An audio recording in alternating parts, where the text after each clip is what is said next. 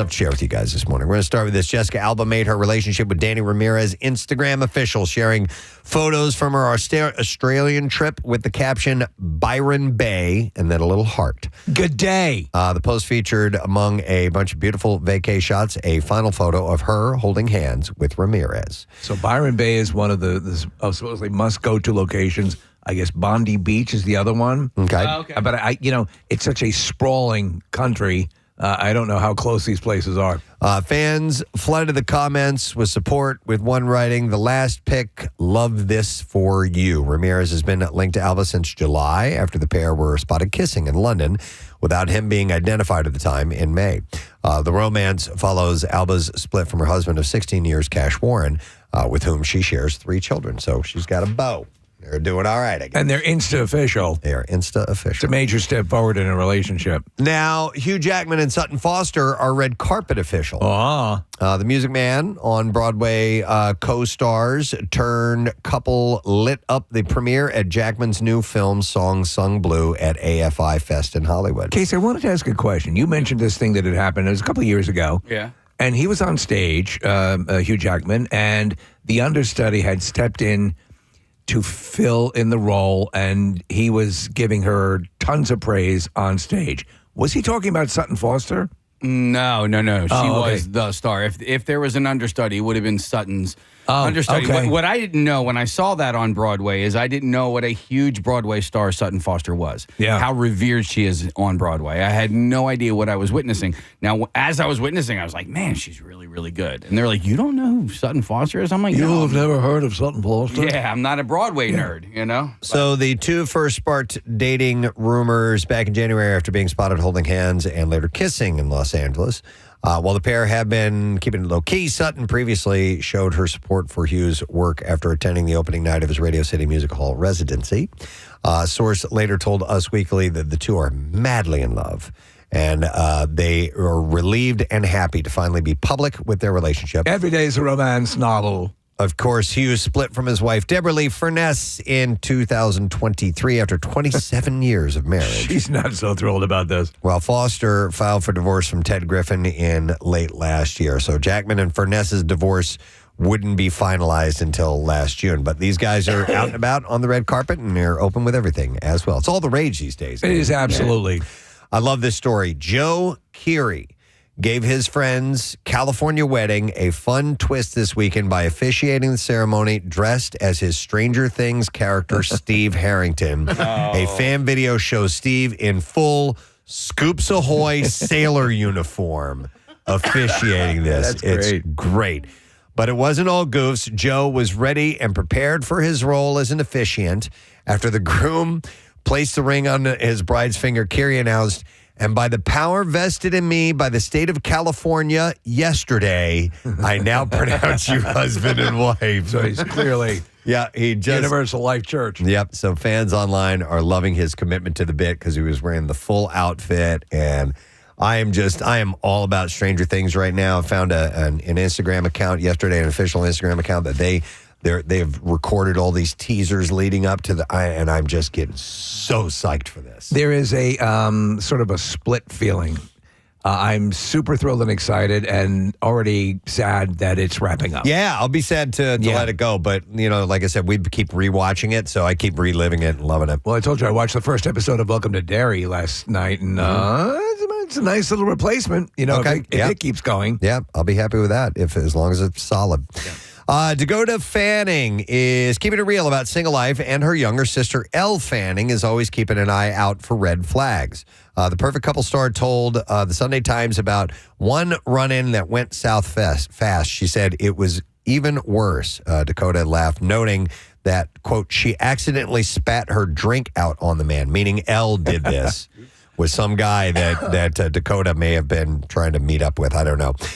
Dakota even revealed that Elle saw a psychic about her big sister's future, saying, "My sister spoke to a psychic who said, your sister is not going to meet the person she is going to marry until she is 32. And she told me that a few years ago. And I was like, 32? I don't have time for that. Dakota and Elle are currently working together on their next film, The Nightingale.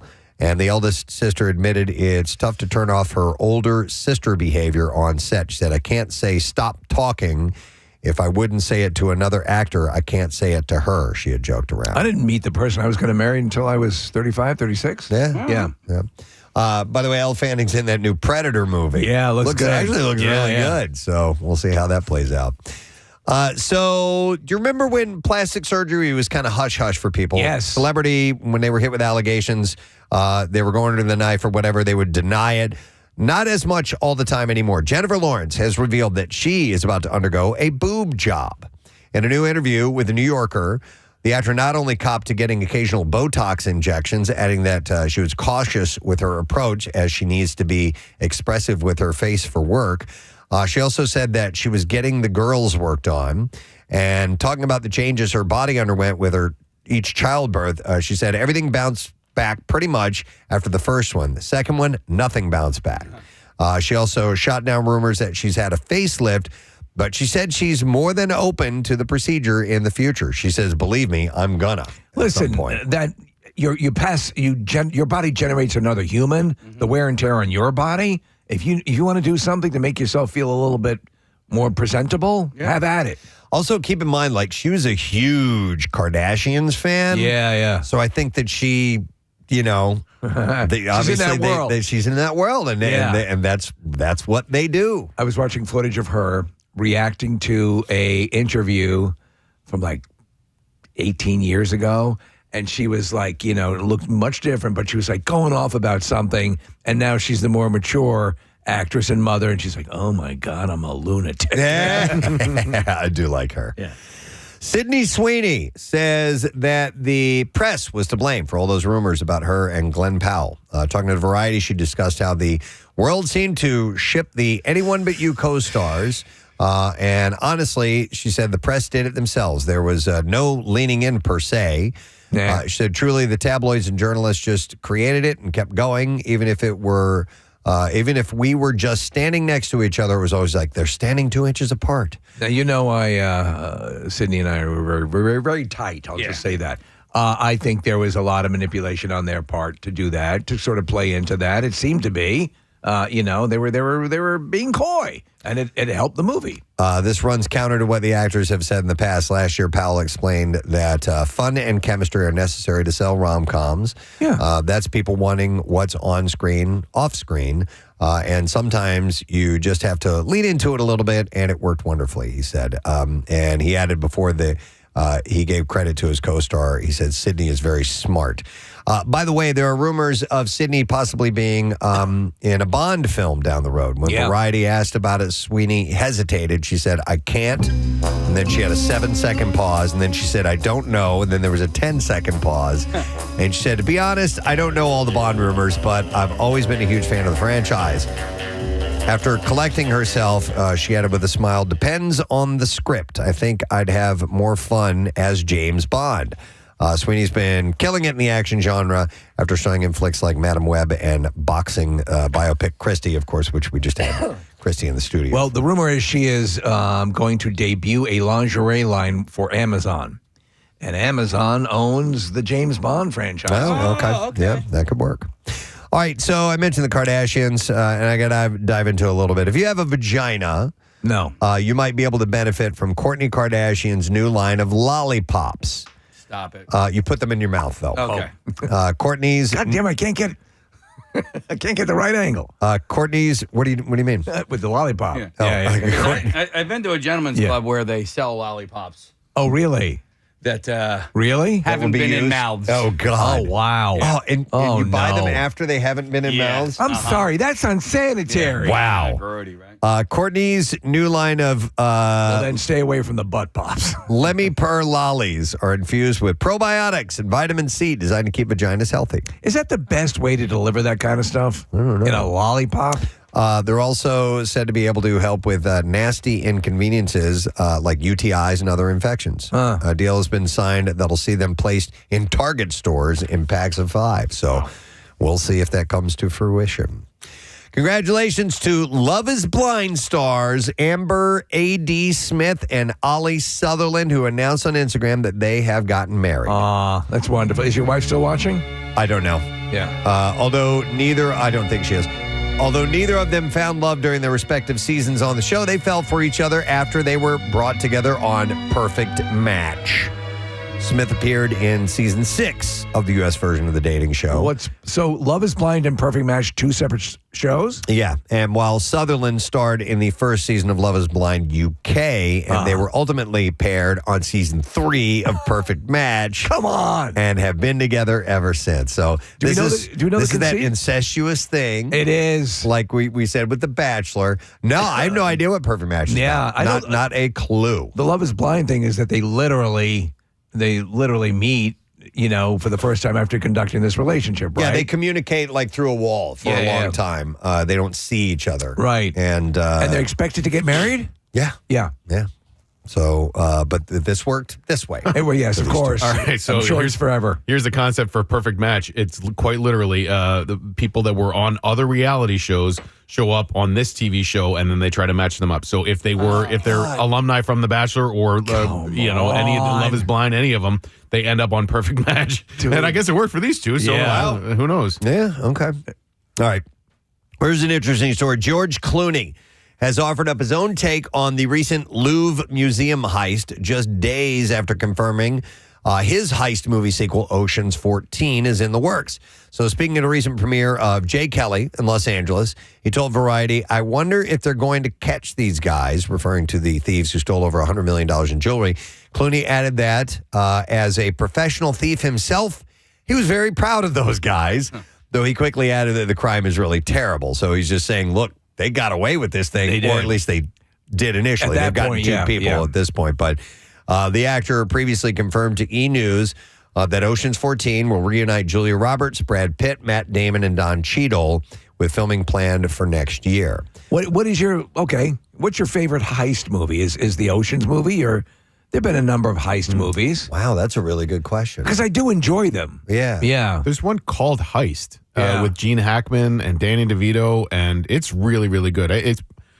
I love the Ocean's movies, so they're probably number one. But Do you guys see Inside Man? I really that's a enjoyed good that one one. that's a with good one, too. Denzel. Yeah. or Denzel. No, I didn't see that. Yeah, Spike Lee movie. Yeah. What's it about? A heist, I guess. Well, it's a bank robbery movie, and I don't want to give. If I give it away, I don't want to give it away. It's okay, because I definitely haven't seen it. I just wasn't aware. Yeah, what it's that really was. good. I guess Heat would constitute a heist movie, right? Heat. Yeah. It's I tend to not. I think of it the procedural of we got to get in. Here's what we're going to do. This is how we're going to set it Yeah. up. There's a movie called The Hot Rock, which I mentioned recently. It was years ago. Robert Redford is a fun, funny, well executed heist What was movie. the one with Mark Wahlberg and Charlize? Oh, Jesus Christ, I can't Charlize. speak today. Charlize Theron. In England, they drive the Mini Mighty Coopers. Joe Young? No, No. What is that movie? Is it Italian Job? That's it. Italian Job, That's it. yeah. That was Yeah. a remake, right? Yes, it was. Yeah. And both Michael are Caine solid. was the original one. But probably Ocean's 13. It's I think up was my there, favorite. yeah. I thought that one was very, very well done. So, all right. So, by the way, he had said that when asked if the film might mirror the Louvre theft, Clooney said, we should rob the Louvre, but somebody's already done it. But then he joked that the crew's next target could be his Jay Kelly co-star. He said, we're actually going to rob Adam Sandler. So that's what they're thinking about doing. A film adaptation for the video game Finding Frankie is officially in the works, with Stephen C. Miller directing. The game is described as blending the thrilling intensity of Squid Game with the haunting atmosphere of Five Nights at Freddy's. The game's creator, Superloo Games, admitted a movie was something, quote, none of us had ever really considered, but said fan enthusiasm made it clear the story belongs on the big screen. And this is just the latest scary video game to get the movie treatment, following films like Five Nights at Freddy's, the upcoming Backrooms movie, and more. That game was a huge success. The movies were a huge success. And Jim Antes in our sales department was down to Universal's horror attraction. And apparently one of the main attractions of the multiple ones is a Five Nights at Freddy's experience. I could see that. It lends itself to it. yeah. Most definitely, yeah. Speaking of horror, scary stuff, so it is one thing to get tortured and murdered in the most brutal of fashions, but quite another to not get paid for it. Actress Catherine Corcoran alleged that she was not paid anywhere near what she was promised for her on-screen massacre by Art the Clown in the first Terrifier movie. Corcoran filed a lawsuit in California federal court Sunday accusing the producers of the film of breach of contract over her back-end deal for 1% of all profits. And according to the deal she signed, Corcoran agreed to the then SAG minimum daily rate of $100, but reached a deal that pays 1% of profits generated from Terrifier, which includes box office, streaming, live events, and merchandise, among other things, according to the complaint. After the sequel premiered in 2022, Corcoran says she began receiving intermittent royalty payments. Thus far, she's been paid roughly $8,300 under her 2015 deal. Through 3 films, the franchise has taken in over $103 million at the box office, with the first chapter earning $682,000. So she says they're shorting her in pay. It's possible how these things are worked out, but I'm sure the lawyers will take care of everything. Mm-hmm. And then one last story, Only Murders in the Building may soon take its mystery-solving trio overseas. Sources have apparently told Deadline that the upcoming 6th season, though not yet officially renewed, is expected to move to London. And that would make it the series' first time outside the United States. Season 5, which was just released its finale, centered on the murder of the Arconia's doorman and featured guest stars like Renee Zellweger, Christoph Waltz, and Logan Lerman, alongside, of course, the regular cast members. I gotta say, I was not that thrilled with this season. Oh, did you finish it? Yeah. I haven't. I'm on like maybe 6 episodes in, so I haven't finished it yet. It just is. It's not the other ones. Actually, when they lean a lot more into the actual murder mystery, this is a lot of what's going on around, and they populate it with great characters, and that's the part of it. But I do like the actual mystery part of it. You know what's weird about this season, Stephen? I haven't finished it yet, so I don't know if she shows up, but Meryl Streep was a huge part of the first couple of seasons, or maybe seasons 3 and 4 or whatever, and she and Martin Short get married. Yeah. And then you don't see her at all, or I haven't seen her. She's actually stuck in an airport. Oh. And then she does show up. Okay, all right. We are ready to play some clips for it, Pepples. The Hand That Rocks the Cradle. It's a chilling thriller where trust turns deadly and the perfect family becomes the perfect target. Here, Mary Elizabeth Winstead compares her remake to the 1992 original. I think it's a real slow burn and it's really grounded, but I think it still gets to that peak horror and sort of creepy level that the original got. But I think maybe with some surprising turns in terms of what the characters are going through, that will be kind of a totally new journey. The Hand That Rocks the Cradle is now streaming on Hulu. Here's our next clip. It, Welcome to Derry, unearths the terrifying beginnings of Pennywise and the curse that haunts the town. Here, Andy Muschietti reveals that It isn't the only story tied to the show. Drawing from other pieces of Stephen King work, all of the Dark Tower that is like so intimately related to the same universe. In our long run, the series will basically reveal a bigger mythology that witnesses what's more on the other side. Really? Yeah. Ooh, that sounds good. Episode 1 of It, Welcome to Derry, is now streaming on HBO if you want to see that. So, a quick question. You've mentioned this. I think you've mentioned this. And this might be I don't think it's a spoiler alert because I think it's part of the lore.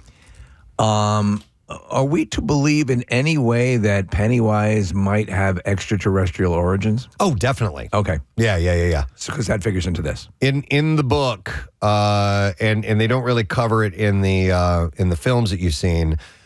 Pennywise has been on Earth for millions of years. Yeah. And came down from somewhere else.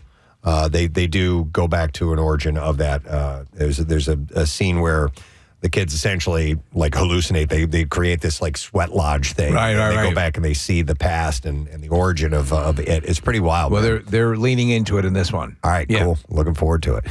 All right, and that's our entertainment report for you this morning. Happy to have you on board, friend. We're going to take a break and come back in a moment. We have some guests joining us this morning, and we're going to have a good time. That's what we try to do every day. So stay with us. We'll be right back.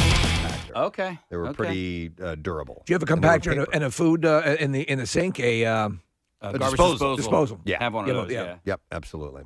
All right, let me go to Mike. Hey, Mike, good morning. Hey, on the next chat show, Biscuit, Triscuit, Tricycle. Is that something from our show? I mean, I love it. That's from way back. Jimmy Winklebum or whatever. You guys are talking about. All right. Is this Bill Weston? He's Listen, making up names. I love it. All right. So confused right now. What's up, I Mike? want that on a T-shirt. Yeah. So years ago, when I lived in an apartment, I had to take the trash out to a dumpster. The lid was open, so I heaved the bag in, and all of a sudden I hear this scurrying around, and a squirrel jumps out, and it's got like and lands with all four paws on my chest. Oh my God! Karate. I'm like, That happened to me in my old house. It's just in my trash can. When a squirrel jumps out of your trash can, it is terrifying. I'll tell you what's worse. I had it happen was Thanks, Mike. the opossum. Oh, yeah, geez. yeah, because that's where they love to hang out. Yeah. And if you don't know, and it was at that same dumpster in media, got close enough to it, threw the thing over, and I'm like, I just started running. My buddy was sitting in the front seat of his car. He was picking his daughter up from work, and he had both front windows open. He was just sitting there, and a squirrel jumped in through the passenger side. how you doing? Onto the passenger seat, off of his chest, and then out the driver's side. And it happened so quick that he didn't even have a chance to be scared or startled or anything like that. He was like, wait, what the hell was that? And then he looked over and he saw the squirrel. Let me go over here to Ryan. Hey, Ryan, good morning. What's up, you crumb bum? Yeah. Crumb bum. I want to fight you. What's happening, Mike? want to fight you. I want to kiss you. I don't want to talk to you. What's up? I just want to feel you. You're So a I real was in crumb about, bum. I'd say 7th grade, and me and my buddies went to all-you-can-eat Chinese buffet. All right.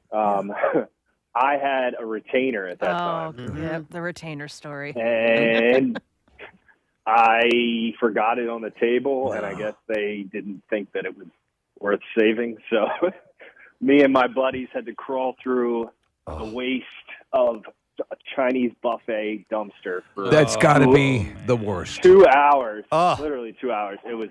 Did you find it? Yes, Oh. yes, we did. I did. And My you put it parents right were- back in. Get away I from told me. my parents, and they were like, "You better effing find that thing." Isn't that in the movie Parenthood? It He is. loses Yep. his retainer in the Yep. garbage, right? Yep. Yeah. And they dig through it in the back of the That's- restaurant. Yep. That's Yeah, common, I mean, Ryan. Nasty. Yeah, talk about trash juice. I mean, that was Oh, God. gnarly. Yeah. I bet. want to have a real full-blown Thanks, Ryan. study on the causes and for example, well, you know, what makes it so pungent? I assume obviously you have all these different things that are going together, but why is it always incredibly foul smelling? Well, you've got some gases that come from the garbage. decomposition Yeah. of organic material. Right. That's definitely going to be a part of it, and that's what I think really gets rank. What I can't stand is when if if we miss a week because we get once a week garbage, Right. trash removal, You wanna and die. we miss a week, and it's summertime. I'm like, I'm going to have maggots wriggling around. Yeah. If we, I hate it. I can't So- stand it. When I played softball, we played, it was called the Incinerator League because essentially our softball field was right next to a trash dump with an incinerator. And when you played there in the middle of the summer, you got there on a bad day, it was just, right field was just terrible. Staten Island. Oh, so God. as you would, the Fishkill and those general areas in and around New York, which are these large dump areas, the smell would be so bad. I remember pulling off one time just to get like a soda at a like a Sunoco or something, and I'm walking around, and I'm looking at people like, can't you smell this? So But you they me- were so used to it, it meant they were just okay. They were that's nose the smell. blind. Yeah. You mentioned Fishkill. There were a couple of times growing up where my dog got out. Okay, so he got out, he jumped the fence or did whatever, and he was gone for like an hour or two, and he would come back, and it was as if I don't know where the hell he was, because this happened on a few different occasions, where he just smelled like horrible, rotten fish and garbage. Sure, and, he was probably getting into some dump somewhere. and just rolling around in it. Yeah. It was terrible. If you're just tuning in, my sister fell in a dumpster and broke her rib over the weekend. So that's how we got started on this conversation. Dude, how long did it take for her to get out of the dumpster? You know what? I didn't ask. I need to find out more. It doesn't sound like she was stuck in there for too long and was able to get out. Yeah, totally. It could be, man. Yeah. That would just suck. Yeah. You had a story about someone who was screaming. It wasn't from a dumpster. It was from a Goodwill clothing. Yes. Yeah. Deal. Hang on. I'm going to go to John. I think we have a winner here. Hi, John. You're on the air. Good morning, bud. Yo, good morning, Preston and Steve. How are you? Wonderful, well. man. I can't wait to hear this story. Do tell. All right. So I have an excavating outfit. We do a little bit of demolition work. 2 winters ago, just about this time of year, 2 winters ago, we were doing work in the Pocono Mountains. Mm-hmm. We're doing a demolition up there. There's a mobile home that caught on fire. We had to go up to demo the rest of the remains of the house. So the dumpster driver shows up. First thing in the morning, drops the first dumpster. We load it out. Okay, no problem. Second dumpster comes. I have to go number 2 really, really bad. Really bad. And there's nowhere around. Oh, We're in the middle of a trailer park. Right. Okay? Nowhere around that I can go number 2. Right. It's an emergency. Yeah. Right? Yeah. You have to do this. Phase 6. Right now. Yeah. Right now, or I'm going to drive home in a bad way, right? Yeah. 3 hours back to Chester County, Pennsylvania. Okay? So I put a little trash inside the dumpster, all right? I jump inside the dumpster in a 30-yard dumpster, jump over the top, on top of the trash, to then go number 2, all right? Everything was going swimmingly until I heard a backup beeper of a truck. There's no way that guy's coming for me, right? Maybe it's a trash truck. I don't know. I'm in a 30-yard dumpster, can't see. I have 2 laborers on the job. They're both sitting in the pickup truck because it's 10 degrees out with the heater on. Yeah. I'm in the dumpster. Oh, my God. Yet again, don't know what's going on. Yeah. All of a sudden, boom, the guy backs into the dumpster. I'm like, no way. No way. He's going to pick it up. So I start yelling, yo, I start yelling. Nobody can hear me. My laborers know what's going on. They're laughing at me. Oh, no. So the guy gets out. I'm still yelling. I'm still going, number 2, still yelling. But, you're in a 30-yard dumpster. You can't really hold on to the side. Yeah. You're kind of hanging out in there, Yeah. Sure enough, he picks the dumpster. I ride the dumpster all the way up onto the back of the truck. While in it, Oh, my God. but, when it goes up on the truck, it's at a pretty steep angle. Yes. All the trash is sloshing around. I'm flying to the back. I'm flying to the side. I'm pissed. I'm freaking out in there. And the guy just never even knew anything of it. So Never knew. how did you eventually vault out of it? Eventually, when he pulls the can on the truck, he's got to get back out to then secure the can to the truck. So he comes to the back of the truck, and I'm like losing my mind with my pants down, trying to crawl up over the side of the dumpster so that he doesn't take off down the road with me in it. Oh. Yeah. Dude, so that's like 9 levels of embarrassment. But it was awful. you had to do it, and you actually made a good call with the dumpster. It sounds like what do they call that? Lily padding it when you Yeah. when you go in a porta pot. And you have to, so you don't get splashback, because unfortunately that happened to me one time. And so I found out about the art of the lily pad, which is you lay a whole bunch of like toilet paper down first. to stop the so splash. It's a landing pad. Lily padding. John, you poor son of a bitch. The good thing about it, though, is when you're in a 30-yard dumpster, it's got trash in it. You're not really worried about a lily pad. You just let her go. Yeah. You just go. What were you planning to wipe with, if I don't mind asking? I had John? napkins in the truck from All right, McDonald's. good. Napkins in the truck. That's beautiful, Thank man. Thank God we stopped at McDonald's on the way up in the morning, 4 o'clock, for breakfast sandwiches. We got napkins. We had napkins. Thank God. You know what I mean? John, that's one of the best stories I've ever heard. Oh, it was awful. But, it was a good day. All It's right, a good day. Thanks You for managed to sharing, take a John. dump in a You guys dumpster. rock. I'd hate to hear what a bad day is. Oh, my God. Some text coming in. This one says, I used to work at Walt Disney World and Magic Kingdom, and everything was underground. So all the juices from the garbage from the park would leak down and drip on you as you walked from one area to the next. We used to call it tunnel juice. Tunnel juice. And it was a rite of passage to have it drip on you. God, So that's awful. one time, and again, please understand, I'm not trying to brag every time I mention this, but when I was working at Dunkin' Donuts, they were doing work in the parking lot, and the woman who owned this franchisee said, could go out and pick up the pieces of payment and put them in the dumpster. And so I'm like, okay, I'll do this. It's fine. So I'm moving all this stuff, and she's, you sure you want this all in the dumpster? Yes, put it all in the dumpster. Okay, I'm putting it all in the dumpster. Put a lot of it in the dumpster. The truck comes in, the forks go to the side, and it's going to lift it up. And you're, bam! it lifts the sides of the dumpster up, but the bottom is still sitting in the pavement. Oh, my God. With like it tore the entire bottom out. And all of the dumpster juice started to disperse around. Was the bottom just all rusted out or something? It had to be. Oh my God. I mean, now mind you, I put an F load of pavement chunks in that. I'm sure it wasn't designed for that. When you guys are tossing something into like a community recycling bin outside of Wawa or whatever, will you make sure that you dump everything that's inside whatever you're tossing out? Let's say it's a can of Diet Coke or whatever, or do you just chuck it in there? If regardless? I can, yeah. Yeah, I have learned since, and we've talked about it before, that recycling, that stuff needs to be clean. So at home, I definitely clean out anything before I toss it into the recycling. This could be 'cause a I won't whole. use it. This could be a whole other topic, but I refuse to throw any bottle of water or coffee or anything out until it's fully gone. Not like, oh, there's some left, let me dump it. Like, no, I have to drink it. So like, there's bottles of water in my car with like the teeniest bit of water, and I can't throw it out until I drink Like it. plastic bottles? Yeah. That's actually probably not good for you. You're not supposed to. Okay. Yes. Have you ever thought of consolidating them into one bottle? I've done that. Okay. I've done that. Wait, I've done that when I go to the gym and I Right. forget a full bottle of water. I'm like, well, there's 2 in the back seat, Right. 4 up front. I think I have a full bottle of water here. I can do this. Yeah, Kath, when we were going down the shore, the kids would come out of the surf and they would go into the cooler and they would grab a bottle of water, take one little sip of it, and then just kind of toss it. And nobody knew whose bottles. Right. So we would just take all the bottles home, and then that would be the dog's water. You know. Okay. But I have. The hell is this? I know. But as a result, I just went and bought one of those. It's essentially like a Gatorade. You know, when you dump Gatorade on your football coach, I got one of those things, and I just fill that up with water. So we don't use bottled water down the shore anymore because we were just wasting so much. Yeah, makes sense. I'm going to go to Aaron. Hi, Aaron. Going back to the dumpster thing here. Good morning. Hey, yo, black listener.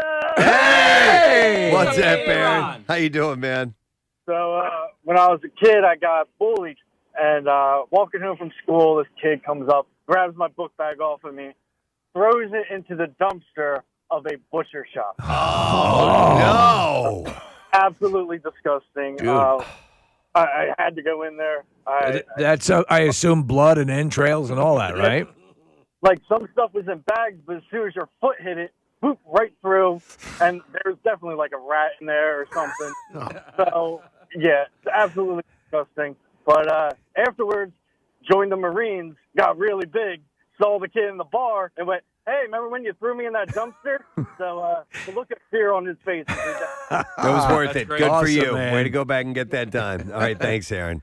Yeah, that's nasty. When you're talking about butcher shops. WMMR. All right, thank you, Marissa. Speaking of accidents and backups and so on, there's a fender bender right in front of our building right now. Yeah. Like we can see it looking out the window. There's a couple of police cars, and there's one car backed into another. Its hood is buckled up, and Looks fairly minor, but if they need a tracheotomy. but listen, still when you get in a car accident. Oh, it's the worst. It's just, it ruins. Now, it's obviously it's going to ruin several things the next couple of days because you got to figure stuff out. But whatever you had planned, whatever you were doing, forget it.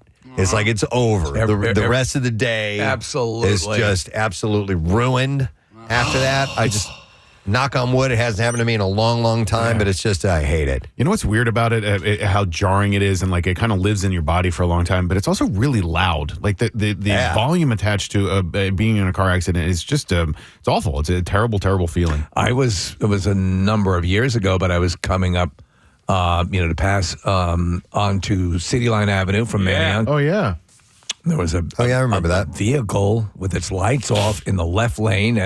It's horrible. It's a horrible merge. If you're coming off Main Street in Manayunk and you're coming up the over the bridge, because 3 roads converge at once, and and there's no lead in. You're just all on each other. Yeah. So the guy in front of me saw this van with the lights off, and I didn't see it, and he cut to the right, and I'm like Toro, being led by the bullfighter right into it, and it was wild, and I'm I didn't really realize I collided until I saw the airbag. Yeah. That was it. I'm like, what? I mean, it was just, And it just sucks it's because- jarring. And exactly, Case. But the things you said went right through my head. Well, there goes everything now. Yeah. Now what? Yeah, I was on my way to work. Yeah. The day started, and that's all changed. That whole interchange over there is crazy. Terrible. Michelle and I we got routed via Waze because we were going into the city for something, and we saw cars trying to figure out which lane to get into, and we're like, fortunately, we know our way around that area. But I'm like, this is a nightmare, man. I mean, in the course of like 50, 60 yards. All those lanes are converging, and it's a nightmare. Yep. It's a nightmare. Marissa? I got in an accident a couple of years ago, and I found a positive in it. I was taking the bus home, and it was the best come down from leaving work ever. Like, because for me, the biggest waste of time is driving. Like, I just hate it because I like to multitask. You can't multitask when you're driving. But when you are on the bus, I could like finish doing a couple emails. I could leave a few minutes early because I could like put those emails aside, knowing that I could do those on my ride home. Right. It was like this perfect, like, little ray of sunshine in this awful experience. So you like the accident? Yeah, all you got to do is crash your car. No, like that part of it, but it was a good twist of fate on it. Would you then consider using mass transit? If it was not for our schedule, I would use mass transit all the time. Yeah, it was just that they're not running at the time when we're up and going. Exactly. Yeah. Yep. So, I could see that. I could absolutely see that. And yesterday, Nick and I saw, and this is why I want to throw this out there. I wanted to see what ended up happening with this. But on our way home, the eastbound Schuylkill lanes approaching... I guess Green Lane, Belmont. There was a car flipped over on its side, and there were all kinds of emergency vehicles all over the place. Yeah, I mean, you and I tend to text one another if there's bad accident or traffic on 76 westbound when we're leaving here during the day, and I didn't text you yesterday, but. I saw, and you did too, so many emergency vehicles arriving on that scene. So I left a little bit before you did yesterday, and it was just one cop car after another, and then a fire truck, and then ambulance, and I don't know how bad it was, but it looked bad. Yep. So anyway, maybe we can find out about that. By the way, a text, I just want to double back a second ago. Nick, could you pull that text back up for a moment? It said, here we go. What's the deal with Casey not following sports anymore? I must have missed something. You've said it enough times that maybe now you should re-explain it for those who maybe missed out initially. Yeah, I just emotionally can't handle the ups and downs of watching a sporting event anymore. I mean, that's really what it boils down to. Sporting event that you have skin in the game. Well, listen, I love the Eagles. I love the Sixers. I love the Phillies. I love the Flyers. But... yeah, and I discovered, like, when I was watching the Eagles opener against the Cowboys, that they won that game. As I'm watching it, I go, I am not enjoying this. I'm not enjoying myself watching this game. And then the season went along, and I felt the same way. And then the Phillies ended up happening. And then when the Phillies lost to the Dodgers, and then the Eagles lost to the Giants that Thursday night, I was like, I can't do this to myself anymore. I still love these teams. I'll still follow them on the internet and all that. But I'm like, I can't I can't go through the ups and downs of watching. It's the emotional roller coaster, right? Yeah, and it's not fun to me. Those 3 hours, even if they end up winning the game, the 3 hours, the ends do not justify the means for me. Okay. So I'm just going to continue. And I also discovered, listen, Penn State kind of sucks ass this year. Their football. Right. And I'm completely and totally unaffected by it all. And right? so and I see this because this sort of has informed my sports attention over the years. And I'm the kind of fan, I think, we'd fall into the get down to the end of the season, let's see what's happening, and I'll jump on board. I'd like a bandwagon jumper, which I know dyed-in-the-wool sports fans hate, and I understand that. But it is soul-crushing when you're putting in the time and the team is losing or you lose it. And that is the very nature of sports. Yeah. And it sucks. And I literally, well, not literally, figuratively live and die with each possession, with each, with each point scored. And especially like basketball. My son was texting me at the Sixers opener the other night, and he's like, Dad, you got to watch this. And I'm like, I'm not going to do it. He's like, come on, man.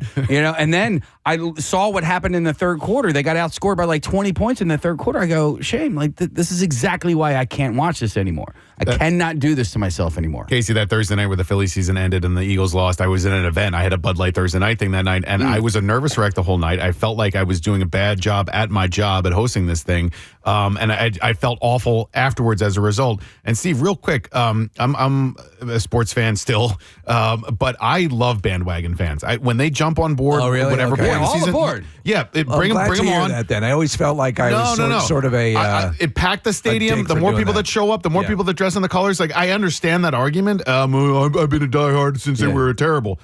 Good for you. Yeah. Now that they're great, it brings in more people, and more people are in the stadium, and more people are having fun. So I love bandwagon fans. It's funny because I was having dinner with my older brother last night. We tailgate with the same group of people, and this guy, Rob, he's like, my brother's like, Rob said you guys need to talk. And I was like, wait, why? I was like, wait. And so this he's a priest. My decision here is is affecting other people. Like, don't let this affect. Listen. I still love the Eagles.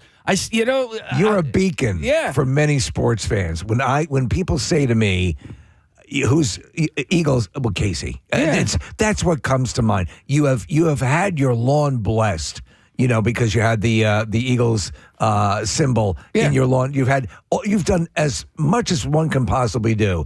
It is a little jarring to see you in this state of mind, but I completely understand it because there are times when you feel like it's sucking the life out of you. And I'm good, man. I was good this past Sunday. I was great the Sunday before that. What about Thanksgiving though, or when the classic we're going to watch sports days occur? That's the thing. I can watch other teams. Like when I got home from my hike on Sunday, I sat down and I watched the Red Zone. Like the Red Zone was on. I'm like, I don't care. So you'll whether watch these teams win or lose. You'll watch other teams. I love the sport of football. Okay. So you haven't given up on sports. No. You've given up on watching Philly sports because it's too much. I care too much. Yeah, you care too much. I honestly, I care way too much, and it just wasn't healthy for me. We should put a heart monitor on you. Yeah. While watching an Eagles game and see, cyclically how your heart rate goes up. Dr. Mike pressure. monitor him. Yeah.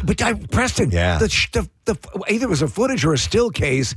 Maybe it was the Knicks, the Sixers were playing, and you're actually outside your house looking through the window at the TV. That might have been the Celtics series. Yeah. Now, here's the other thing. I mean, you couldn't even come in and look at the set. Steve, at one point during this season, the Eagles were undefeated, and I was calling for the offensive coordinator's job, okay? Like, I don't want to be calling for somebody's job. Like, you know what I mean? You don't like the person you become. No. Yeah. No. I don't like that guy. Okay. Yeah. All right. Well, hang on a second. Let me go to, I've got Gab who's joining us. Hey, Gab, you're on the air. Good morning.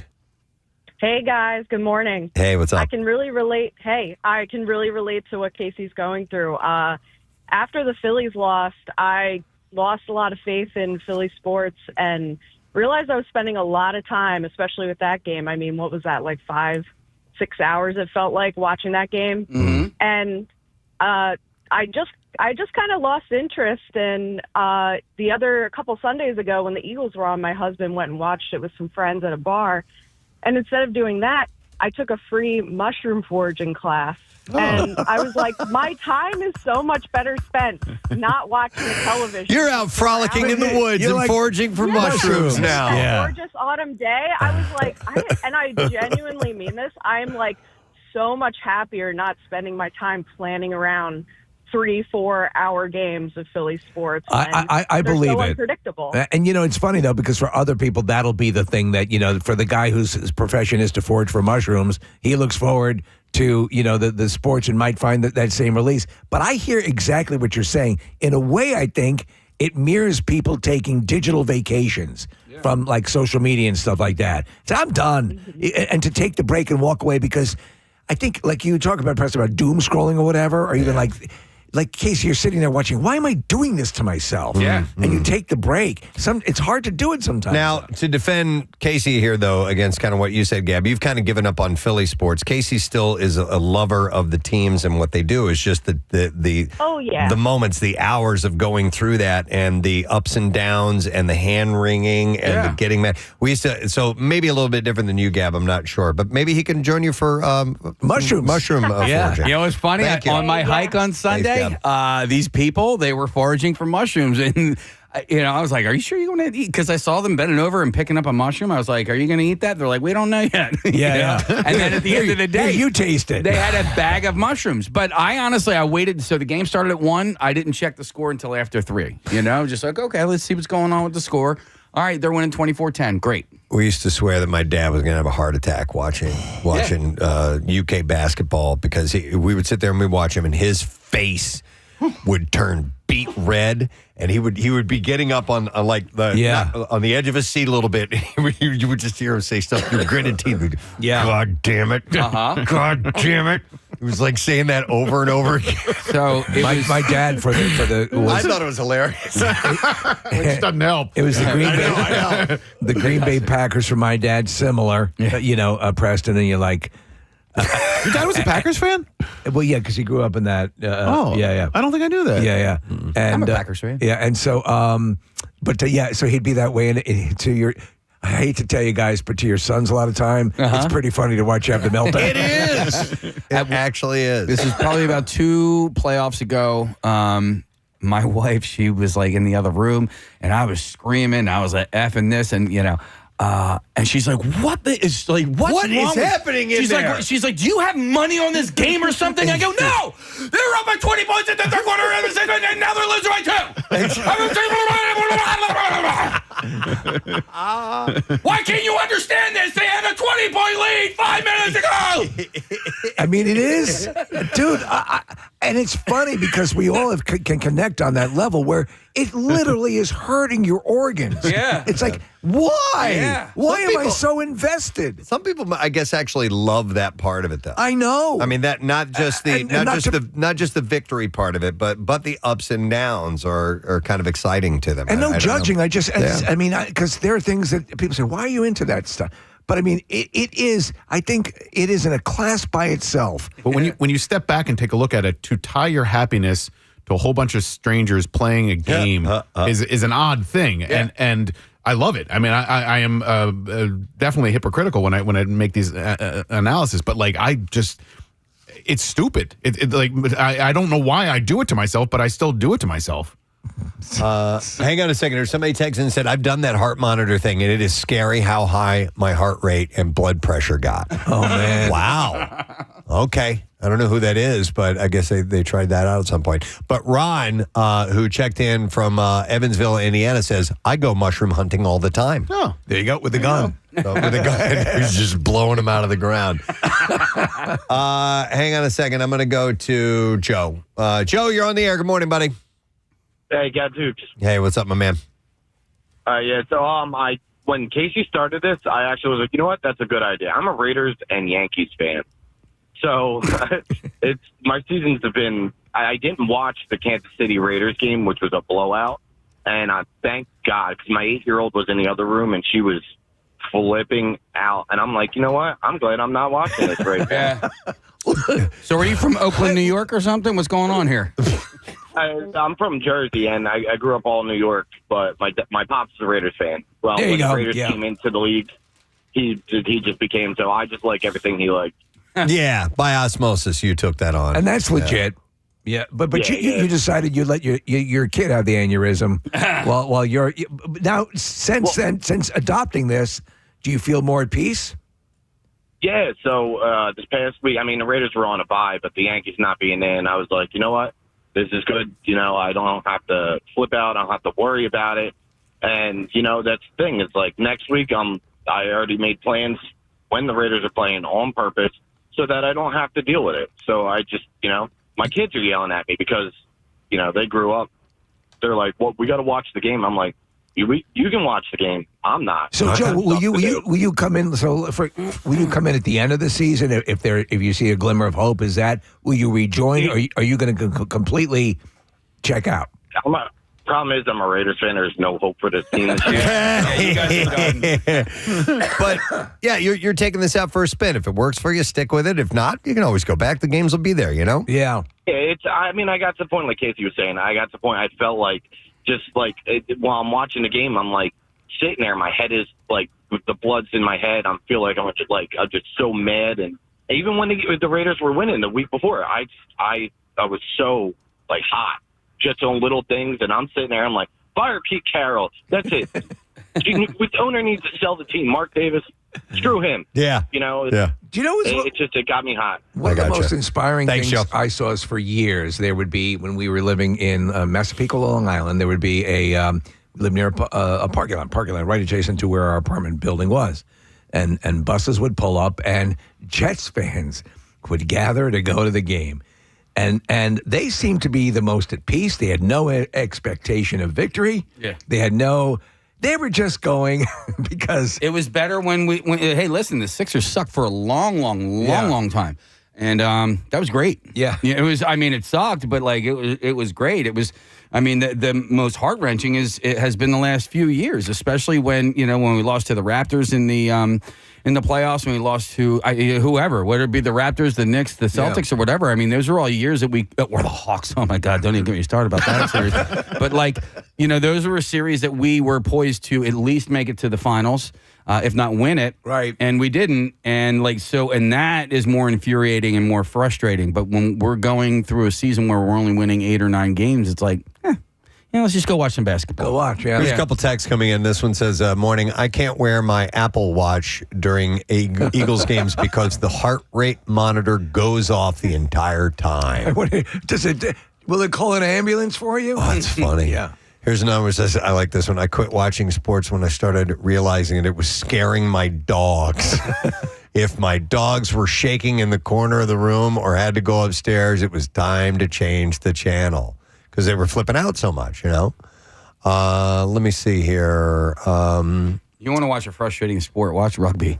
There's only one referee on the field. And like, how is he going to make these calls? Yeah, he can't, and they don't. And they miss calls all the time. Yeah. But like, I have to, my son plays. And so those are literally the only sporting events right now that I'm going to allow myself to watch that I have a vested interest in. If you break down the dynamic, and the Eagles parade, what an incredible, magical day that was. Amazing.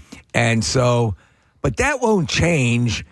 You can still go to the parade if you don't watch the game. Exactly. Yeah. 17 years ago on Friday was a beautiful Halloween, and the Phillies had their parade. We also had the Haunted Horror Ride parade the same day. But the Phillies parade down Broad Street in 2008 was an incredible day. Casey, you ever broken anything after a loss in frustration or anger? I've thrown things at my television, but I'm smart enough to not. Well, all right, hang on. You see this football here I got at Acme? Yeah. I threw one of these at my TV, but it didn't. And even though I've got a Canon, you guys have all seen me throw it. my Yeah, God. exactly. Go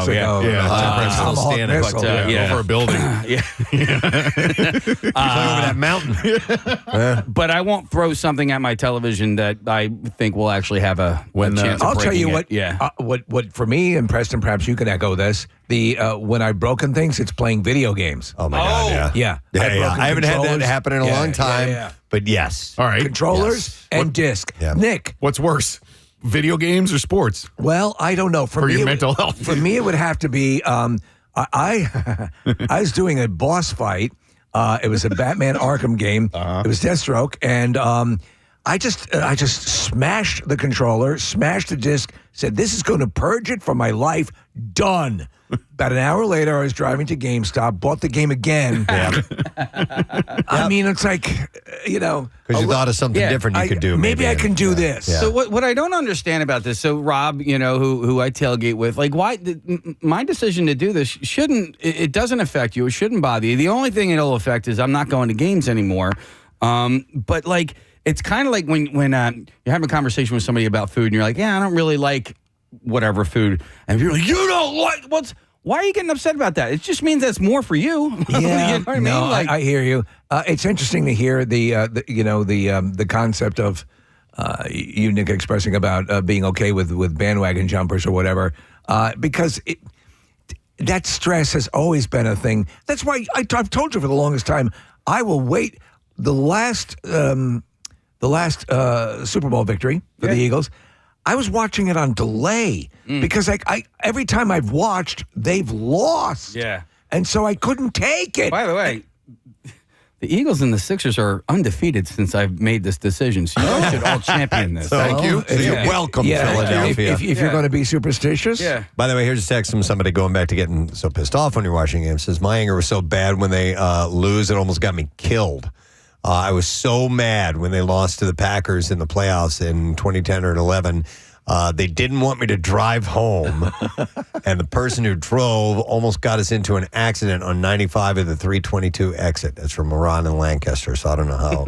I don't know if you would have killed yourself, but whatever. When Joe Carter hit the walk-off home run in Game 6 of the 1993 World Series, I had a full beer in my hand, and I launched it at the television, and it was I was in college at the time, so it wasn't my TV. So I don't know if that's better or worse, but I left. Like, I walked out of the room, then I walked out of the building. Did you really? Yeah, well, I mean, were you at Ursinus? We were at Ursinus, Yeah. and we we toilet papered Reimert Hall, but still, that's the riot. Yeah, all right, yeah, it's close enough. Yeah, we're upset about the game. Yeah. No, but it's wild that would motivate you to get out. That was bad. Get out on the streets. I just think the notion of and the social media is full of videos. Well, America's Funniest Home Videos as well. Yeah. Of people with just 2 or 3 family members at home smashing TVs. Yeah. I mean, and it drives you to that bit of rage. So when that's happening outside, what's happening inside feels like your organs are being knotted. As we're having this conversation, I'm recalling, my father. And my father is a pretty level-headed guy, but like, would he freak out? Not overly, but I recall him getting to a point where he's like, I can't do this anymore. Turn the TV off. Where he actually had to physically stand up and hit a button on the TV. I can't do this anymore. Do this anymore.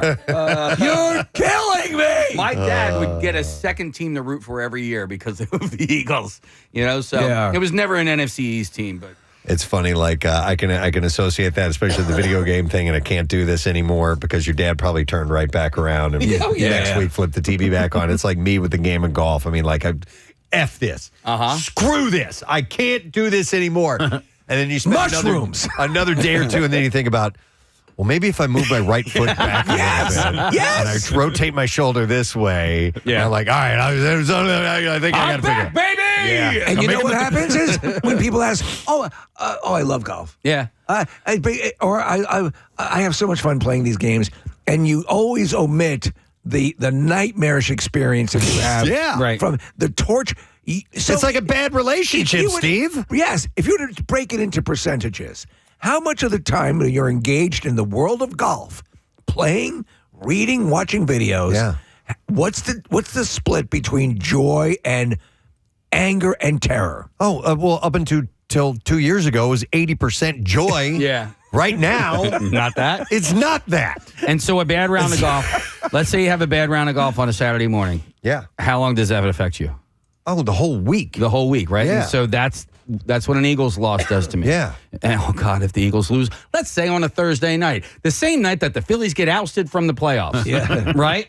I just said I can't allow this to dictate my mood and my state of mind for the next week of my life. Was that I get it. Was that the bottom of the barrel moment? That was you it. switched it? Okay. That was it. I think it probably was for a lot of people when you had that triple team massacre. And I actually blocked a guy, Sean Spellman. I know you're listening, but if you're texting me, I'm not getting him because he's a Giants fan. I don't even get it, but he's a Giants fan.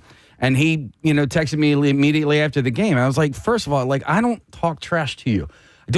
I don't care enough about your team to talk smack. But I was like, okay, I don't need this in my life right now. I don't care. I have a friend of mine who is a Cowboys fan, and I never, first of all, really associate with Cowboys fans. But this guy comes into my life, and then next thing I know, I have to talk trash to somebody 2 times a season who he couldn't even name the offensive line of the Dallas Cowboys. I'm like, you're not actually a fan. Right. You know what I mean? But I'm like, I don't want that. I don't want that in my life. Right. It's all good now, man. Okay. All right. Well, if you're just tuning in, or somebody texted and asked why Casey has referenced a couple times that he doesn't watch sports anymore, and so we didn't mean to go here. We were going to talk about something else, but this is where we headed down. You said it earlier this morning, Preston, but can you imagine if you were a Blue Jays fan today and you stayed up and you watched all 18 innings that ended at 3 in the morning on the East Coast, and Freddie Freeman had to walk off against you? I mean, that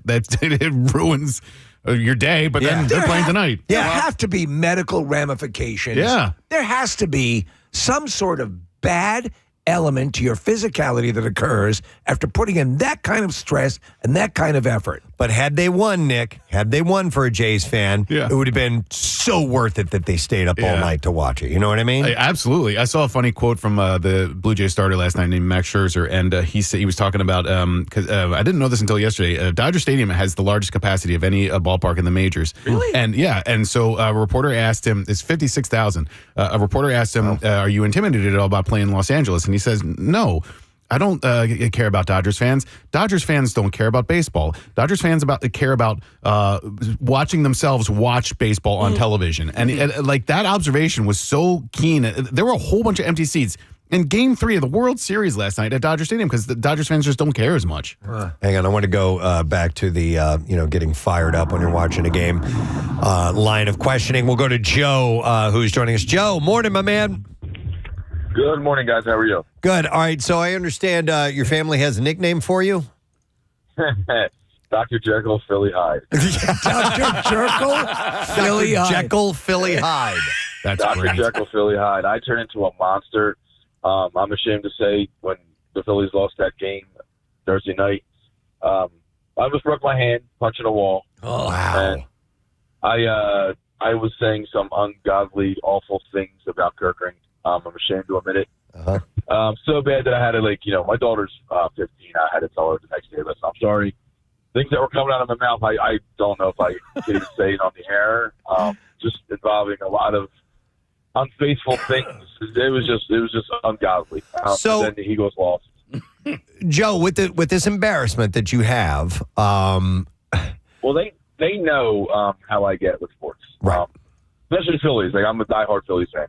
So when the Phillies lost, when the Phillies lose, I say some things, I curse, I scream, I wish awful things with the mailman. It's just a bad time. But this time was real bad. I'm screaming. So with the first for 3 hours after the Phillies game, going into the Eagles game, watching the Eagles game, I'm like, it was like DVR the Eagles game, so I'm not like go watch it both at one time. So I was after the Phillies game, I was watching. So in the height of your anger, Joe, knowing that, could you perhaps contain it for a few seconds, run it outside and explode out there? Or there's that's what my wife tells me to do. Just walk outside, take a breath, but the anger gets a hold of it. It's like Dr. Jekyll, Mr. Hyde, the monster comes out. It's just better if you don't even know what's going on. You know what I mean? Yeah. I mean, honestly, Joe, if you can do what I do, what I've done the last couple of weeks, and just kind of get yourself out, touch some grass. Get out there and smoke some grass. Yeah, smoke some grass. If that's what you're into. Could you do that, Joe? Could you take a break that way? Well, I've done that. I've done that recently. I don't fully dedicate my whole Sunday to Eagles games. I DVR the games. I go about my business, do what I got to do, family stuff, this, that, and the other, shopping, whatever. Come home and I'll watch a 3-hour game in 45 minutes. I'll just fast forward fast forward it. Yeah, or go out, look for mushrooms. Okay, because some of them are poison, and you could end your misery. Yeah. How about this, Joe? If you record the game, if you DVR it, and then you find out before you even watch it if they won or lost. I have a strategic plan. I don't go anywhere where they'll talk about an Eagles game. I don't wear anything Eagles green. If I'm recording any kind of Phillies game, I don't wear that color. And if I do go somewhere, I'll put headphones in and just pretend I'm listening to something. But here's the question I'm asking, though, Joe. If you record it and you go about your business and you avoid anything and you find out before you even watch the game whether they win or lost, do you think that it might temper your emotion if you find out that indeed they did win the game and it would be worth watching because you know that you won't get so pissed off? That's never happened because I'm very good at stopping myself from hearing. If I hear somebody talking about a score, I'll walk away like a little girl. Yeah. I'll run away. It's never happened. I don't think. But try it. It doesn't happen. Try it. Record it, and then go online real quick after the game's over. Find out what the score is. If they won, it's okay to watch. If they lost, just don't watch it. I think Joe's fear is that without not knowing, and not knowing is part of the thrill. Now, if you could always have them win, I think you should try it, though. Yeah, you should try. See if you could do it. Yeah, well, this is what I did when the Eagles played the Rams this season. I was in Michigan. I went to see my daughter in a show. And when we were basically driving back to the airport, the Eagles game was on, and I had to listen. The only way I could listen to the game was through the Rams radio network. Right. And I tuned in, and about, I don't even know, 30 seconds into me tuning in, Stafford throws a 44-yard touchdown pass to Devontae Adams, and I was like, can't do this anymore! Right? So I turned it off. I just listened. Actually, I drove in silence for about an hour and a half. Kind of nice. It was great. Raw dogging it. But my wife's like, do you realize that we've just been driving in silence? I was like, I didn't even notice. Shut up! But I continue to monitor the score on my phone because I do play fantasy football. So I do have skin in the game. But anyway, I knew that the Eagles had won, and when I got home that night, we didn't get home till late. I watched the game on DVR, and it was great. So the ups and the downs didn't matter because I knew what the end result was. And so I can do that if I choose to. Bereft of that not knowing, you can still find enjoyment in it. It was what Preston was trying to tell Joe about, is that see if you can get at least some enjoyment without all that physical, gut-twisting agony. Yeah, by the time the game is over, there's nothing.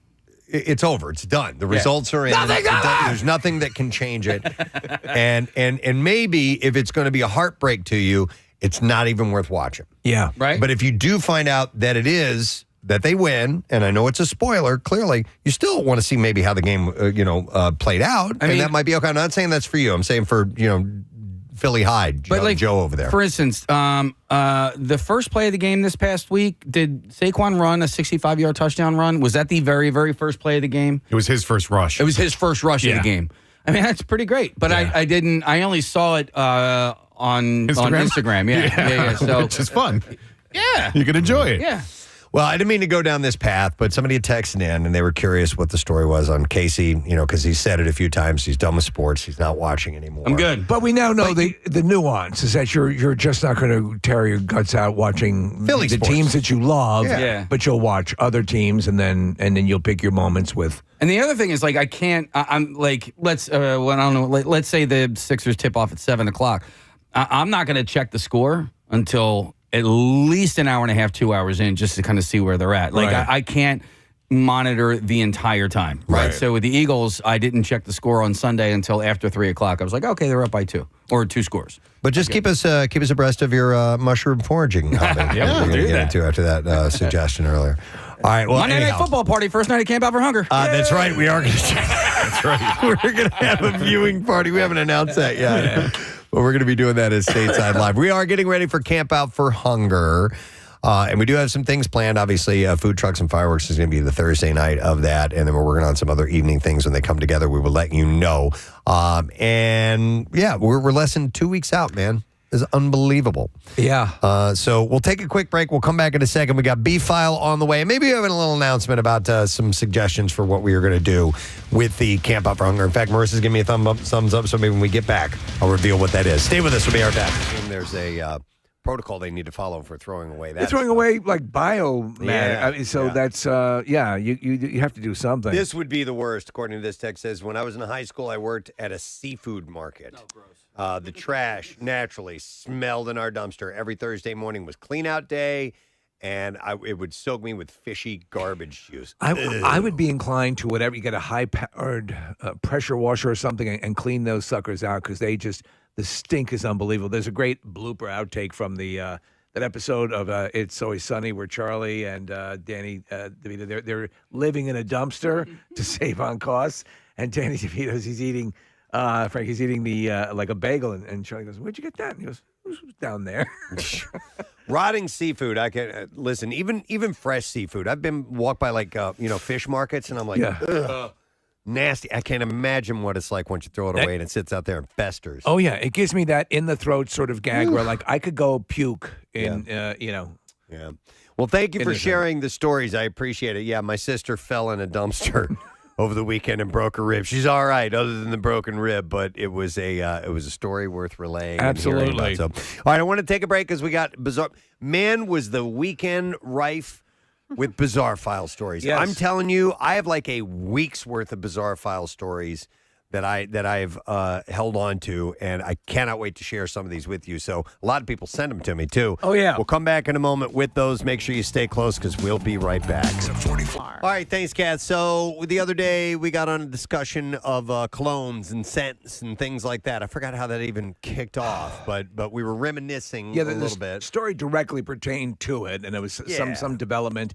But yeah, you can't help but nostalgically look back at the colognes you've gone through. Yeah, because your signature scents, especially in the adolescent years when you're trying to get laid.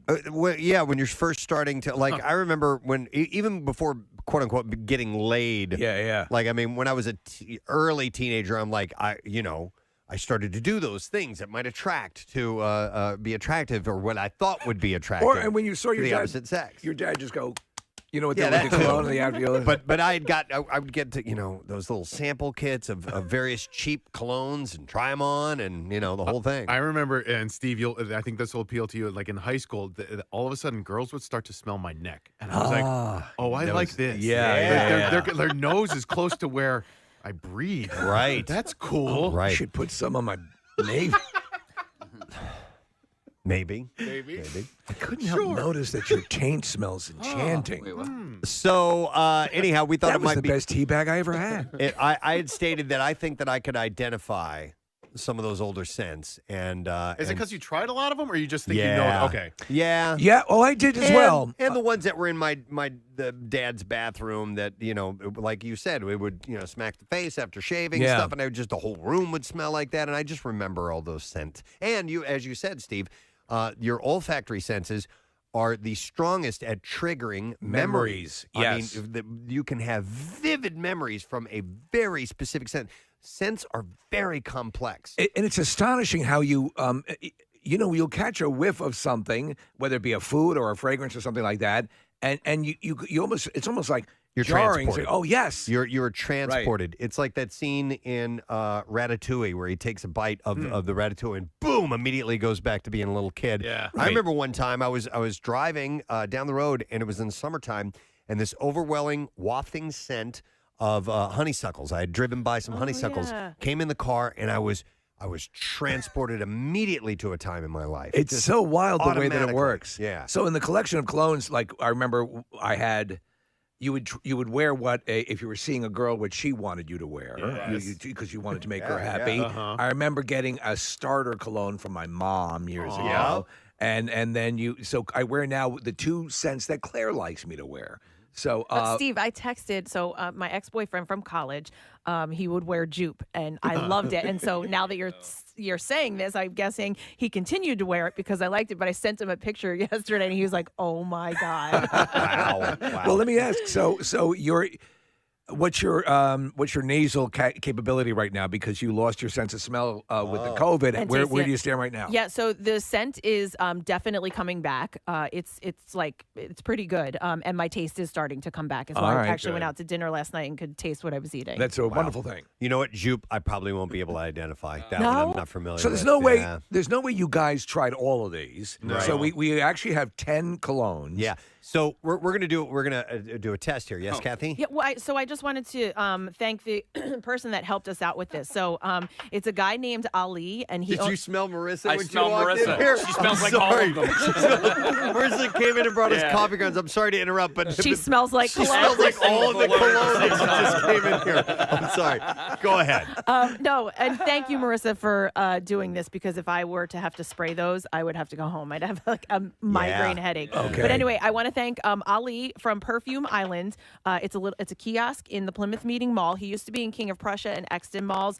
Those locations have closed, but he kept Plymouth Meeting open for 23 years. Whoa. Wow. And he's actually closing his kiosk. He said he's going to be there through Valentine's Day. It's okay. He's moving to Fort Myers, Florida, and he has 3 shops that he's opening there. Oh wow, good for him. Yeah, so he said he's going to have some deals and stuff like that. He has all of this stuff that we're using, but he also has like nicer and harder to find perfumes and colognes. So if you're looking for a Valentine's Day gift or something, he's inside the Plymouth Meeting Mall. His name is Ali, and he's one of the nicest men I've ever met. Listen, I see on this list here, and we're going to go through these in a second, but I see one that we had mentioned on the other day, and people are saying they don't make it anymore, which is gray flannel. That was kind of my scent So if he's got it, He's- that's really cool. So he said, I specialize in hard to find colognes and Excellent. perfumes. So Yeah. Plymouth Meeting Mall. Yep. And it's an island. It's called the Perfume Island? Or It's called, yep, it's Cologne called Perfume Island, and he is kind of like diagonal from Legoland. Okay. Oh, all right. A lot of kids Excellent. like the cologne. All right, so we're going to do this thing.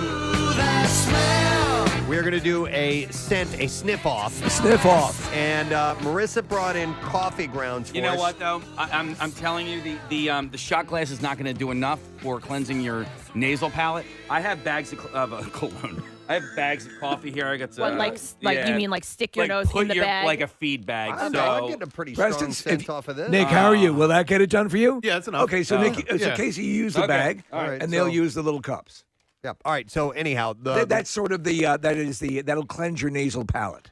Yes, exactly. It's like eating a palate cleanser, having a sorbet or Yes. something like that in between For your snot dishes. factory. All right, so Marissa is bringing in the coffee grounds, and then what we're going to do is we have 2 rounds that we're going to go through Yes. of 5 each because Kathy brought in 10 different scents for us to sample, and we have a list of them in front of us, and they are on these cards. They've been sprayed on there like you would get a sample at a mall or something like that.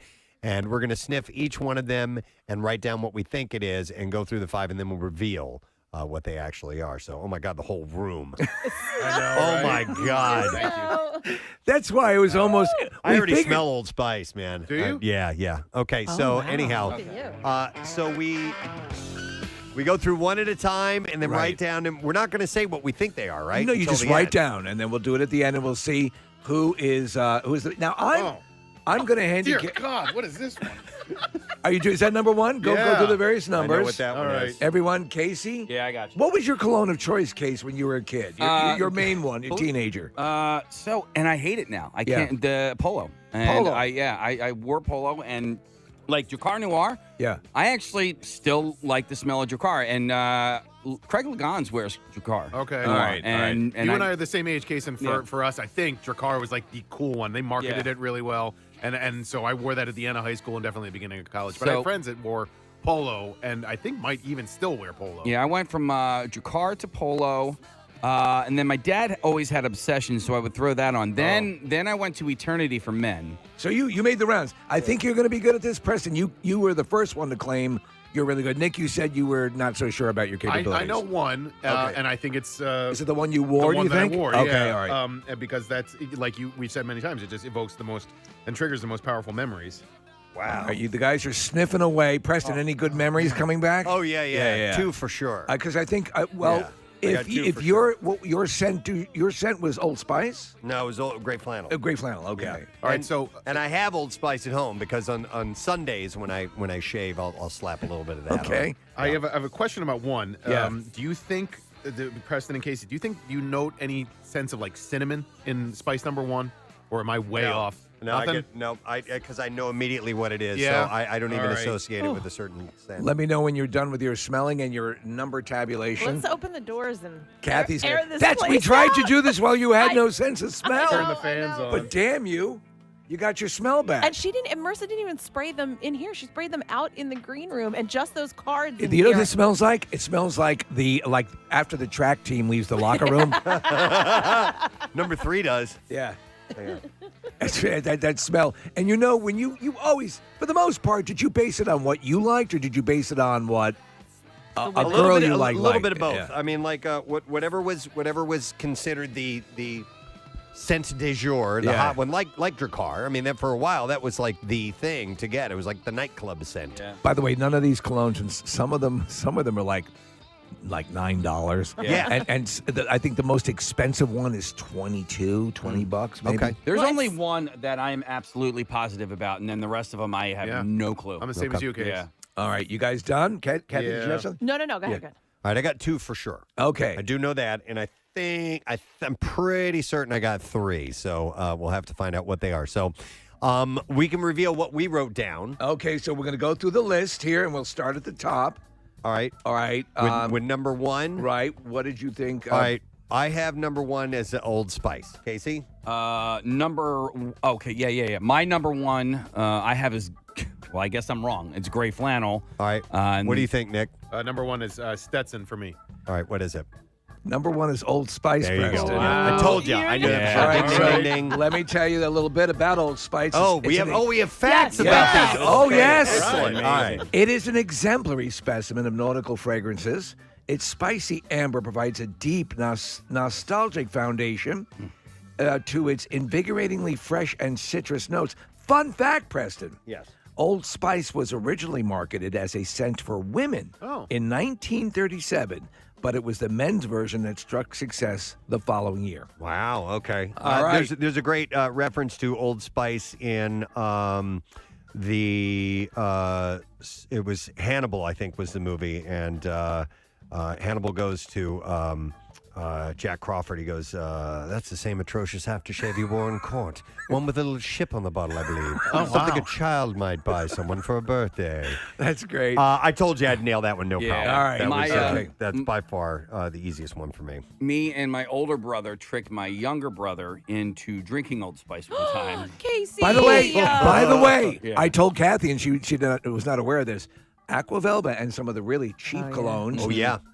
People drank Winos them. would drink them, yeah. Okay. And by the way, you have to hand it to Old Spice. Old Spice is still relevant today. Their marketing. Their marketing is fantastic. They make. I will buy their underarm deodorant sometimes. Terry Crews was a spokesperson for them. Do you know a catchphrase that's right on their site is, "If your grandfather didn't wear it, you wouldn't be here." Oh, really? Yeah. That's great. Yeah, which All is right. very funny. Number 2? Number 2. All right, Casey, what do you think number 2 was? We all know what it is. What It's is it? your car. I put your car. It's your car. All right. Home run for you guys. That's clearly one that stands out. Drakkar debuted in 1982 from Gary LaRoche. Drakkar Noir, an utterly unique scent that focuses on themes of masculinity, sensuality, decadence, darkness, and lust.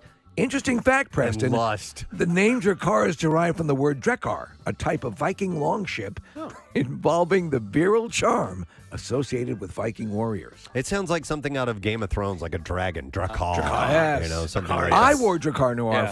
for a while. Yeah. I like the smell, and it's still pretty relevant. All right. What'd you Number say for 3. number 3? Nick, why don't you begin? I thought that was Old Spice, so I'm already wrong there. All right, this one, number 3, this was the toss-up. It was either going to be Royal Copenhagen, which I'm not familiar with, or Stetson. I went with Royal Copenhagen as number 3. And I went with Stetson. All right. Preston's right. There you go. man, Preston, you are Number tracking. 3 is you're By the way, I'm going to ace this. Yeah. I'll get the other 2. You are. For sure. Royal Copenhagen, launched by the design house of Royal Copenhagen in 1970. Royal Copenhagen is classified as a refined oriental woody fragrance. This masculine scent possesses a blend of orange, lemon, jasmine moss, and amber. It is recommended for evening wear. There you go. Did you get any splooge? Isn't there one called? Splooge. No, that's Jupe. I'm sorry, we're going yes. to do that a little That's bit the later next on. round. All right, so All right, number 4. Number 4. All right, I'll begin with that one. So this one, because I couldn't choose between Royal Copenhagen, I had a feeling that number 4 might be this one. It just had a familiar scent to it more so than number 3. So I went with Stetson for number 4. And Casey? I was wrong. I already know that I was wrong. And so Nick, I went with Royal you'd be Copenhagen. wrong as And well. so did I, yeah. So I think Casey and I are going to go 1 for 5, and Preston's going to go 5 Preston. for Yeah, 5. but the next He one, got I it think I'm again. gonna- Stetson. Yes. Stetson! Yes. Yes. All right. Stetson debuted in 1981. Probably would have hit in the realm when you guys were really using a lot of, starting your cologne using, Yeah. right? The cologne captures the spirit of the Western frontiers, Preston, landscapes and the smell of sage after a downpour. All right, thank you very much, Marissa. So we're going to throw this out there. We're going to see what the response is like and whether or not we attempt to pull this off or not. But we were having a meeting yesterday as we're getting ready for Campout for Hunger, and Casey had mentioned something he would like to try because he, like myself and the rest of us, are big fans of drum lines. They're just impressive, and especially the cadences that drum lines have. Yeah. And so Casey was like, I wonder if there's a way we could feature, because we had a marching band out a couple of years ago, great. which was amazing. Was that last year? It was last year, yeah. We had Packed to the 10. full marching band out, and it was a lot to organize that because I think there were like 70 kids or something like that, or maybe more. But maybe boiling it down to a drum line. And we were thinking about each day of the Camp Out for Hunger having a different drum line come out and do a performance at this time of day, right before our Bizarre File, and play either it depends on how long your performance is, play either a cadence or a short drumline performance that you have, and do it live on the air and promote you guys. So here's what we're looking to do. We're looking to see if you're interested, first of all, high school drum lines this is. And we'd like to see a video if you could send it. I'm sure most drum lines have video of their performances. Presentation. So we've set this up. If your drum line is interested in performing, just text the word drum to 610-660-9333. We also have a link on PrestonandSteve.com, and we'll send you a link to apply for it. And we'd like to see a video, just a little bit of information, days you might be available that week, times you might be available. And we'll see if we can put this together. It may or may not come together. We'd really like to see if we could do it. It'd be a lot of fun. I'm not saying that you're automatically in, but Strathaven High School, I'm speaking directly to you because my best friend I grew up in Strathaven School District, and my best friend growing up was part of the drum line, and I love your cadence. There you go. Your cadence is the coolest and the best I've ever heard. All right. Yeah, that sounds good for them if they try. Mm-hmm. All right. You know what? There's one case I think we have in the system. I got it from We Are Marshall. Okay. There's a cadence that I thought was badass from that group and very interesting. They come up with some really rhythmically unique things in these drumline cadences. Do you have that? Yeah. Hang on a second. I think this might be it. All right. Yeah.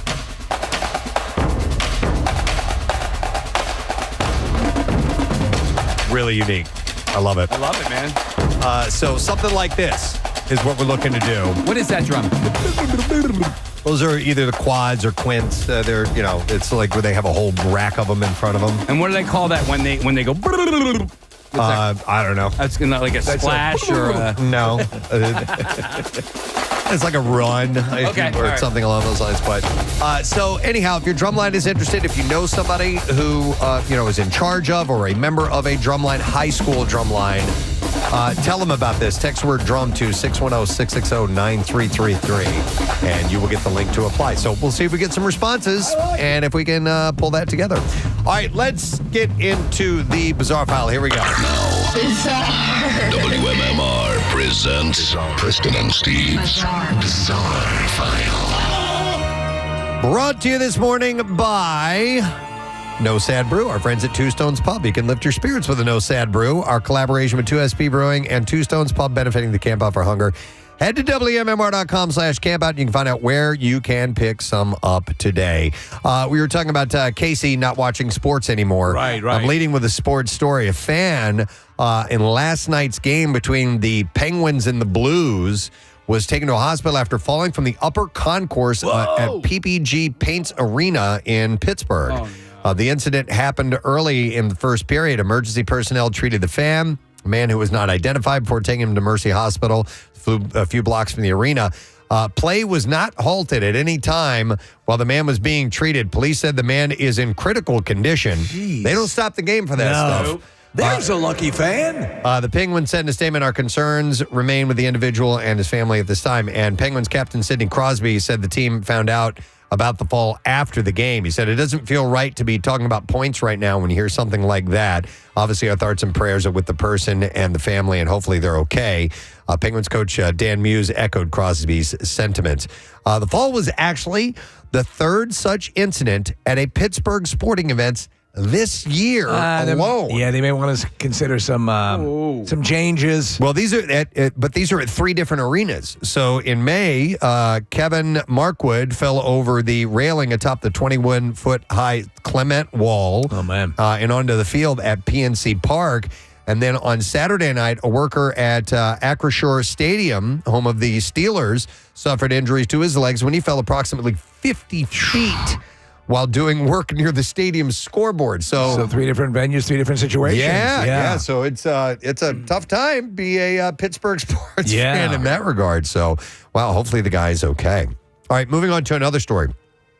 A South Carolina man who allegedly thought that it would be a good idea to prank his ex-girlfriend by sneaking into her house and hiding in her shower with a knife without wearing pants or undergarments and his face concealed by the woman's underwear is being sued by her for civil assault and causing great emotional distress. The victim said the defendants, the victim's attorney, Bradley Bonville, alleges in a 5-page legal complaint filed against Jackson Arnold that said the defendant conducted conduct and actions were so extreme and outrageous so as to exceed all possible bounds of decency and should be regarded as atrocious and utterly intolerable in a civilized community. Atrocious and utterly intolerable in a civilized community. It is a little outlandish. Oh, my God, yes. I'm not wearing underwear. So Arnold is facing charges of assault and battery of a high aggravated nature, first-degree burglary, and possession of a weapon during a violent crime. He's accused of sneaking into his ex home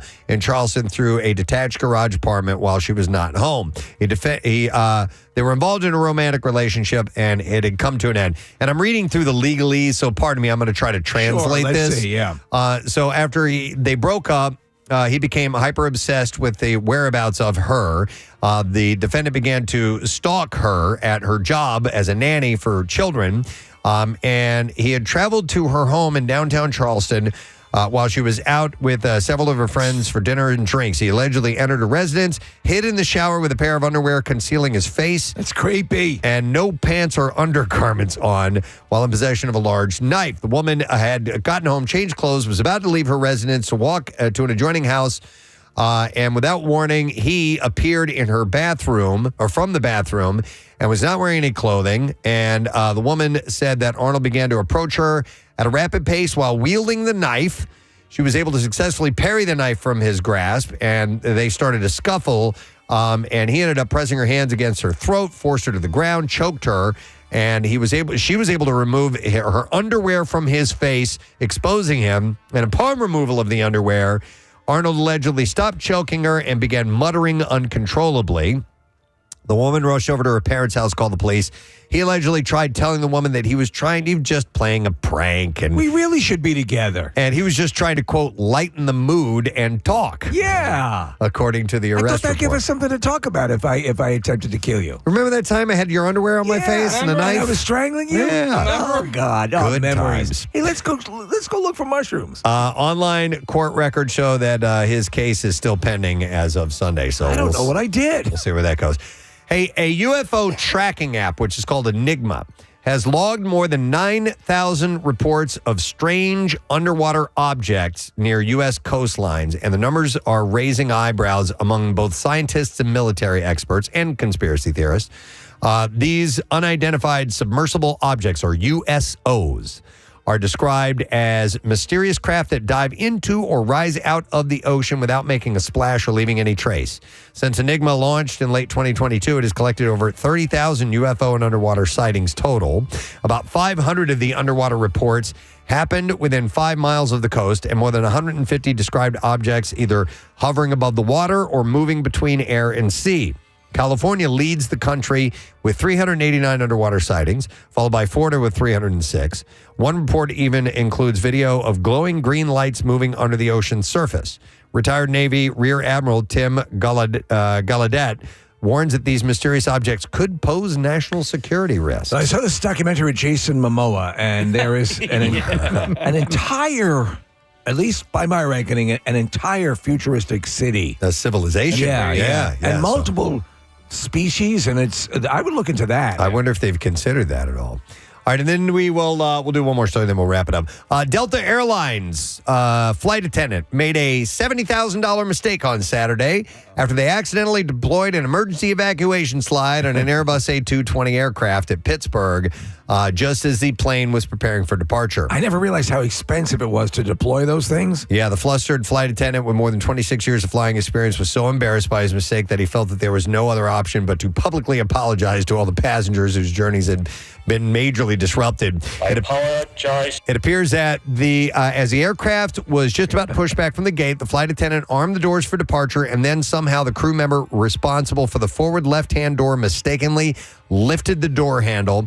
Once the door is armed, any movement of the door handle is enough to trigger the emergency power assist functionality. Well, no one told me that. Which swings the door open and automatically deploys the inflatable slide. Even if the flight attendant had realized his mistake, it's often too late to correct the situation. The power assist system will force the door open whether you want it to or not. And to add to the drama on board, the slide that deployed was the forward left-hand door, which is the one that's used to connect the jet bridge to, so nobody can get off. Oh, man. man. So they had to sit there and wait until it could be fixed and reattached to the side of the plane. Emergency evacuation slides are not cheap. It's estimated that brand new slide and assembly for even a smaller commercial jet like an Airbus A220 can cost between $50,000 and $70,000. It blows my mind. In because some I wanted to cases, get one for the backyard. In some cases, the slide can be deflated and carefully repacked, but even that is costly and time-consuming and will command fees from the slide manufacturer of around $30,000. That can only happen if the plane is on the ground, though, right? You would assume. Yeah. Okay. Yeah. These accidental incidents are known We're too high. in the aviation industry as inadvertent slide deployments, or ISDs, and are relatively rare. But actually, Airbus estimated that at one point a few years ago, there were up to 3 ISDs occurring every single day. Do you remember the guy at LaGuardia who was quitting his job? He was a flight attendant, and he did that. Yeah. Got He into just- a little trouble. He was, he was not happy with the company, Yeah. and he decided to go out in fine fashion, in a flamboyant way, and he was like, "That was a mistake." Have you seen these new these devices that are they're sort of like airbag bubbles for people who work in high rises, and you can actually you deploy it. It hangs out the building, or you can smash out the window. To deploy it, it inflates. You get in. And it basically is a bouncy ball. Shut up. Yeah, it looks wild. I wonder to what height level that's effective. That's what I was wondering. Yeah. You know.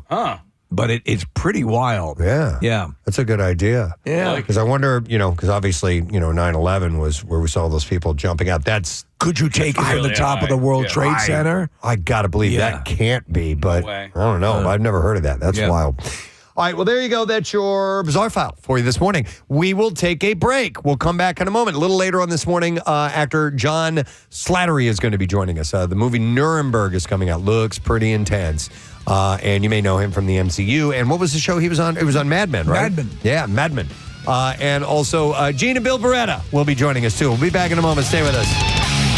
Legacy in motion. After a downpour. Yes. Wait, Has to be after a downpour. I'm going to snip that again while you're describing this and see if I pick up on any All of right, those so notes. it captures the spirit of Western frontiers landscapes and the smell of sage after a downpour. You know what? When you say it like that, and I'm smelling it at the same time, Well, you would know what sage.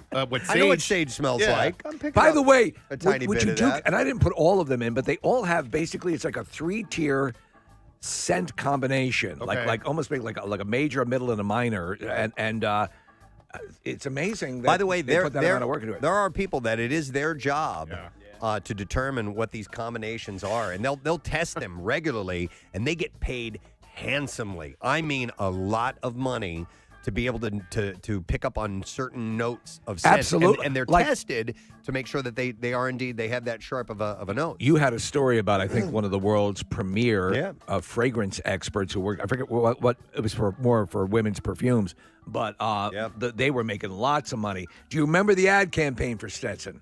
No. Which was the cowboy. Well, the woman like calls into the radio station, and the guy left his hat. Yes. Yeah. Yeah, and yeah. he had a good smell about him. But it was a cowboy hat, right? Yes. Okay, It all was a right. Stetson hat. It's a Stetson, of course. Oh, there you go. Makes sense. I would just like to point out that I got 100%. Yeah. Proud of you. I got an A+ on that. I think next wow. round I'm going to get an A+. All right, Okay. next round. We tried All right. to break them up because All right. remembering So- what you guys. Gray flannel was 5.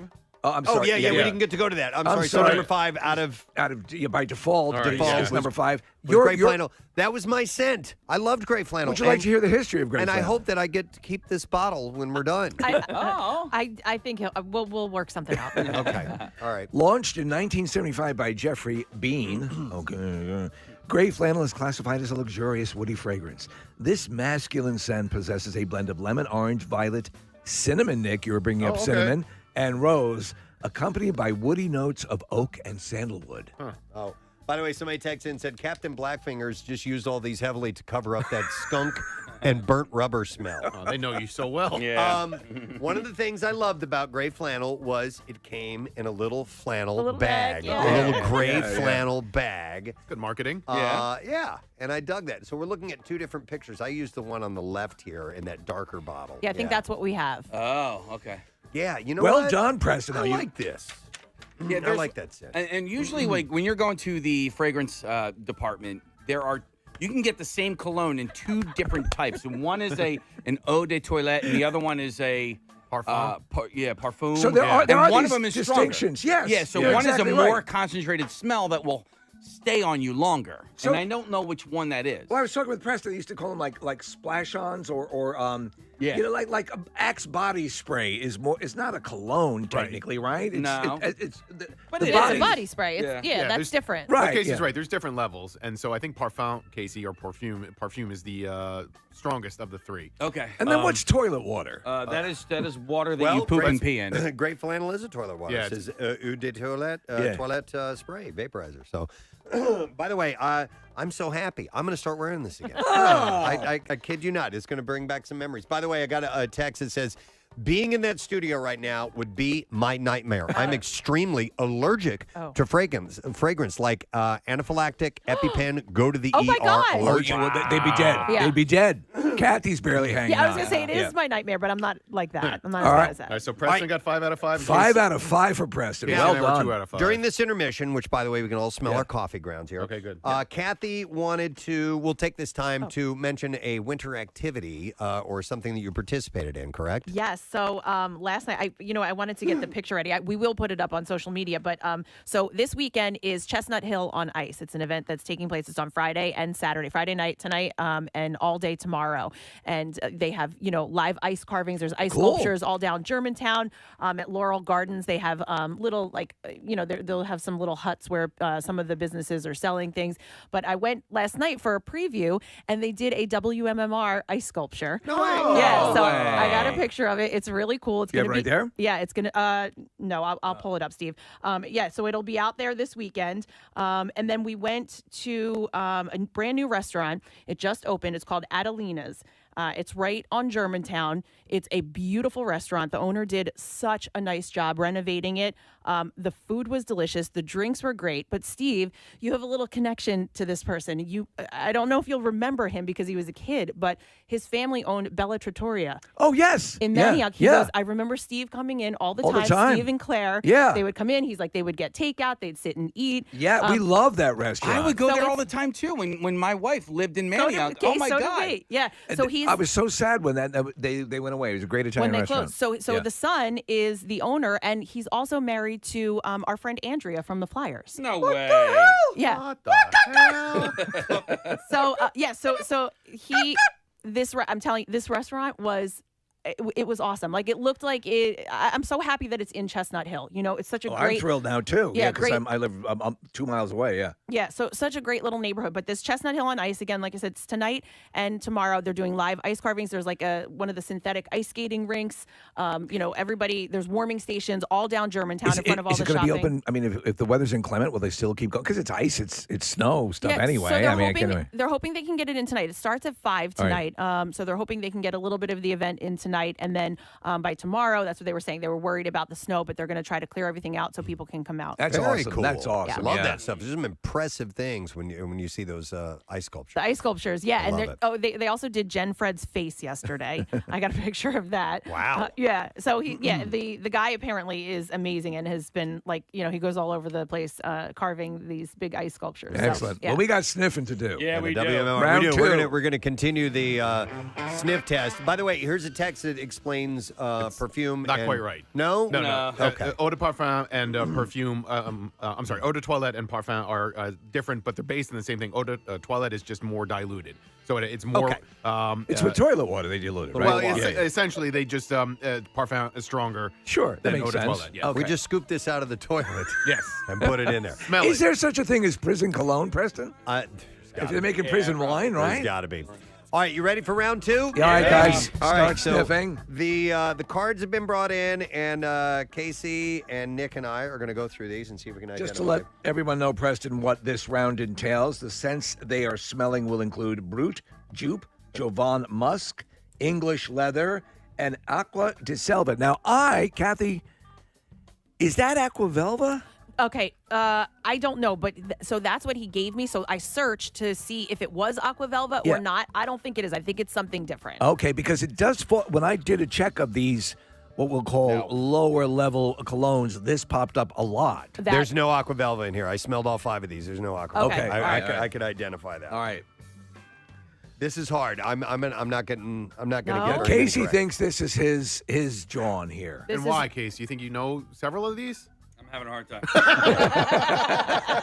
So, Steve, I was going to say before is my scent wasn't always like this. In high school, I wore perfume. I remember my perfume was Benetton. That seems insane to think of you wearing perfume. Right. now. And I actually remember the day where I was like, okay, you can't do this anymore. I went to work. I was working at NBC 10. Right. So this was after college. And I had sprayed some of the Benetton and it got like on the collar of the sweater. So it wasn't just on my skin.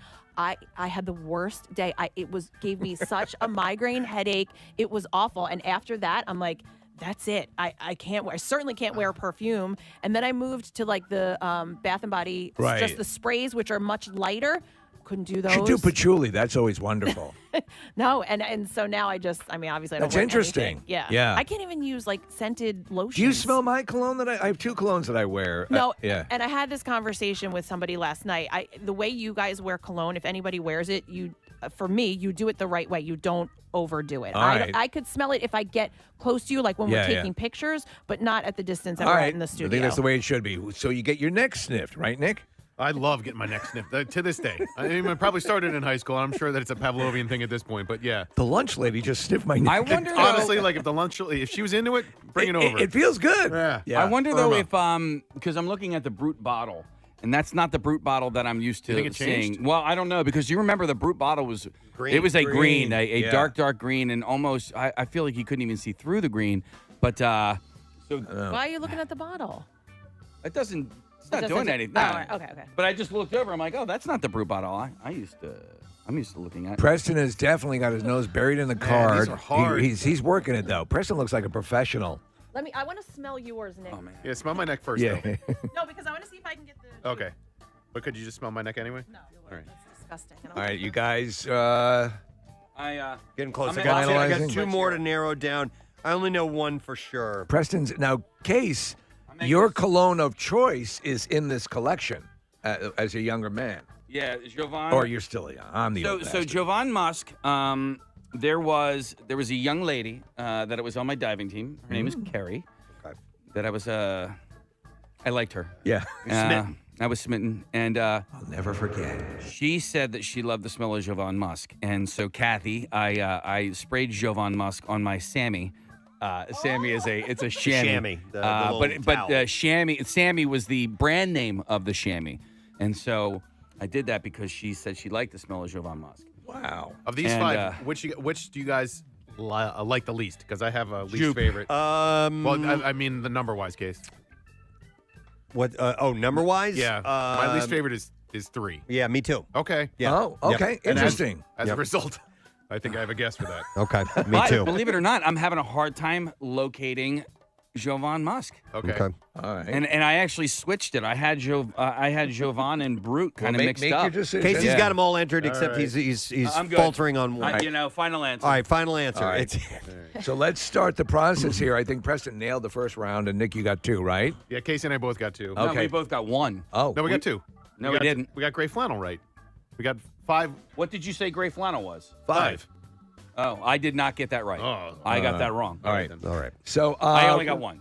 All right. What did you guys say was number 1? Who you want to start with? Let's start with you, Preston. Okay. I had number 1 as English leather. I was going back and forth between it and Jovan Musk, I believe, but I think I went with number 1 as English leather. I went with Aqua de Selva because I had never smelled that before, and and number 1 I thought was the most unfamiliar, so I went with Aqua de Selva. Nick? I went with a total guess and also went with English leather. Okay. All right. Number 1 was Jovan Musk. Oh, Wow, damn it. was it really? See, Jovan Musk is an oily musk and a standalone fragrance. It debuted in 1973, Preston. Jovan Musk is a luxurious, gentle floral. It is a fragrance every man can use. This masculine scent possesses a blend of spices, lavender, and citrus. And English leather was the one that I thought for sure I could pick out. That's too bad. And that's the one that I sprayed on my Sammy, and Couldn't get it. no, it's just Couldn't get not- laid. All right. None of us got it right. Nope. Okay. All right, so Damn. number 2. Number 2, that was the one I'm most confident in. That's Brute. All right, Nick? Jupe. All right, Casey. That was the one I put as Jovan Musk. William Mark. All right, thanks, Miss. I'm going to reiterate this. We threw this out there for Campout for Hunger to see if we can get some participants. Case was really into having a drum line come out. Yes. And so we thought about, why not try one every day? We initially thought about maybe a drum line, some kind of a competition or something like that. No, how about just performances each day? We have a different drum line. We're swinging as wide as we can, as you mentioned a number of times. This, we believe, and again, over the many years, this is probably going to be our most difficult, but it could also be our most fun because we're doing this. We're throwing everything at the wall. So these are high school drum lines we're looking for. If you think you can participate, the students can come by for, a few minutes on one of our mornings, Monday through Friday, starting on the 10th. You can reach out to us. Text the word drum to 610-660-9333 for a link to apply. And hopefully you can send a video. We can take a peek at it and see if you're interested. And maybe we can make the whole thing happen. Excellent. And if not, we can't do it fully this year because we're so close to Campout. Maybe we'll just get a little teaser of it this year and then implement it next year. I don't Couple really of them know. would be fine, yeah. Totally. All right, so while we're here to spend some time on the radio, why don't we dive into the stream of consciousness? My mind is a raging torrent, flooded with rivulets of thought, cascading into a waterfall of creative alternatives. The stream of consciousness. Yes, and I almost brought this up in the last conversation that we had. We had a caller jump in to tell us that instead of watching the Eagles play football anymore, she goes foraging for mushrooms. Right. And she's happier because there's too much stress in the game. So she decided to do something else, and it just sounded so random that she started going after mushrooms. But I saw this article that might tie a little bit into this. It's called Grandma Hobbies. And if you haven't heard of Grandma Hobbies, it's exactly what you may think they are. Things an old lady would enjoy. And they're traditional, creative, hands-on hobbies that you probably don't know how to do. Can I guess? Yeah. Motocross? No, not motocross. No? But so their grandma hobbies are, apparently the whole purpose is to get you to slow down, take time for yourself, learn something new, and I've got a list of them to try out. I would think things like scrapbooking. Yeah. I was at the Bud Light Thursday night kickoff on Thursday night. A lot of grandmas? At Ryan's Pub. No, but there was a guy there who I think this is a grand. He was making beaded bracelets. And he just locked in. It's like kind of like mindless. And he's like, dude, and he was on vacation and he was able to just like unplug. Like from everything, and he's like, dude, I made like hundreds of these things. Was it like Taylor Swift friend bracelet kind of thing? He was calling them friendship bracelets, right? But he made me a fish one with all these like pastel beads and stuff like that. But, like these that we have on our microphones. But like, exactly like that. But that was, and it was just something that just kind of passed the time and therapeutic, and like you didn't have to think about it, you know? Yeah, there's a couple that have crossed my plate recently. My friend went to a brewery and did cross stitching, like those little round circular cross stitch things, whatever those called, and it was like an eagle that she made. It was great weekend activity. And then I saw a girl on TikTok who brought watercolors into the Phillies game, and she had just a tiny little set that fit in her pocket, and she just sat there and painted during the game.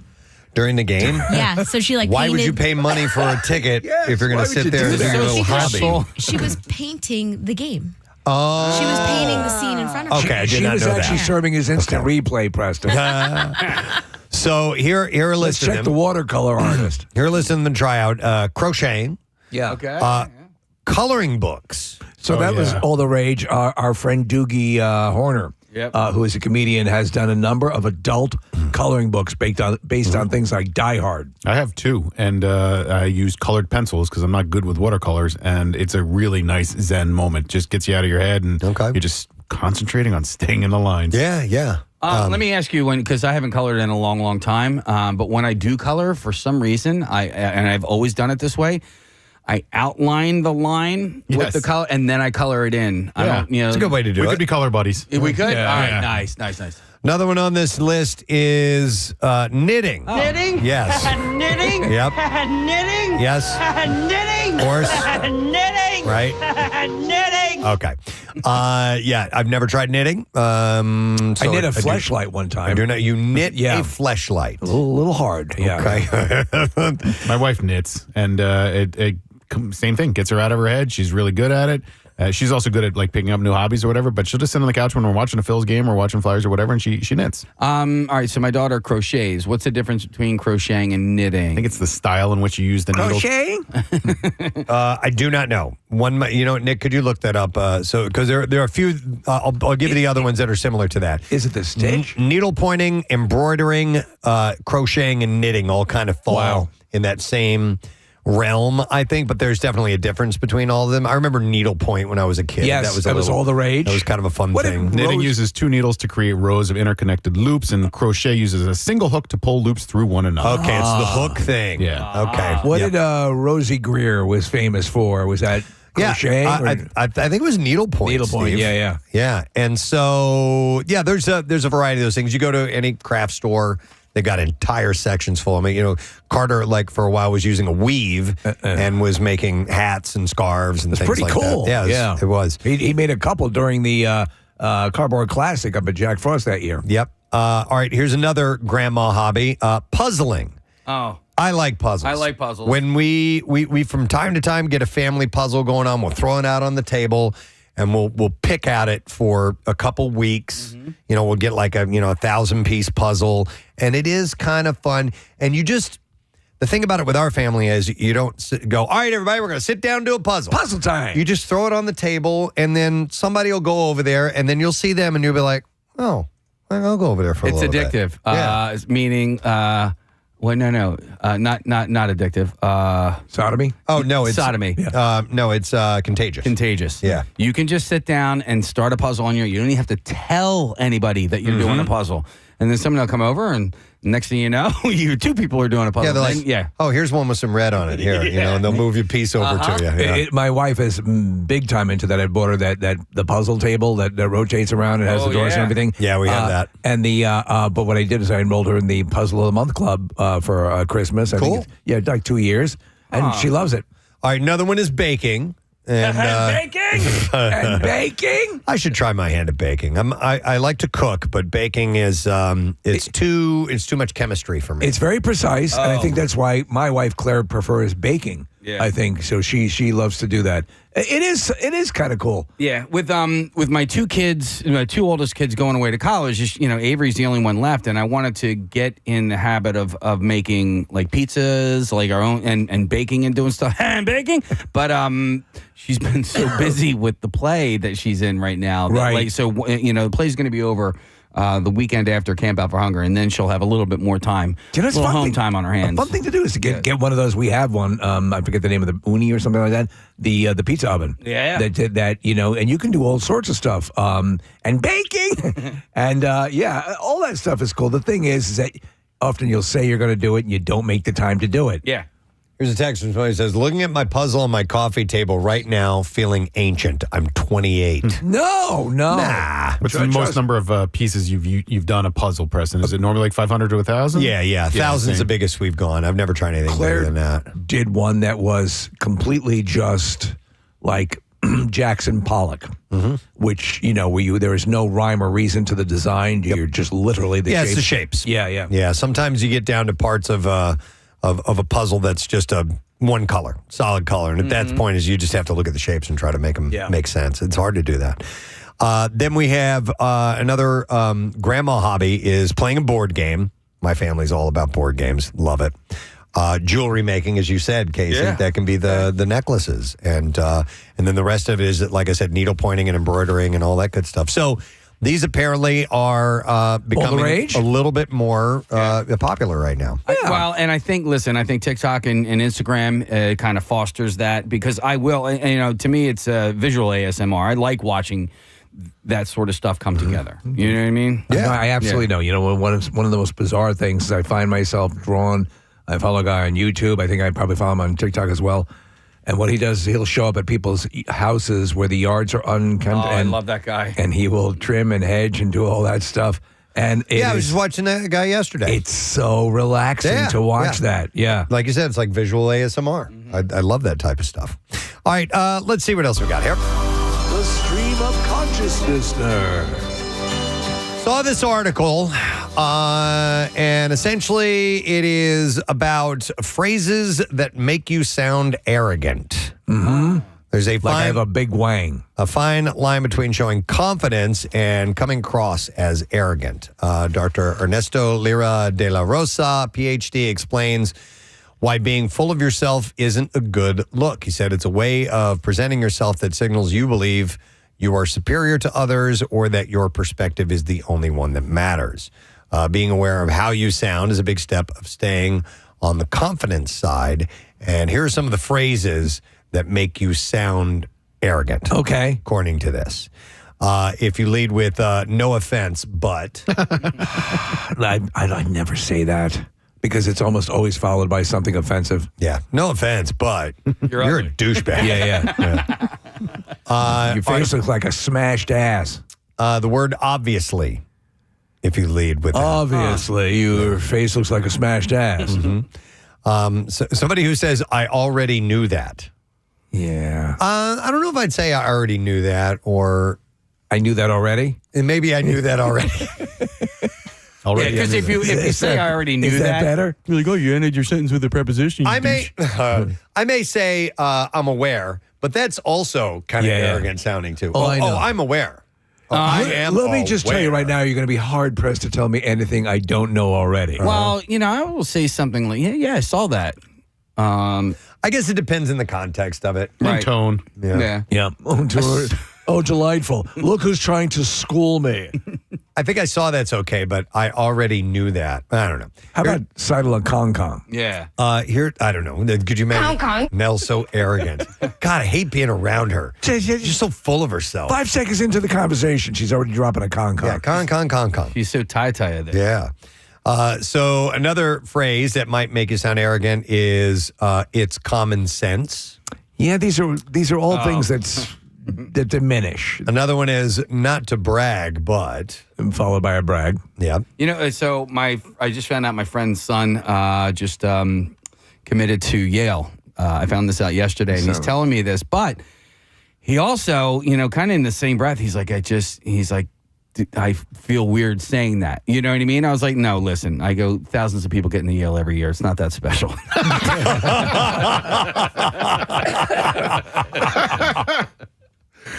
No, but he did feel a certain, and he's going to have to tell people that for the next, weeks and months of his life. And listen, you don't just get into Yale. His son worked his ass off to, to get to that situation. And so you should be proud. And I don't necessarily think you need to feel a certain way about that. Did you ever see Conan O'Brien's graduation speech at Harvard? No. Because he graduated from Harvard, and he came back and he gave a commencement speech at Harvard, and he talked about Casey, like, for the rest of his life, if you ever mess anything up ever.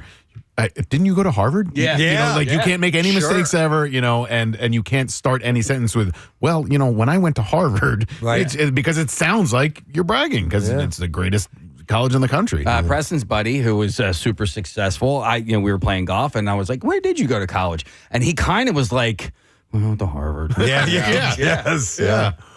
Another thing that might make you sound arrogant is, I wouldn't expect you to understand. Well, that's just flat out. Jesus. It's just diminishing. You're stupid. Yeah. You're not of sufficient. You're not of intelligence level.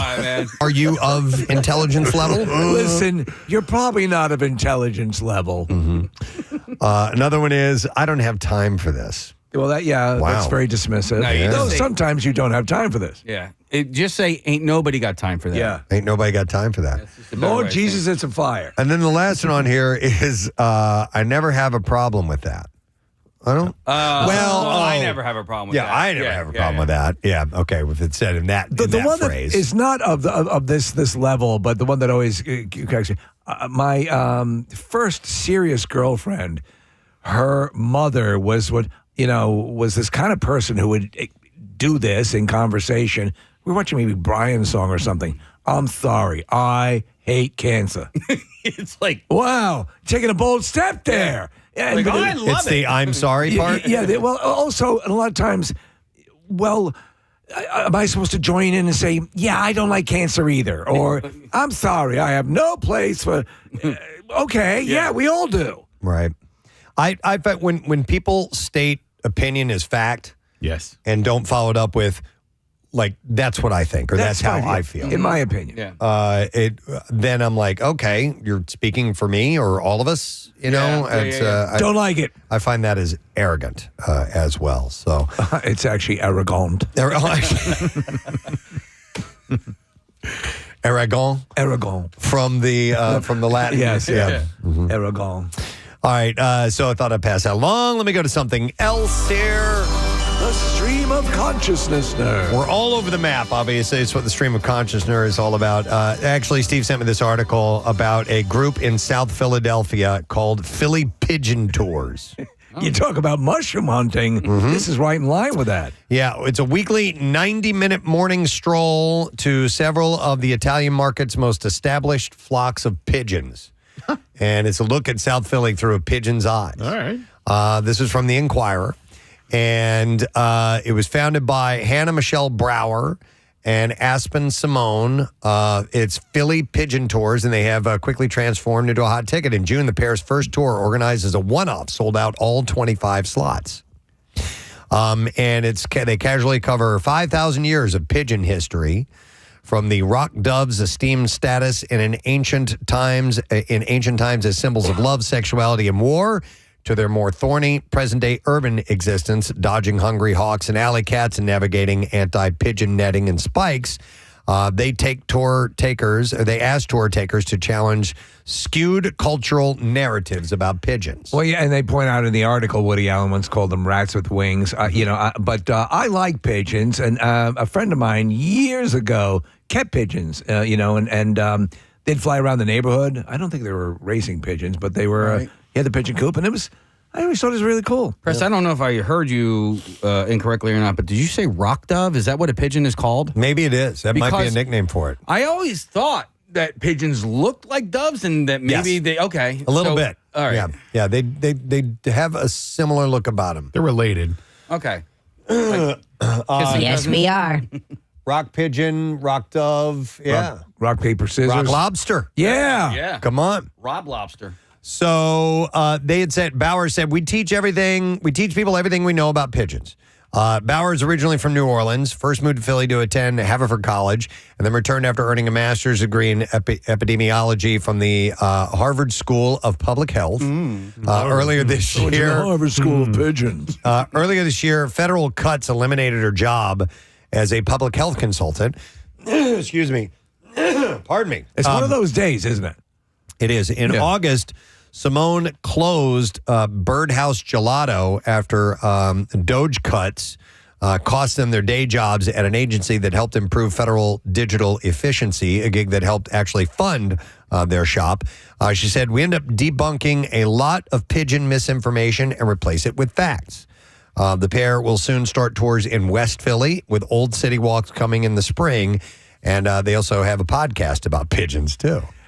Pigeons have been like in the classic movie On the Waterfront, Terry Malloy, the boxer. He keeps pigeons. Tyson, I think, was inspired by Tyson. Yeah. And he had his pigeons. Does that have any fascination to you? I don't hate them. Doesn't Lawrence Fishburne in the John Wick movies? He's a pigeon guy. Pigeon guy, yeah. I would never. I'm never going to have birds as pets. Your dogs would eat them again. Well, that too. Yeah. But even if my dogs were gone, but I don't find. I enjoyed. I had a cockatiel, and it was a fine pet, but. They're a lot of maintenance, and I feel bad that they're not out flying around in the world. Right. And, What about a duck? Would you ever get a duck? I would not get a duck. Look what I got you, a duck. Why would I want a duck? Hey, Preston, open that one up. It's a duck. Brower, by the way, had never cared much for pigeons until 3 years ago when a neighborhood woman caring for an ailing pigeon called to her. And she convinced by the woman to seek help for the malnourished bird, Bauer fell in love with the pigeon before she made it home. And she said, I remember thinking, don't name the pigeon. You're going to become attached. But then I said, Primrose is her name. Then you're done. And she just wanted to be close to me. And she was very cuddly. And I just completely fell in love with her, she said. You can eat pigeon. Yes, you can. Squab. Yeah. Squab. Really? Yeah. Pigeons are known as squab. Squab. Yep, Yeah. I didn't know that. Wait. Do you squab the deck? What do you do to the deck? Swab. I mean, Swab the you deck. could swab the deck if you wanted to, but most people swab the Come deck. here, Ensign. What are you doing with that bird? I'm squabbing the deck. I think when you get served squab, it often comes with the head on, and you just pop it right off. You just pull the head off of the pigeon. No kidding. Yeah. There's a steak place that does that as well. Okay. You just rip the head off. With the cow's head.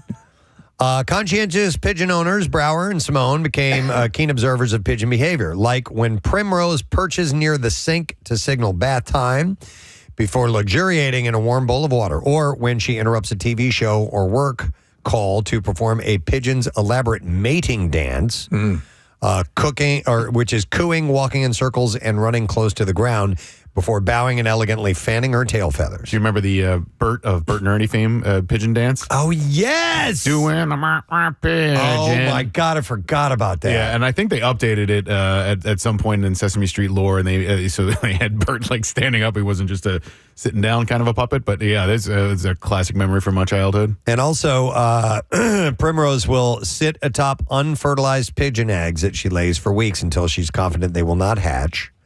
Will not hatch? Yeah, they have to have sex. Yeah. They have to be fertilized. Yeah. So soon they couldn't help but spot the same sorts of behaviors among the pigeons they encountered around the neighborhood. And they poured over pigeon books and they became aficionados. There you go. And now an industry is born. Pigeon tours. I'd be curious as to where they're going down in the Italian market. Yeah, it's a good question. Yeah. So there's got to be plenty of them there because there's, with the market, there's lots of scraps and things for them to participate in. So Nick just pulled in the pigeon dance of Bert. Yeah. Oh, my God, I forgot about that. I think those Sesame Street people did a lot of drugs. You think? Yeah. Wow. Well, we're going to find out. Yeah. Oh, yeah. We got one of them. We got a Muppet guy coming in. We got to ask Billy in a little Talk bit. in a moment, and we'll see what kind of his drug habits have been. We could also ask him about pigeons. But anyhow, these were some interesting stories. The stream of consciousness. I've been told we need to wrap things up because we do indeed have a couple of guests that are going to be joining us in a little bit. We have the Baretta brothers, and they're not made men. No, they're not. Sounds like it though. They do, the Baretta though. brothers, Yeah, absolutely. But no, they're children's entertainers in various ways. And we've had them on the show many times. So we'll take a break. Come back in a second. Those guys, as well as actor John Slattery, to talk about Nuremberg, which is coming out on November 7th. We'll be right back. I knew that one. Yep. Brute. My Oh, dad man. used to use Brute. He was a Brute All right. and a Old Spice guy. So Brut Cologne launched by the design house of Fabergé in 1964. Brut is classified as a flowery fragrance. This masculine scent possesses a blend of citrus, top notes with hints of spice. Yeah, Brut. It's like, why not name it Masher? Right. Yeah. Exactly. Cad. Casey almost had it right. I had that Brute was my first guest. You crossed it out? And I crossed it out. Son You of know, a bitch. you know what? Speaking of stupid names for Yeah. colognes, in the movie 9 to 5, the boss in the dream sequence said the roles are reversed, and she goes, "Ooh, you're wearing some lovely cologne. What is that?" And he just has this stupid look on his face. He goes, "Stud," which would have been like what a cologne Yes. would have been. Oh, called. my God. Brute, stud. Come on. What are the ones in Anchorman? Oh my God, Sex Panther. Yeah. Smells like what? Bigfoot's D. Yeah, like a burnt hair wrapped in a dirty diaper or something like that. All right. Number 3. I'm wrong again. Number 3 I put as Joop. Okay. Casey?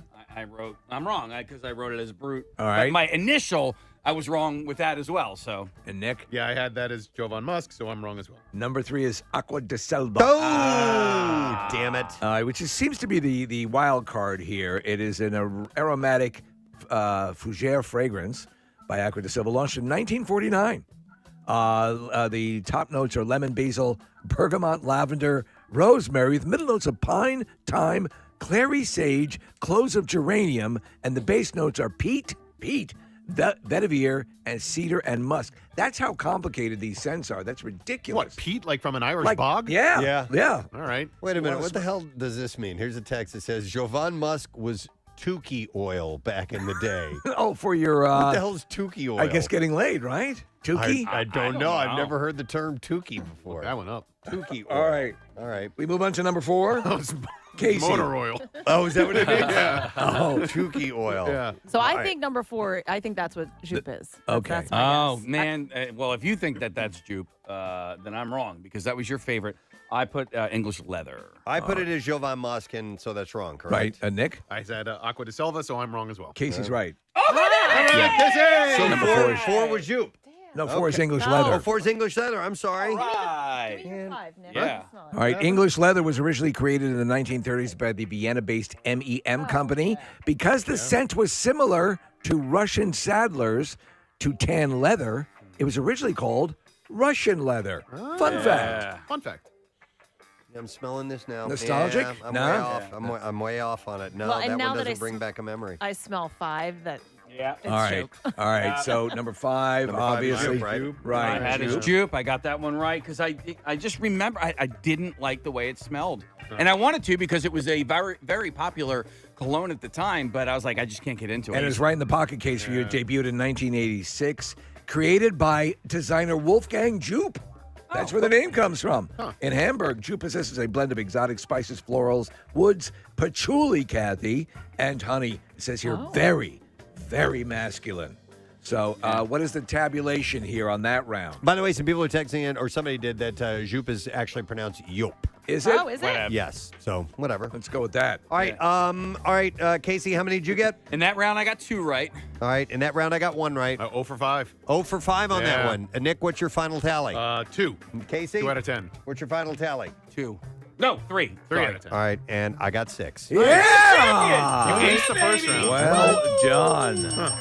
I'm disappointed in round 2, but man, I went 5 for 5 in 5 round for 1. 5. I'm pretty proud of that. Did you fact. get a lot of, as you guys were smelling the various scents, probably more so for you, Preston, were you, was it setting memories? off? Yeah. Yeah, most definitely, especially with Old Spice, Gray Flannel, and Brute. Any memories of you with a girl saying, but the big game's tomorrow? That never happened to me when I would have been wearing scents as this.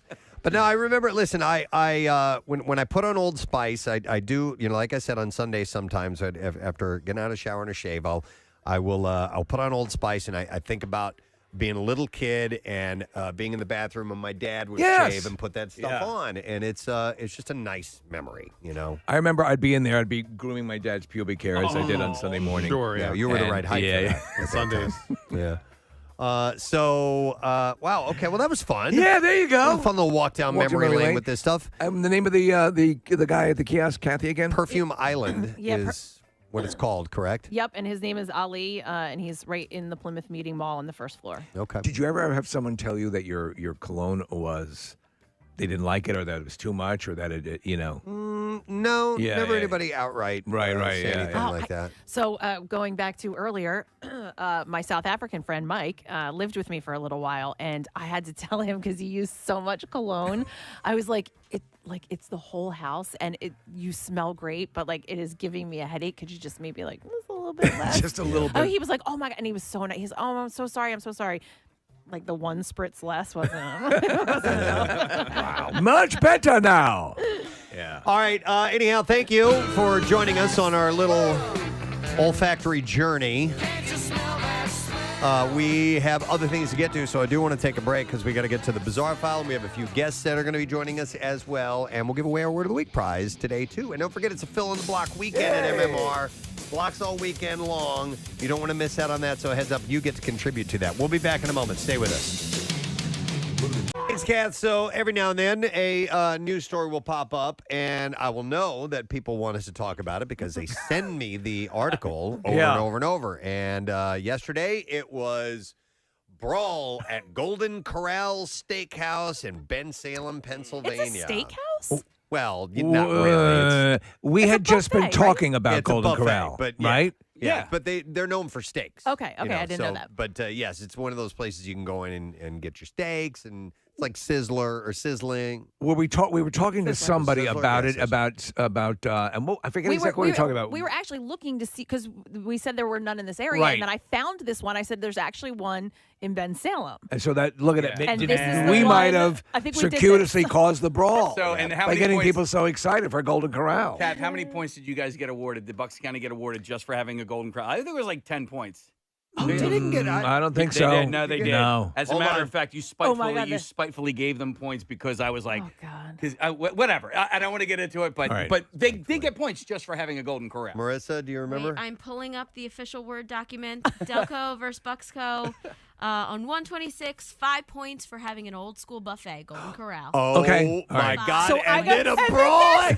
So here's the deal. You can't take them away. The way the point system works for You the Bi-County Cup is we don't take away points, we only give points. So we're avoiding the negative. and Well, we're hold only on. Here's highlighting the positive. Maybe this was called for. Yeah, Do who you knows? know what happened? Now, I saw a Reddit thread, and it was mainly it went into different directions, but it was suggesting that it started as an argument because they ran out of steak. Now, I don't know if that's the Okay, case here's or what I not. heard. That's very tangential to what I heard. Okay. I heard it started because someone got their steak before someone Oh. perceived that their meal had been ordered after. So there was a question about Oh. who got their steak before the other person. That can be restaurant contention. When you see another Right. group, How are they getting their food? before you do? Yes. Not. This is not certified Right. as the reason why this has happened. It's but scuttlebutt. A scuttlebutt. A number of different sources. Apparently, that argument or that perception immediately escalated to chair throwing. Wow. Like it got crazy quickly. It was bad. So a good source for anything Bucks County, whether it's good or bad, is Levittown Now, and they had this story up like right after it had happened. I believe it happened on Sunday. But the guy Tom that runs the site, at least according to him, that this place often has security guards. Okay, hang on. Okay. I've got Jay on the line. Used to work there. Okay. Says there were tons of fights there. So let's go to Jay. Hey, Jay, good morning. Good morning, guys. Hey, how are you? Wonderful, man. All right, so you worked at this very Golden Corral? Yeah, in Ben Salem, dude. That place is a barn, dude. Listen, dude, it was like the UFC in there, dude. Dude, they would fight over it. I want my steak medium. I want it well, dude. People were jumping in line. I never seen nothing like it, dude. People were trying to hand me money to give them steak. It's insane, dude. Did you ever know? I assume you've seen the footage of this brawl, right? What is it? You saw this brawl, right? Yeah, did you see the footage that made the news the other day? No, dude. As soon as I heard it, dude, I had to jump on the phone. Yeah, Dude, it's as soon as badass, Jay. I This couldn't is believe like- it. I was like, dude, it made the paper finally, dude. Holy. Well, this is really hardcore. There are people like Steve has said that are throwing chairs and high chairs. There's a guy that picks up a whole table, yeah. and you can see a woman come over and go, "Dude, put the table down, man." Dude, it's insane. Really, Listen, Jay, when did you work there? What was your time there? I was a chef. I worked there in 2015. Okay. I worked there for a year and a half. Dude, I've seen probably, I'm not even lying to you, probably 9 fights. And would they happen at a Golden Corral? Would they usually happen like the line goes out the door all the way into the parking lot. I mean, it was hour wait. I mean, I never seen nothing. All like right, it. Jay. Hold on a second. Preston has a question. Yeah, Preston? Jay, would it happen like on weekend nights or at any? And holidays are the best, dude. Listen, the holidays, dude, people are getting smoked, dude. They want that steak, dude. I'm telling you. I didn't know. No, Jay, I didn't ever realize that the big draw at the Golden Corral was the steak.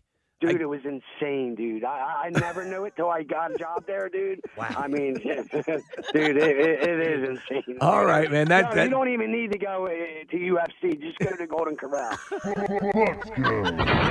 That's hilarious, Jay. Wow. We got about 50 at least- dudes on this phone call. At least you were back there. You had knives to protect Yeah. yourself back in the kitchen. I had plexiglass right in front of me, too. So Yeah, I was like plexiglass. being in jail. Oh my God. You know? I'll tell you this: they trash this place, Preston. It takes about Thanks, Jay. a minute and a half, and they've trashed it entirely. I can't believe they're throwing the high chairs. By the way, those are effing heavy. Well, the especially the dude picks up a table. Yeah. And that could have killed somebody. And you now know? nobody gets steak. Yeah, like get you're outta all here. pissy Nobody's that getting you didn't get steak. your steak in time, and now nobody gets Do steak. we have the audio of the brawl? Marissa's going to send it over. We got Yeah. about And 20 look, seconds. there's girls in there. Like It's kids in girls, there. kids, everything. Yeah, that's bad. That's really bad. Yeah. All right, hang on. Let's play a little clip of the audio.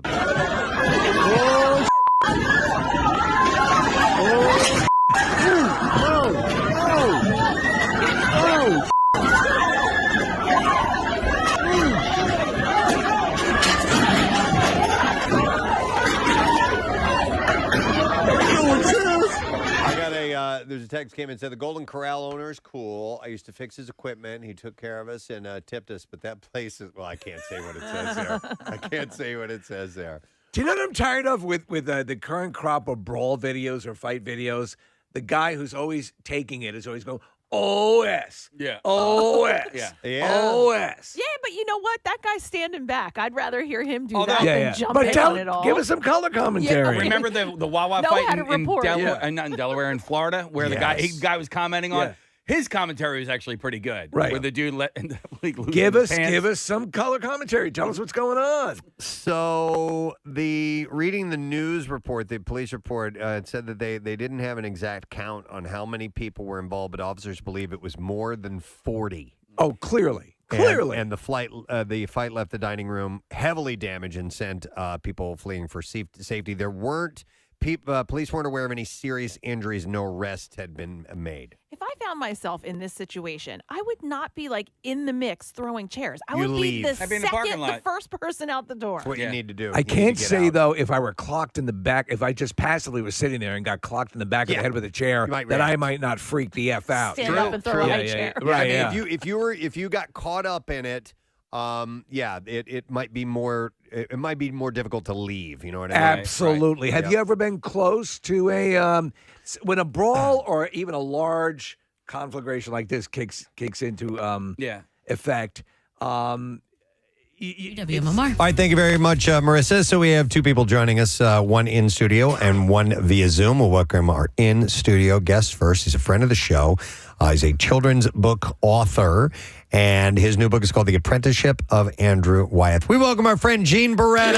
Hey! Back to the studio. Nice to see you, sir. Kong. Oh, and a con to you. Yes. Fine con.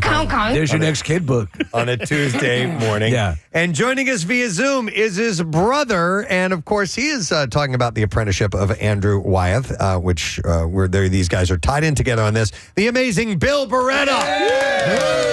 Oh, amazing. How you doing, Bill? You are amazing, sir. And a con to you, too. You probably don't know what that means, but it's Have you seen my magic? Your magic. Oh, wow. That's amazing. Yeah, you do look a little magician-like. Yeah. Thank you. Thank you. So, all right. So you guys are this project, this new book. You guys are tied into this together. Not to begin with. I wrote and illustrated it. But guess who reads the audiobook? It's your brother. It is. Mr. Voice himself. I got him a job. He's finally working. Do you do it as Dr. Teeth or is it, 'cause I see him behind you there, it looks like. Oh, yeah. We see yes. There is a Dr. Teeth behind you. Yeah. Yes. A lovely person made that. For those that need to be brought up to speed about Bill, who may not have heard him on the show before, but he is the voice behind some Muppet characters, including Dr. Teeth. He took over for Jim Henson's character, as well as Rolf and the Swedish Chef, but also his own characters, Pepe the King Prawn and Boba the Bear and more. So just to lay that groundwork. Does of all course. the puppetry, not just the voice, though. Yes, true. He's a the Renaissance personality man. behind it all, of course. That is true, yes. Yeah.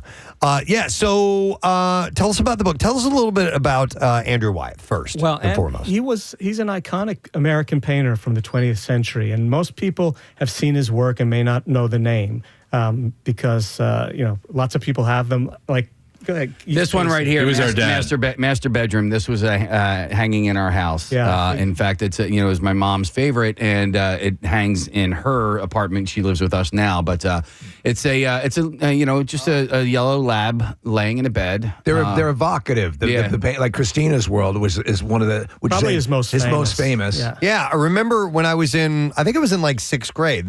We had a class discussion about that painting in particular, and who is she and what is she doing and why is she on the ground? And And isn't she worried about bugs? Yeah, come on, those things crawl up your skirt. And a lot of people don't realize that Christina in that painting, she's sitting in a field and her home's in the distance, and it looks very romantic in a way. But Christina had early. They think it was probably Dementia? Polio, yeah. And she couldn't walk. She couldn't use her legs. And she was a very proud person, and she would not use a wheelchair or crutches, so she crawled around the entire farm. Wow. For whatever she needed to do. What an amazing angle to it. The great thing about any of these works, and I think both you guys can agree, art like this, and it sometimes it's unapproachable for some people. Sometimes, you got to find the doorway in. But when you can apply your own story, and I think he, more than a lot of other artists, allowed you to take a look at it and put your own story to it. Was that, with many artists, that might not be the modus operandi. Was that his goal? Well, he was painting his life, and that's what he would say. And what a great lesson. First of all, the book's called The Apprenticeship of Andrew Wyeth, so we're talking about the earlier years. And it gives kids a great way to approach art in their early years. And he would paint basically his backyard. And he got so intimate with the people and the places there that you couldn't help having his life as part of the painting. But you could bring your own version. You could relate to it in a way that you bring your own stories to the paintings. And you don't have to even know anything about his life. He would sometimes do a portrait of someone, but the person wasn't even in the portrait. He would just have their shoes. And he didn't care if anyone else knew it. That's what it meant for him. So I love the idea of the kids' book and approaching it this way. Like, Bill, I'll ask you this.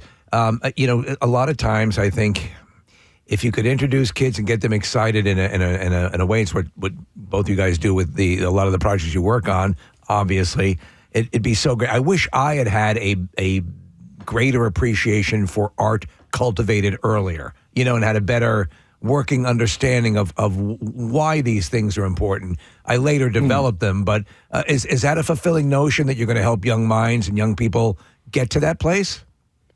I think so. I mean, I think the idea of being intrigued with the arts and all that came from just being around Gene when we were kids. Because it was just bubbling out of him. But I think the reason we do these things is, well, I guess depending on what version of it you're doing, but to entertain, in my case, is to, I get emails and letters from people, saying that they were inspired by a character or wanting to know, how do I make this happen? Or how did you do that when you perform that character?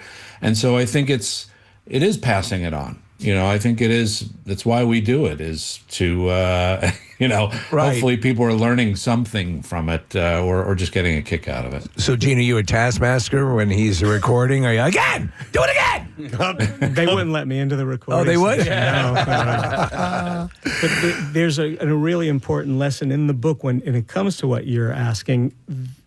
His father, the very famous illustrator N.C. Wyeth, so famous that great stars from the early days of Hollywood would come to visit him in Chadds Ford, like Douglas Fairbanks and Mary Pickford and all of that. Did not know that. Yeah, and so he apprenticed under his dad, and he adored his dad. He wanted to paint like his dad. But eventually, he started to, and his dad painted these incredible action scenes with pirates and cowboys and things. He did one of the early Treasure Islands, which launched his career. But Andy was meeting people in his neighborhood that he wanted to paint instead of these, classic pirates and things, and landscapes that he wanted to paint, and using a painter palette that was different than his dad's really bold colors and things. So the book is about how an artist finds their voice, because he had to break away from his dad, who was a little domineering on how to paint and why to paint it. And you don't want to live in the shadow. Right. You want to have your own voice. And so this is kind of how an artist can do that and find what means something to them. Gene, if you can, talk a little bit about the Brandywine Museum of Art, because it really is a gem in our area. It's down in Chadds Ford. It's right along the creek, and houses a lot of Wyeth work over the years. So does it have all three generations of Wyeth? Yes, it has more than that, because Andrew's siblings were all artists. He had one sibling, there were 5 of them, who was an engineer who worked for DuPont and had like 23, I think, patents. But his sister Anne was a composer who had things performed by the Philadelphia Orchestra. His sisters Carolyn and Henriette were also painters. So they have the whole family, and painters like Howard Pyle and those classic illustrators who, they're in the museum too. They influenced them and taught them. And they don't just have Wyeths. They'll bring in other artists that relate to this whole genre of painting. It's a pretty productive family. Yeah. Amazing. I mean, everyone stepped up and did something exemplary. And you're going to be there this weekend, Gene? I'll be there on signing? Sunday, November 2nd. It is. Yeah. November 2nd, okay. There's a first family Sundays. So I'll be there from 11 to 1 giving some talks and signing and things like that. Bill, are audiobooks part of your repertoire? Do you do this from time to time? No, this is my first ever. What was that experience like? Wow. Oh, it was great. It was really fun. I mean, I think the hardest part was occasionally I tried to do a kind of little version of maybe Andrew or his dad, vocally to separate it from mine a little bit when they would quote something. So that was kind of fun to try and find what that might be, not going over the top or anything, but I couldn't believe Gene asked me if I wanted to do it. And so I auditioned and I got it. It's a good way to start out, too, because sometimes you sit down to read a novel, you're talking about weeks of just being in the booth and just over and over and over and over. Oh, yeah. No, this was, the length of it. How many pages is it, Gene? 30? 40. 40. I spent, half a day or something. Well, we had to go and re-record because Billy did the first one in a heavy Philadelphia accent. Oh, okay. Yeah. Like Set by the water. Yeah, the water. I said, Andrew came over, we had donuts. His most famous picture, Snail Hill. That'd be great. You looked like a smacked ass. We all went out. We all went out and started painting the landscape. I think you could turn your talents on books on re-envisioning, like In Cold Blood with Pepe the Prawn. Oh, my God. I think it's a new angle. I have a question. I have a question, Bill, about Swedish Chef, and when you're doing a scene with him, is it written out verbatim what he's going to say, or is it? Here are the English words that you need to do in Swedish Chef-ism, and in Swedish Chef's-ese, I guess. Yeah, when I first started doing it, people were writing it as I guess they thought they heard it. And then I ended up always having to ask, well, what's the intention? What do you, what is it that you're trying to say? Yeah, right. And you think you got it, but I wanted to be really clear. So I just always ask it's been years now, but I asked if we could just write it out in English and then I'll create that, I'll find the weirdness of all that. So yeah, so now generally I just kind of make that up and figure out, what he's saying. I figured it would be a bit laborious trying to write out, hooty fluted or whatever it is. Yeah, saying, got to commit that to because yeah, there's certain words, that you want to kind of have fun with, and I don't know, sometimes they just flow out easier when you're the person doing it. Have the streams ever crossed, Gene, with you participating in Muppet creation or? Yeah, I've done a bunch of things. I did some animation for Sesame Street, and I've done storyboards for Muppets from Space, and I've designed some characters for the Jim Henson Company. Things like that. So. It's amazing. They're having a big auction, Henson auction. Is there anything of either of yours in that, or is there anything you would look to reclaim? That's a good question. I'm going there. There's a screening of Muppet Treasure Island on the 29th with the Henson Company, and they're putting out some of the auction items in the lobby. So I'll see what's there. I don't know. I haven't really looked to see what they're auctioning. Billy, you have that Pepe sculpture there, don't you? Would you like to show them? I don't think I should. We can see it. We can see it. We just don't have to. Is it anatomically embellished? Yeah. Oh my God. I got to see this. So we're watching via Zoom right now, and Bill's about to bring. Oh, wait a minute. But who can see the Zoom? Anybody. It's all good. Yeah, I can't. Are you sure? Okay. All right. You would rather not to protect your. I'll tell you what I can do. The Muppet integrity. I can show his head. Okay. There we go. And by the expression on his face, he looks pretty excited about something. So I can't really go much further. All right. Shame on you, Gene. I'll tell you after. All right. Oh, man. So you sculpted that? Yeah. Oh, wow. Look at you multi-talented family. You're like the Wyeths of the Muppet world. What was it? So we have two creative juggernauts here. Yeah. What was family life like? And do you have any other siblings? I don't even know that. Oh my God! What is that? I had that made for him. It's another gift Gene got for me. Bill's head on. I don't It's know. a bobblehead on a sexy woman's Jessica body. Rabbit's body or something like that. That is great. Are there any other siblings? Baretta siblings? No. By the way, you guys sound like you're from The Godfather. You would know the Rosado brothers. The give us one to the Hey, the Baretta brothers. Wait, you Baretta saying I'm brothers. funny to you? Yeah. No, it's just the two of you guys. Yes. All right. So what was this creative household like growing up? And did your parents foster that creative streak that you have? Yeah, well, the whole family. Billy, do you want to tell them about the shows and things? Oh, all right. Our family is crazy people, and always having fun, all the way back to our great grandmother, who was a bit of a prankster, and her sisters, and our grandmother, and everybody was just very playful and silly. A lot of laughs. Everybody gathered on Sundays. Yeah, every gathering there was a show. You'd put on a family Yeah. show? Yeah, they Really? would act Yeah, out so- things. That. And, yeah. At that time, we had, I guess there were 9 cousins, and from ranging different ages.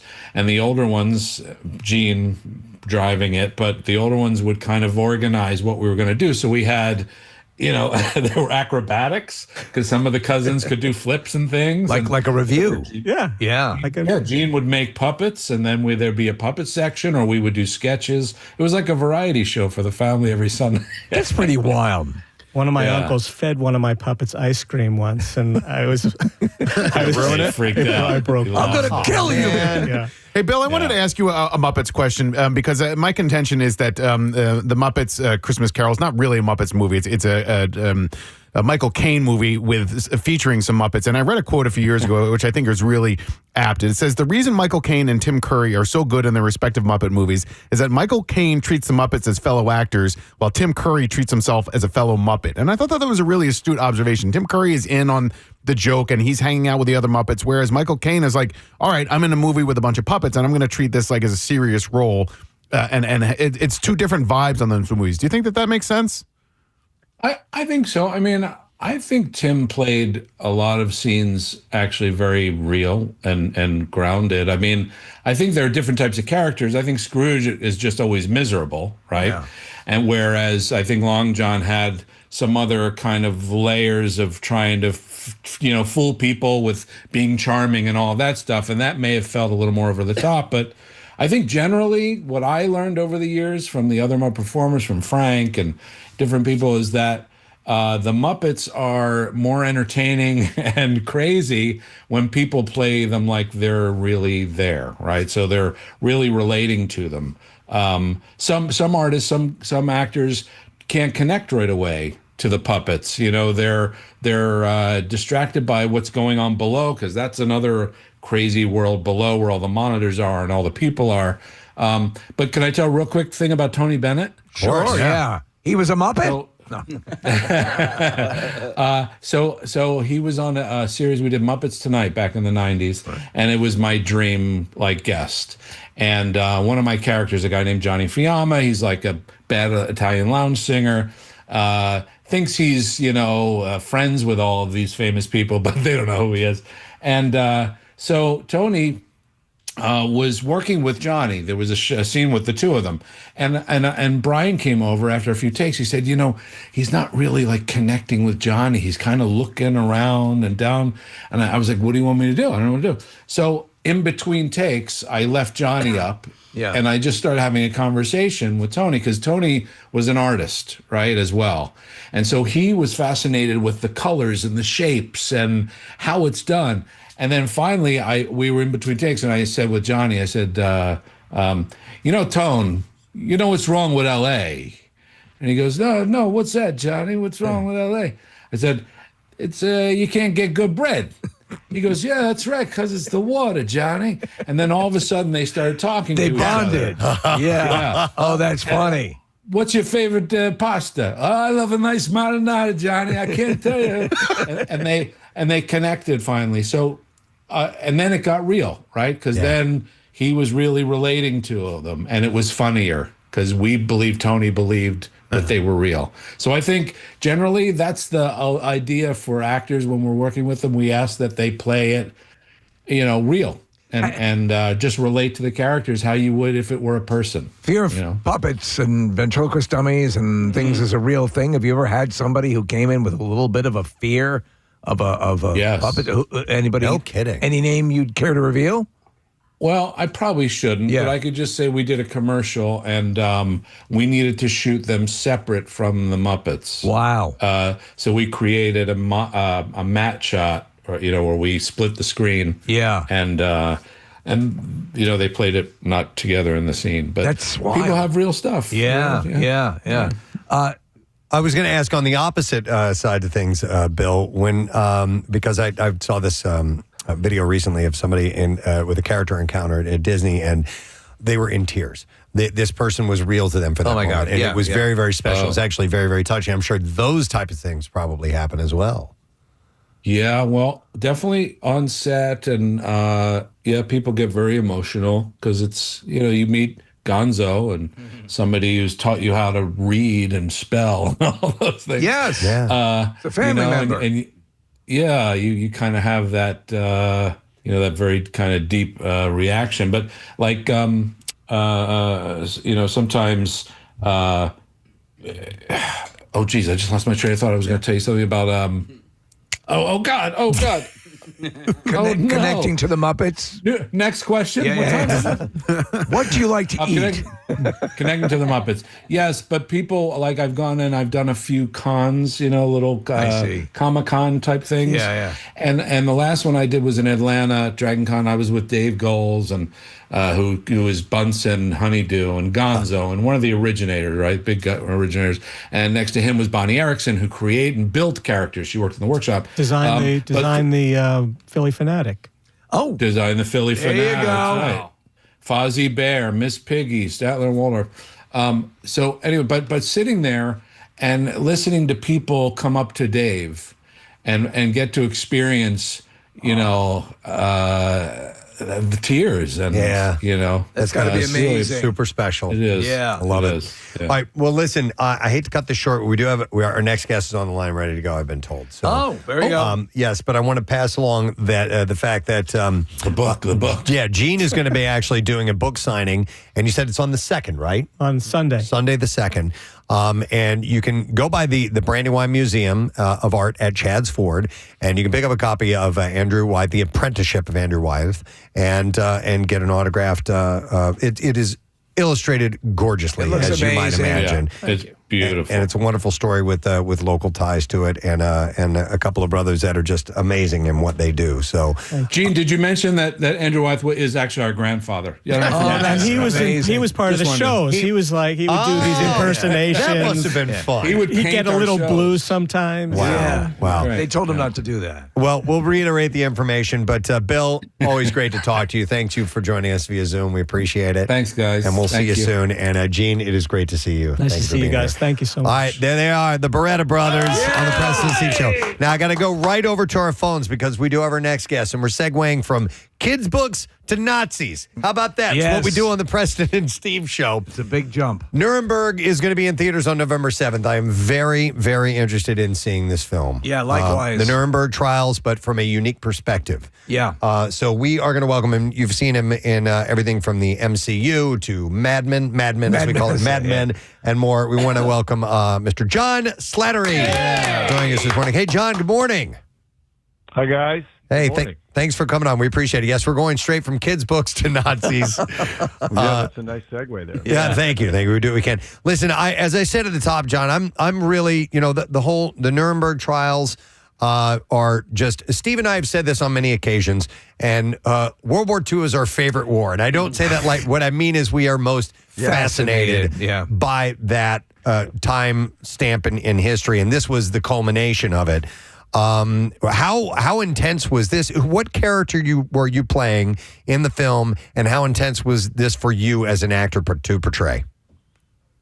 I play a guy named Colonel Burton Andrus, who was the warden of the prison, Nuremberg prison, where these prisoners, the Nazis, were kept while they awaited trial. And the story revolves around Rami Malek plays a fellow named Doug Kelly, who was a shrink, a psychiatrist whose job it was to determine and confirm the the physical and mental well-being of these Nazis to stand trial. And it was a high wire act for everybody because the world was watching, and it was the first time an international military tribunal had been convened. It was the first time crimes against peace, crimes against humanity were prosecuted. It was a really difficult assignment, and it weighed heavily on all of them. Sure. I'm fascinated by this because, I was unaware of this sub-story, but essentially, Colonel Andrus, one of his main charges was to keep these guys from committing suicide, as many had before, to get them to the trial. This was really the first OJ trial, if you will, if you're going to do a retro comparison, on a grand global scale. And there were parties pro and con all around, wondering, could you hold people responsible for what they were told to do during war, and how that all shook out. So you have all this politics going on, but ultimately it distills down to a psychological drama, does it not? It does. The relationship between Russell Crowe's character, Herman Goering, and Doug Kelly. And, I think he sees the commercial aspects of it. Kelly sees that he could be, famous, write a book about this whole thing, and starts out with that kind of sort of cynical point of view. And then, of course, gets to know Herman Goering and is charmed by him. And then the question of the nature of evil comes into play. And on a wider scale, Mike Shannon plays Judge Jackson, who had to figure out a way to try these people. Like you said, you could argue that they were just, or their take on it was that they were just following orders. Yeah.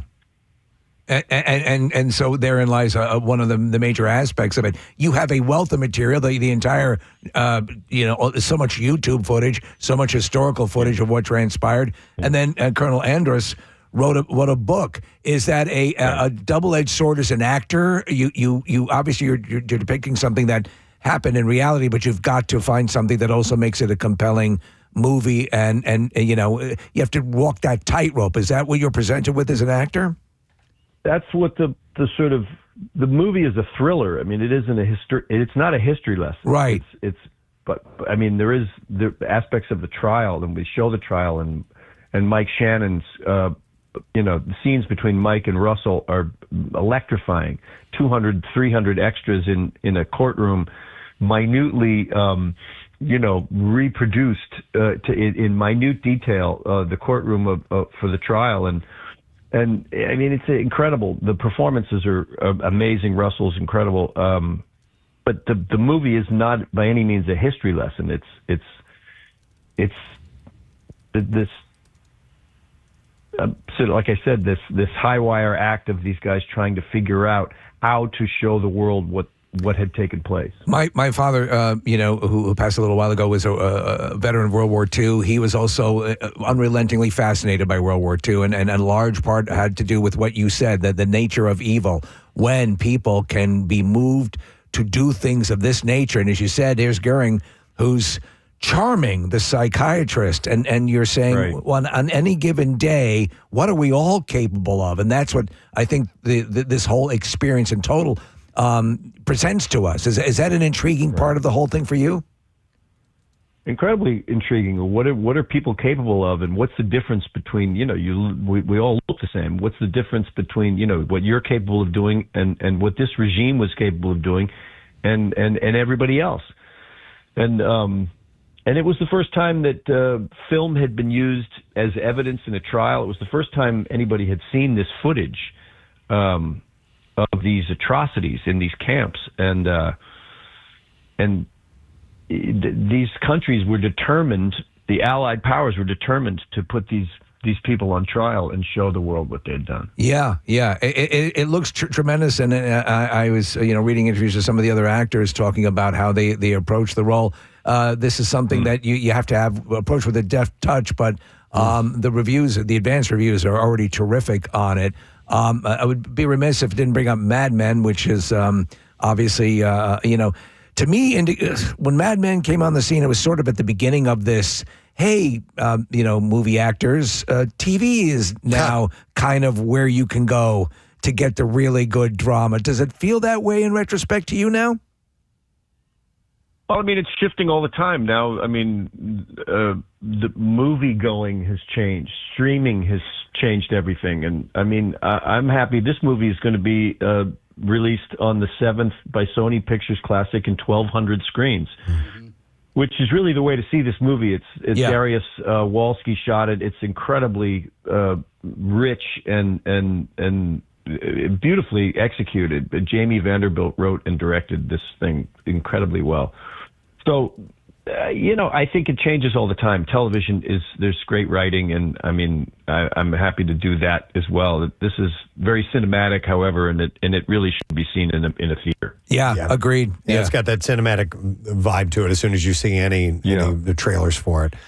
And so when this is coming out on November 7th, and what else is coming up down the road for you, particularly, John? Do you have any other projects that you want to mention?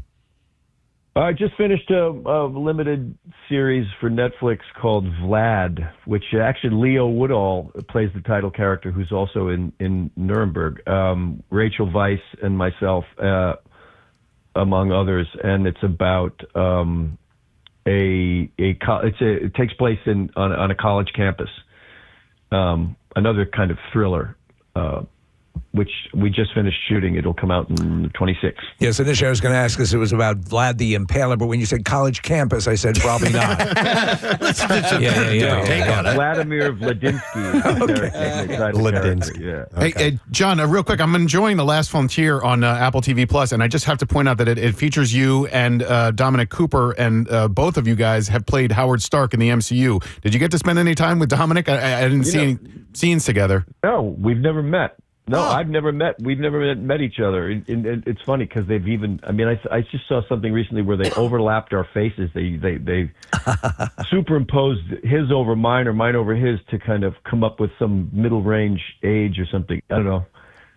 No, but I have yet to meet Dominic, and I look forward to it. I have to ask this question because of all things, you've been in some very high profile things, but you were appearing in the MCU when it was globally on fire. Was there a tectonic shift in your recognition level out on the street after that occurred?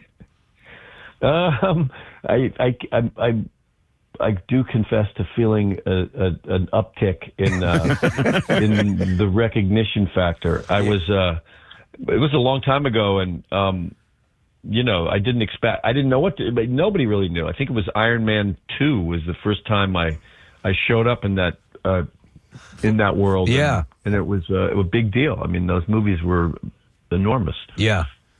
And it's good. Also, again, best seen in the theater. And I think, again, we're all encouraged by the turning back to the theater, especially a lot of times. I remember the original seeing Schindler's List with a group of people, seeing something as powerful as I'm sure this is as well. You share that, you share the humanity, and it makes it a more special experience. I think you hit on it. It's seeing it in a room with other people, in a room designed to watch film. There's nothing like that experience of watching a film in a theater. You're more focused. I mean, you're there for that purpose, and seeing it with other people makes a huge difference. Whether it's a drama or a comedy, I think it's a much better experience. Well, I'm definitely looking forward to this. November 7th, Nuremberg will be in theaters. John, thanks for joining us this morning. Good luck with everything.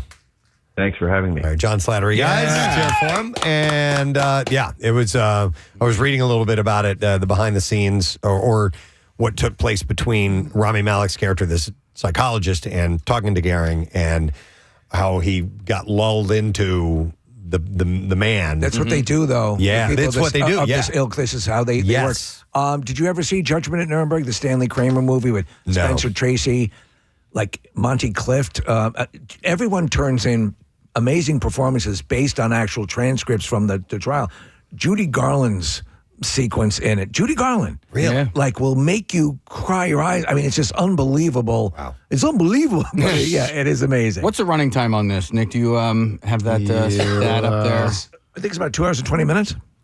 2 hours and 28 minutes. There you go. Okay, that's not bad. Fairly chunky, but not over the top. Wow. Okay. Well, anyhow, Kitchen Nazis. I'm saying, what a perfect. I know. We almost left the Nuremberg conversation with this. Moving right along.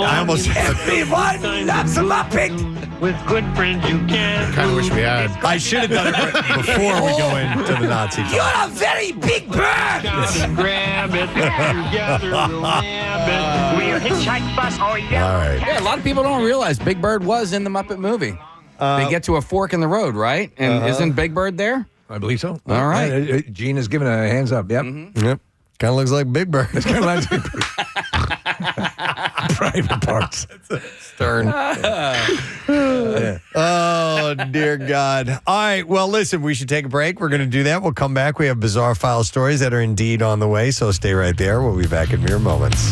It's wrapped up in it, even if that is the last thing you want. No, I've been literally stuck in the middle of a brawl that I had nothing to do with. Those sort of things happen in nightclubs and bars all the time. A lot. You're right. This is just a restaurant. I don't know if they serve Golden alcohol. Corral. I don't know if they serve alcohol, but when alcohol's involved, it happens quite a bit. Now, one time I was, and the bar doesn't even exist anymore. It was in like Wayne. I was in the dance floor and a fight erupted around me, and I didn't know anybody involved in the fight, and I was getting jostled and thrown all over the place. And the next thing you know, my buddy John grabbed me and next thing I know, I'm in the parking lot. I'm like, how the hell did that happen? Good for him. Yeah, the dance floor where the fight happened, there was an exit right there, and it was right at the parking lot. I was like, dude, like saved my life. Yeah. Steve, I don't know if I've been in a brawl like that, but I have been in a food fight in high school, and honestly, it was a lot of fun. Like, you had the feeling that like it was about to start, and then like you'd see one grape go flying, and then like 3 more grapes went in this direction, and then apples started going, and all of a sudden it just turns into mass chaos. And it probably lasted 45 seconds to a minute, but during that time, it was pretty awesome. Nick, I was actually in college when Animal House came out. Okay. And so, yes, that became so common that the school had to put a kibosh on it. They were benevolent. They were food fights. Yeah. But when you're like, you don't know, imagine you're sitting, apparently Golden Corral serves one hell of a steak. Yeah. And imagine you're at a Golden Corral where it's like going to the Cracker Barrel and having a fight between the Bloods and the Crips. Right. Somebody texted and said it was a group of about 60 people. Wait, was this the same one? I don't know if they're referring to the Golden Corral fight or another. It might be continuing from another text, but said that it was a post-funeral group. No serious injuries. That might have been a different thing. Another one says Aramingo Diner in Philly was a brawl every weekend. You know what was bad, from what I understand, Preston? Up here on City Line, the House of Pancakes. Yeah. Oh, really? So it was so bad, and I didn't realize this. And my wife and I went in, we were coming back from something, and it was there. Okay, let's go in. And they actually made us pay in advance. In advance. Right. They had made us pay in advance, and then the woman there indicated that there were people dining and dashing constantly, and people fighting all the time. It was the craziest thing in an international pancake house. Kathy, somebody says Bucksco should get extra points for dinner and a show. Right, exactly. You know. Apparently, I just got a text from a friend who's told me that one of our other friends actually goes to this place. Well, apparently the steak's good. I've been to Golden Corral. Like it is it is what you would imagine it to be. But but the fact that somebody was ready to throw down because they believe the other table got their steak first. Well, and how does it turn into that? Like, aren't you then mad at the server or the chef back in the kitchen who sent somebody else's out first? Like, how does it turn into everyone involved? What can happen is, somebody asks a question, well, how come they got their food before I did? And then that person in that Why don't you mind your own business? Yeah, might say something back, and then next thing you know, it's all in. People are being absolute idiots. Hang on a second here. Let me go to Heather. Hi, Heather. Good morning. It's that you just look so nice today. Well done. Thank you. What's up, Heather? I literally just got out of the shower. This is not even funny. Okay. I watch 6 ABC every morning, and morning, noon, and night, and they had an update. They had the guy that threw the high chair, and he ordered his steak like on the rarer side, and the guy in front of him, because I think you line up and you tell the person behind the glass how you want it, what you want, and the guy in front of him got so pissed off that he got his steak first that he started the argument, and he hit him, and then the guy defended himself with the chairs. But I've been to that place once, and I will never go back. So, and apparently the guy got his steak quicker because He ordered it rare. Yeah. And Yeah. therefore, it takes less time to cook. Yeah. Exactly. So, number one, I don't go to Golden Corral for steak. I go to Fogo. Hello. And I'm telling you, like, really, like, over a steak, like, I don't know. Well, there's no rhyme or reason, but if you're gonna brawl, the fact that it happens at a Golden Corral, which I always would consider a senior citizen afternoon dinner at 2:15 kind of place, and you're having a full blown Hell's Angels type Altamont rally. I remember that one of the last big, huge brawls here that I remember seeing was at a wedding at the Sheraton in Old City. Somebody died, I think. Did they that die? one? Really? Mm-hmm. I didn't remember that. I remember there was something. What happened, Preston, is that the people who were covering it video-wise were up on a balcony. Yeah, you had a and they good were view. catching the whole thing. Yeah. I've seen a brawl. Actually, I have seen a brawl take place at a wedding, and it was. Thank God I had no connection to the people. My girlfriend at the time did. And it was the classic case where they get the guy out and he's putting the garter up on the thigh, and the actual groom thought it was a little bit too much. Oh. And so they got in and threw down and out on the dance floor. Now, it wasn't 50 people fighting over a steak, but it's like 10, 15, 20 people going at it. Yeah. And I was loving it. Yeah, I've only seen those at bars, at nightclubs. Usually it was a dance club where people are bouncing around on the dance floor. Sure, something yeah, like yeah. that, and then all of a sudden somebody gets into somebody's space or whatever happens, and that's it. And then there's a brawl, and then and Casey, like you were like your friend pulled you out of there. The security teams, the bouncers, a lot of times don't have much discretion in who they're going to toss out because they don't know what happened. They just got to get in there and start yanking people out. Yeah. You just have to. And a couple can get a little overzealous, and it can turn real ugly real quick. Pain don't hurt. There you go. Yeah, I thought it'd be bigger. Yeah, absolutely. at the Golden Corral. Yeah, there's a place in Ridley. It had changed so many different names. At one point, it was a Brownies. It was a Wade's Irish Pub. I mean, I watched a couple of things happen there. I watched this chick just hurl a bottle into a group of. She had no idea who she was throwing or who she was going to hit or anything. Well, I mean, but I mean, you would expect like bouncers and people to be there. Yeah. A Golden Corral wouldn't. Honestly, yeah. Wouldn't have a bouncer. No, you have a hostess. Yeah. Or a host. Hey, if there's a brawl, we need you to to handle the situation. Some 17-year-old girl. Yeah. Braces. Could you put that table down? Well, as a comedian was on last week with us, he was saying it's not the Silver Corral, Yeah. it's the Golden Corral. Right. Wow. Well, this video footage is just crazy, man. I mean, it's like it's scary. People picking up chairs and hurling them across a room. Yeah, I've been in fights, but I've never been, in the middle of a brawl like that, and I don't know how I would react. Again, the notion that you're not getting your steak in time doesn't seem to be a real reason to throw down. On a different note, and we'll take the calls as they're coming in if you guys want to comment on this, but it does have to do with the restaurant and a bit of a scene that took place. And I wanted to make sure that I mentioned this. Casey actually sent this story to us over the weekend, and I forgot to mention it yesterday.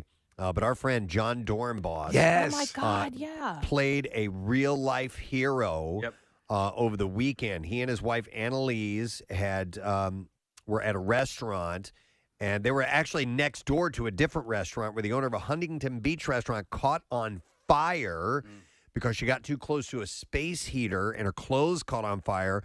Dornbos jumped into action and may have saved this woman's life. According to eyewitnesses on the scene, his quick thinking and action was exactly what needed to happen. Her name was Anna Nakayo, the co-owner of Veggielicious, and the victim of the fire has undergone 2 surgeries, according to her husband, Akira, after suffering 2nd and 3rd degree burns. Jeez. It could have been much worse if not for Dornbos's help. He said, the news interviewed him, he said, I grabbed my wife's blanket and I got her to the ground, meaning the woman who was on fire, and was just like, hey, help me out. I got you. You're going to be alive. It's okay. And I remember her looking at me, and I just said, honey, it's okay. You're alive. And we did it. So he smothered the flames with the blanket, and she was engulfed. Yeah. I mean, good Lord. Like, she may have difficulty walking after this. Yeah, I actually had a nice correspondence with John about this.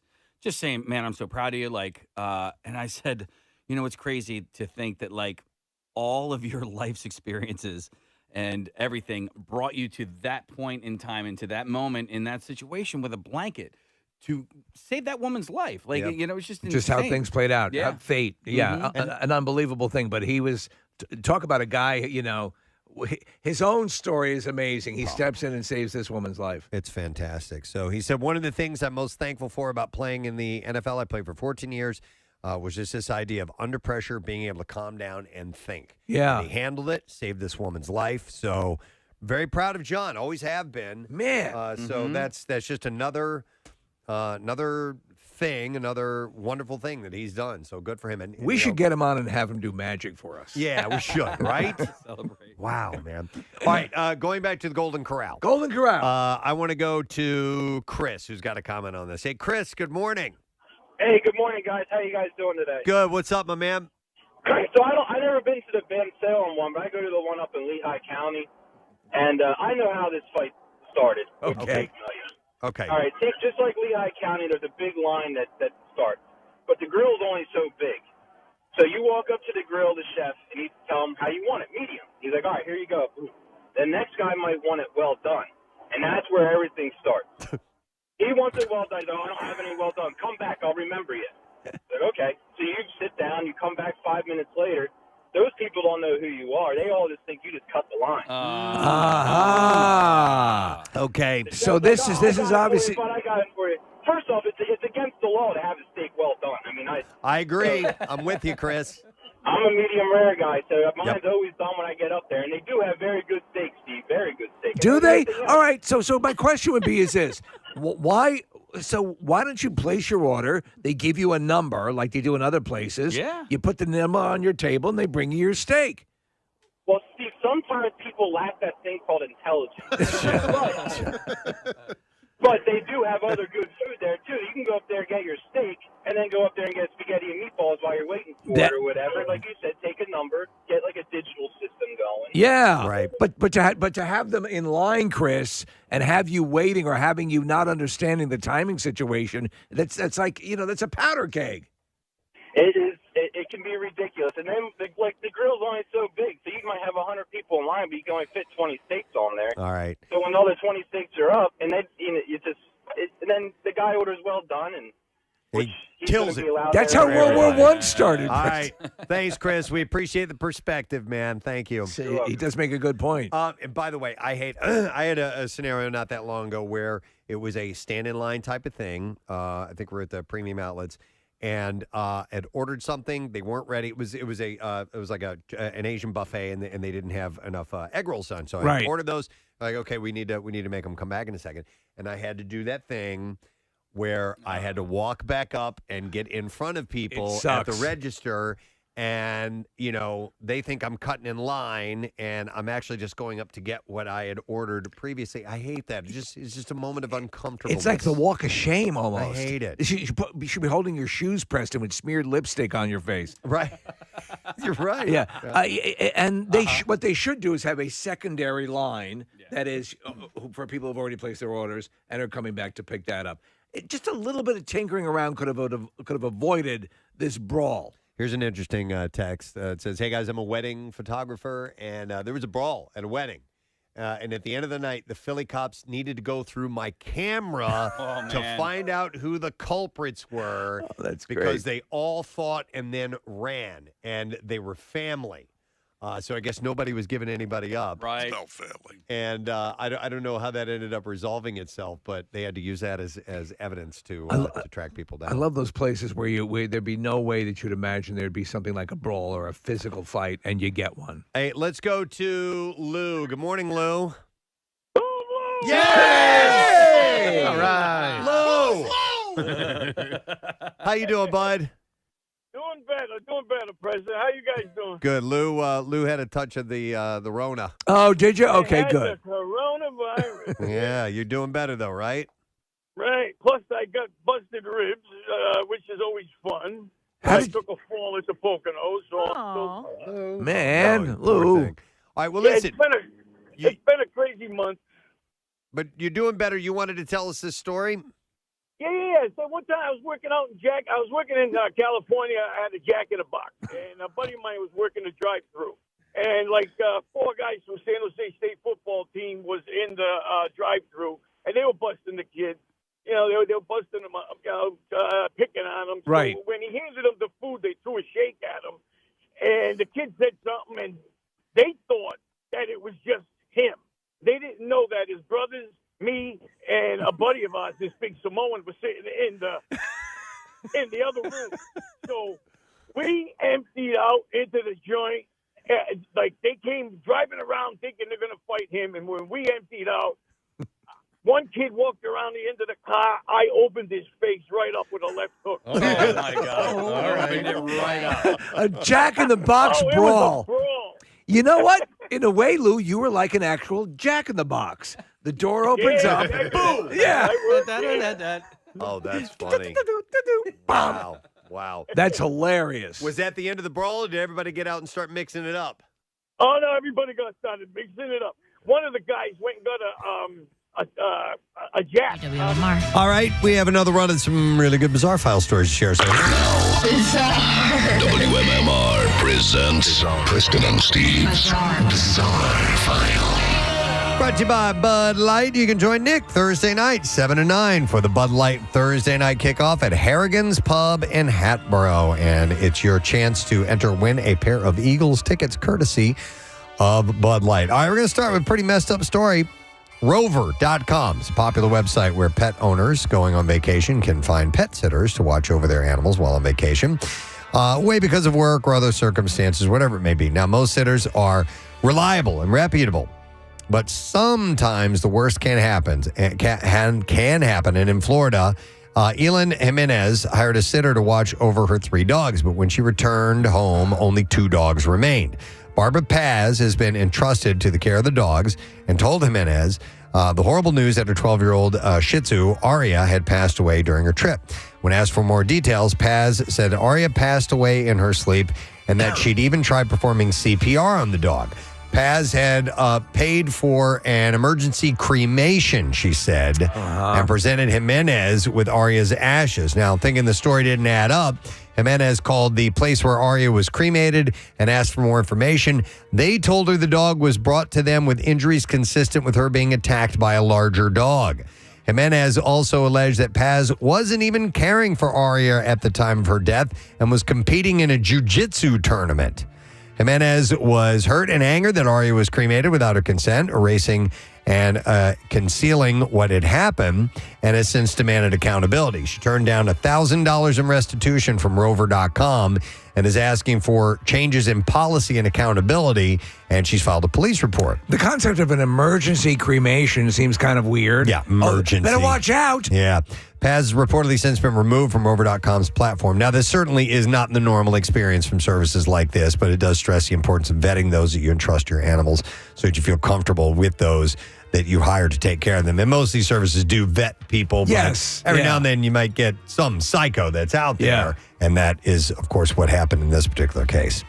Marcela Montalva Erate arrived from Chile to Australia with her boyfriend and ended up suffering a broken neck thanks to a magpie attack. Oh, a bird. Yeah.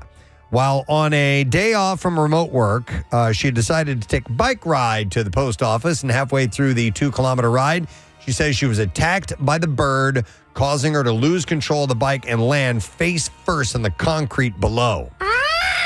She says the last thing she remembered hearing was the screeching of the magpie. Oh, wait 1 second. Yes. Here we go. And then everything went black.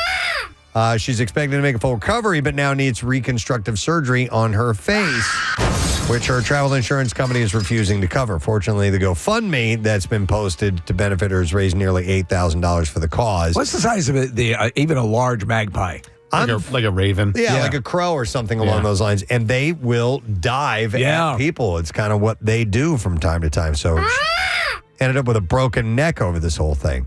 All right, we need a feel-good story, so I'm going to give this one to you. Last month, California farm workers Carlos Pera Romero and Angel Zarco rescued 20 children from a burning school bus in Madera County. It's amazing. It's like the movie with Matthew McConaughey case. They were working on a broken tractor when they saw the bus catch fire and quickly alerted the driver. Zarco says that the fire started within minutes and there were about 20 students still on board. Romero and Zarco helped each of the terrified children escape the bus. Some of the kids ran and hid behind almond trees because they didn't know where else to go. The men tried to use a fire extinguisher, but the flames had already gotten too big to contain.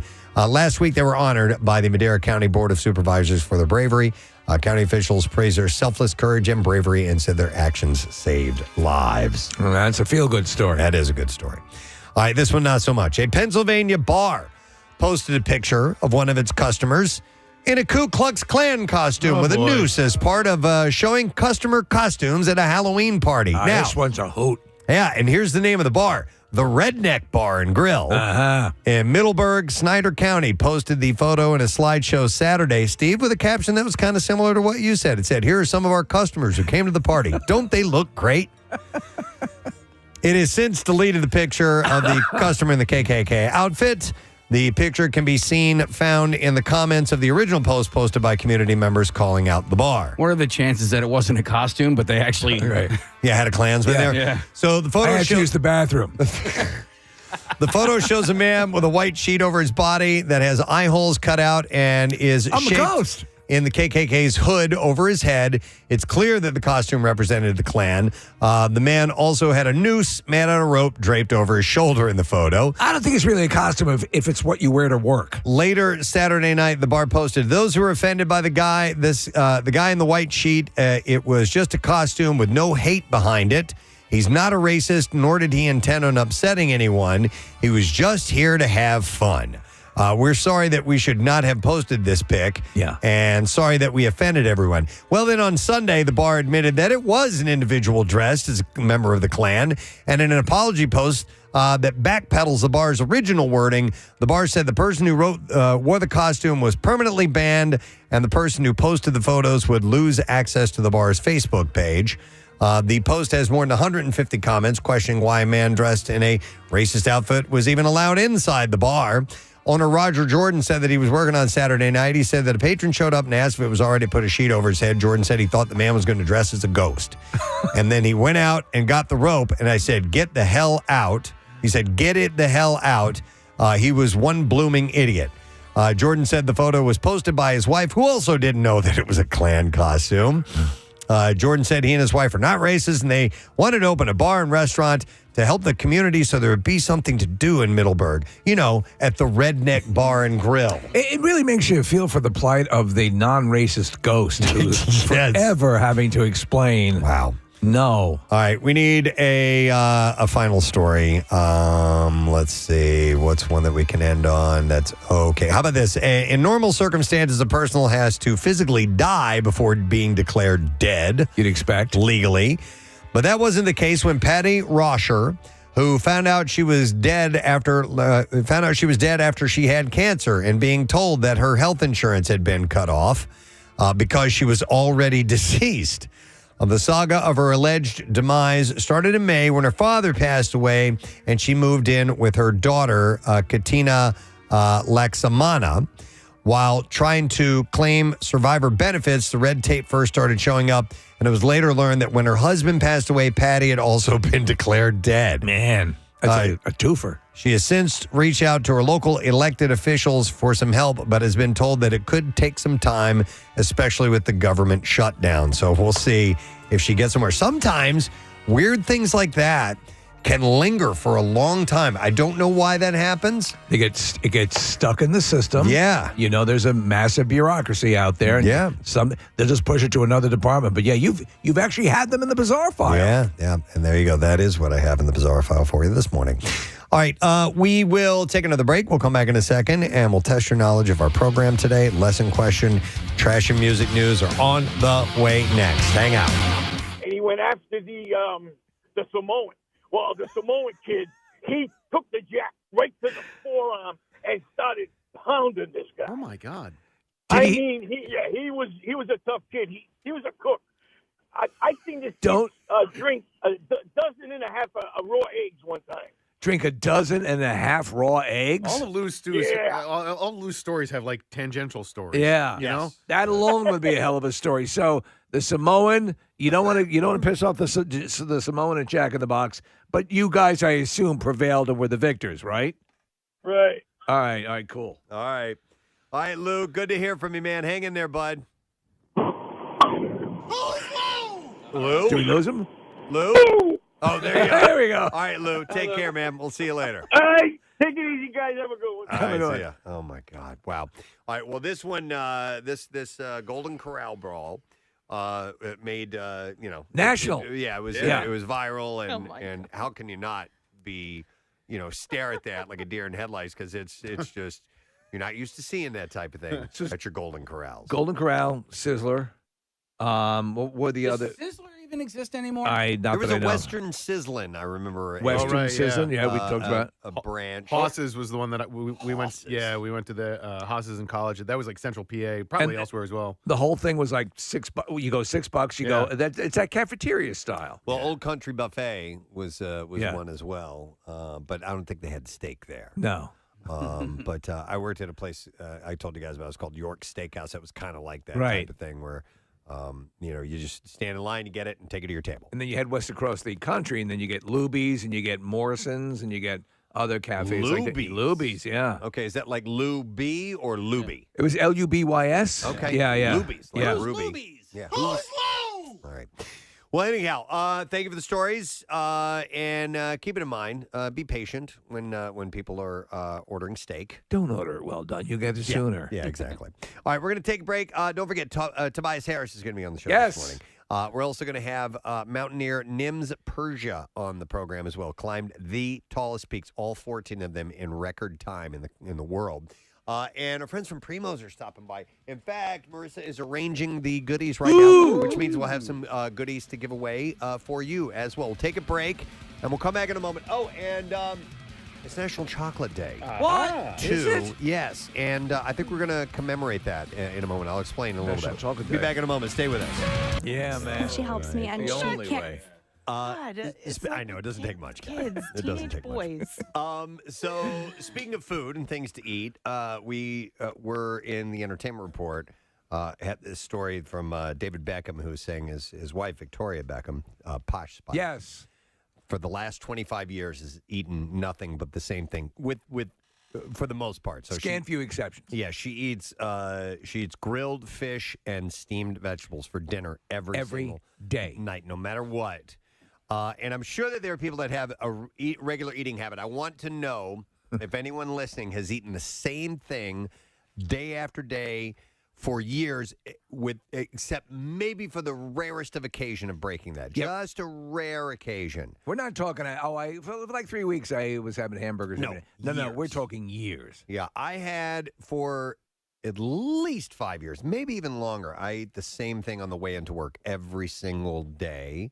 I get into a habit. I get into a routine. I'm like, I like the taste of this. It suits my dietary needs. It's a ritual, and I'll get it done. Yes. So I would have every morning. I would stop by Wawa and I would get a cup of coffee. I would get a non-fat milk and one of those blueberry breakfast bars. Right. I don't know if Kellogg's makes them. I forgot who makes them, but I would eat that every single day, and I ate that for at least 5 years. I realized it one day. I'm like, oh my God, you never deviate from this ever. That's like an on-the-go I'm grabbing. Did you ever have a situation where you ate the same thing you prepared or had it prepared the Not same for way? years. For years. No. Okay. No, never did. So when we were talking about this a little bit ago, you remember our friend Teacher Face? Yes. My Teacher Face. Yeah, she's great. She won teacher best high school teacher, and then came to the Emma Barbecue. Anyway, she sent me a message. She says, I eat the same thing for lunch every single day, and I have my entire teaching career. When I keep my calories consistent up until dinner, then I can go eat like a Viking at dinner time. Yeah. So for her, every day at lunch has been the same meal her entire teaching career. Wow. So I think maybe the habit of it, you get in that habit, and then you like the benefits of it. I agree. I told you my super weird lunch for many years was an iced tea, an ST iced tea, and a pickle. That was it. That was it. That was it for throughout junior high and the first year, 2 years of high school. Wow. That was it. Okay. Eating lunch was never a main. It was more, okay, here's something. But now that I think back on that, I'm like, what in the hell? Yeah. I know somebody who's a very plain eater and doesn't like to experiment or taste other things. And I don't know if he eats the same thing every day, but pretty much. He'll have chicken. He'll go as far as wings, and then that's it. And no, like, mashed potatoes are fancy. So nothing. Yeah, there's nothing people like that have limited, intake. Yeah, limited menu. But that I'm curious about the exact same meal at the same time every day. I have for the past few years now, and it's breakfast that I normally eat the same thing. I have a banana and coffee every day on my way to work, like for years now. But it's been a Quest protein bar and or Quest protein cookie for about 3 or 4 years now. I have pretty much the same lunch every day. You guys always see me eating my lunch. Yeah. Salad and cottage cheese and grapes. Yeah. And that's pretty much it. Yeah. And that's what I've been eating today for it's years. Philly pretzels. Yes, we are. Thank you very much to Philly Pretzel Factory for stopping in this morning. All right, let me get some calls here. I'm going to go to Todd. Hey, Todd, good morning. Good morning. Sorry to bother you guys at work. Nah, it's all good, buddy. So what do you eat for? So is it one meal or the same things all day long? What's your regular routine? So when I was in grad school and my first couple of jobs out of college before I got married, I was on Weight Watchers, and I just found the sweet spot of what worked for me. And every morning for breakfast, I'd have 2 eggs over easy with a quarter cup of cottage cheese and a quarter cup of blueberries and a glass of skim milk. And for lunch, I'd have tuna fish on the thin bread. Yes. Right. Yeah. Like fruit. All right. And it just works. And how long? How long did you have that every single day? So it was, to be fair, it was usually like Monday through Friday. All right. During work days, but it was probably for 4 years. Okay. All right. That's not bad. And that's very healthy, by the way. What he was eating was was pretty damn healthy. Yep. It worked. Yeah, well, listen. Thanks, man. If you have something like that that's foundational, I get it. The funny thing is, if you have a food of preference and you never veer from that food over the course of years. All right, here we go. Here's one. Let me go to Sean. Hey, Sean, good morning. Morning, you Presbo. How are you? Morning, it, buddy. I am good, man. All right, so yours has been a long run, right? Yeah, 17 years since I've been doing this job. I've been bringing for lunch peanut butter and jelly every day for 17 years. 17 years. Without deviating from that. That's wild. And let me ask you, Sean, have you ever gotten tired of it? No, I have it right behind me right now. How about that? Yeah. Do you get excited? It's lunchtime. No, I love it. Matter of fact, once a month, the company here buys pizza for everybody. 93.3 WMMR Ross with some Lincoln Park on this Tuesday morning, the Preston and Steve Show. We have a lesson question coming up. No, not lesson question. We do that tomorrow. Where am I? We have the letter of the day. They both start with L. See where my mind is. Friggin' day. All over the damn place. Tuesday, right? It is. Excuse me, and I just burped. Oh, man. Good one?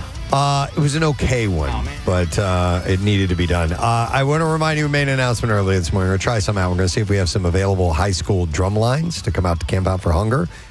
Thinking about just featuring a school a day to play, because they sound so great when they perform, and you get to see them live or just hear it on the radio, whatever it is. There are so many talented drum lines. So if you're interested, we are going to do this Monday through Friday, November 10th through the 14th. At Campout for Hunger, and you can reach out to us, text the word drum to 610-660-9333. We'll send you a link, and we'll see. It depends on the response we get. We're kind of doing this last minute. Yes. Less than a couple weeks away, so we'll throw it out there and see what we get. In the meantime, it's lesson question time. We are going to give away a pair of tickets I am doing lesson question. Yeah. God, I was thinking stupid question when I said lesson question. Well, you said it and I agreed. Oh, my God. We're both basket cases. I didn't even drink last night. What's wrong with me? I know. Well, start drinking. I know I need to start drinking. You need to start drinking. We're going to give away a pair of tickets as MMR and Never Ending 90s presents Ezra Ray Hart. What is that? Friday, December 5th? Well, it is Kevin Griffin of Better Than Ezra, Mark McGrath of Sugar Ray, and Emerson Hart of Tonic, all performing on stage. So here's the question that we posed to you.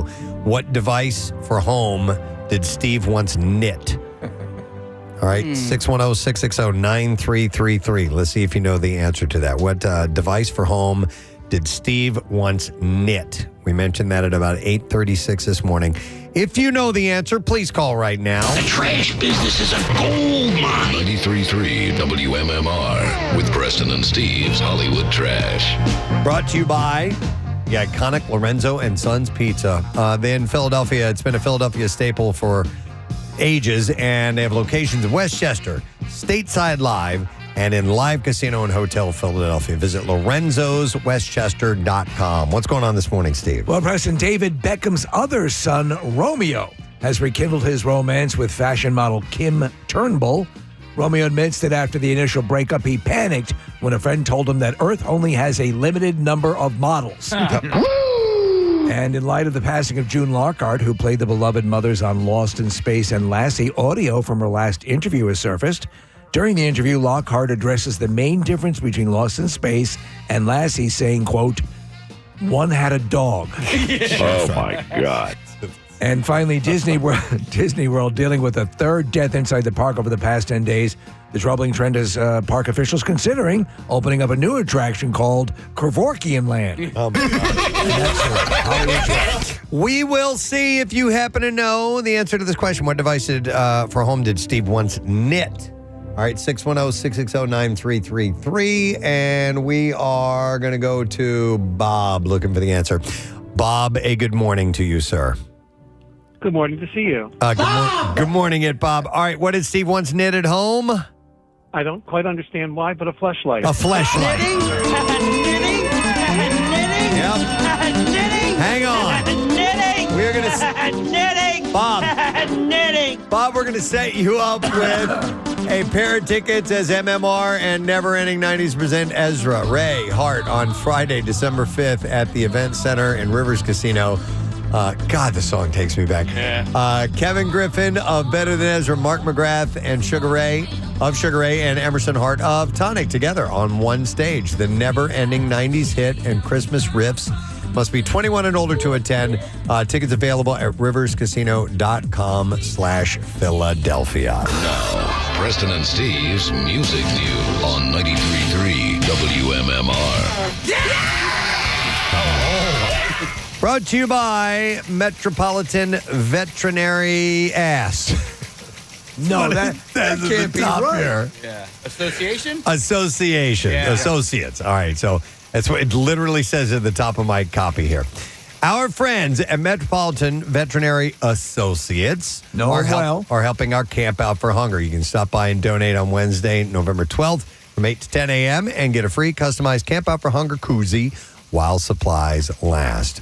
So Tony Iommi's stunned fans with an unplanned guitar solo at Sadler's Wells Theater. The performance came during Wednesday's showing of Black Sabbath, The Ballet, by the Birmingham Royal Ballet.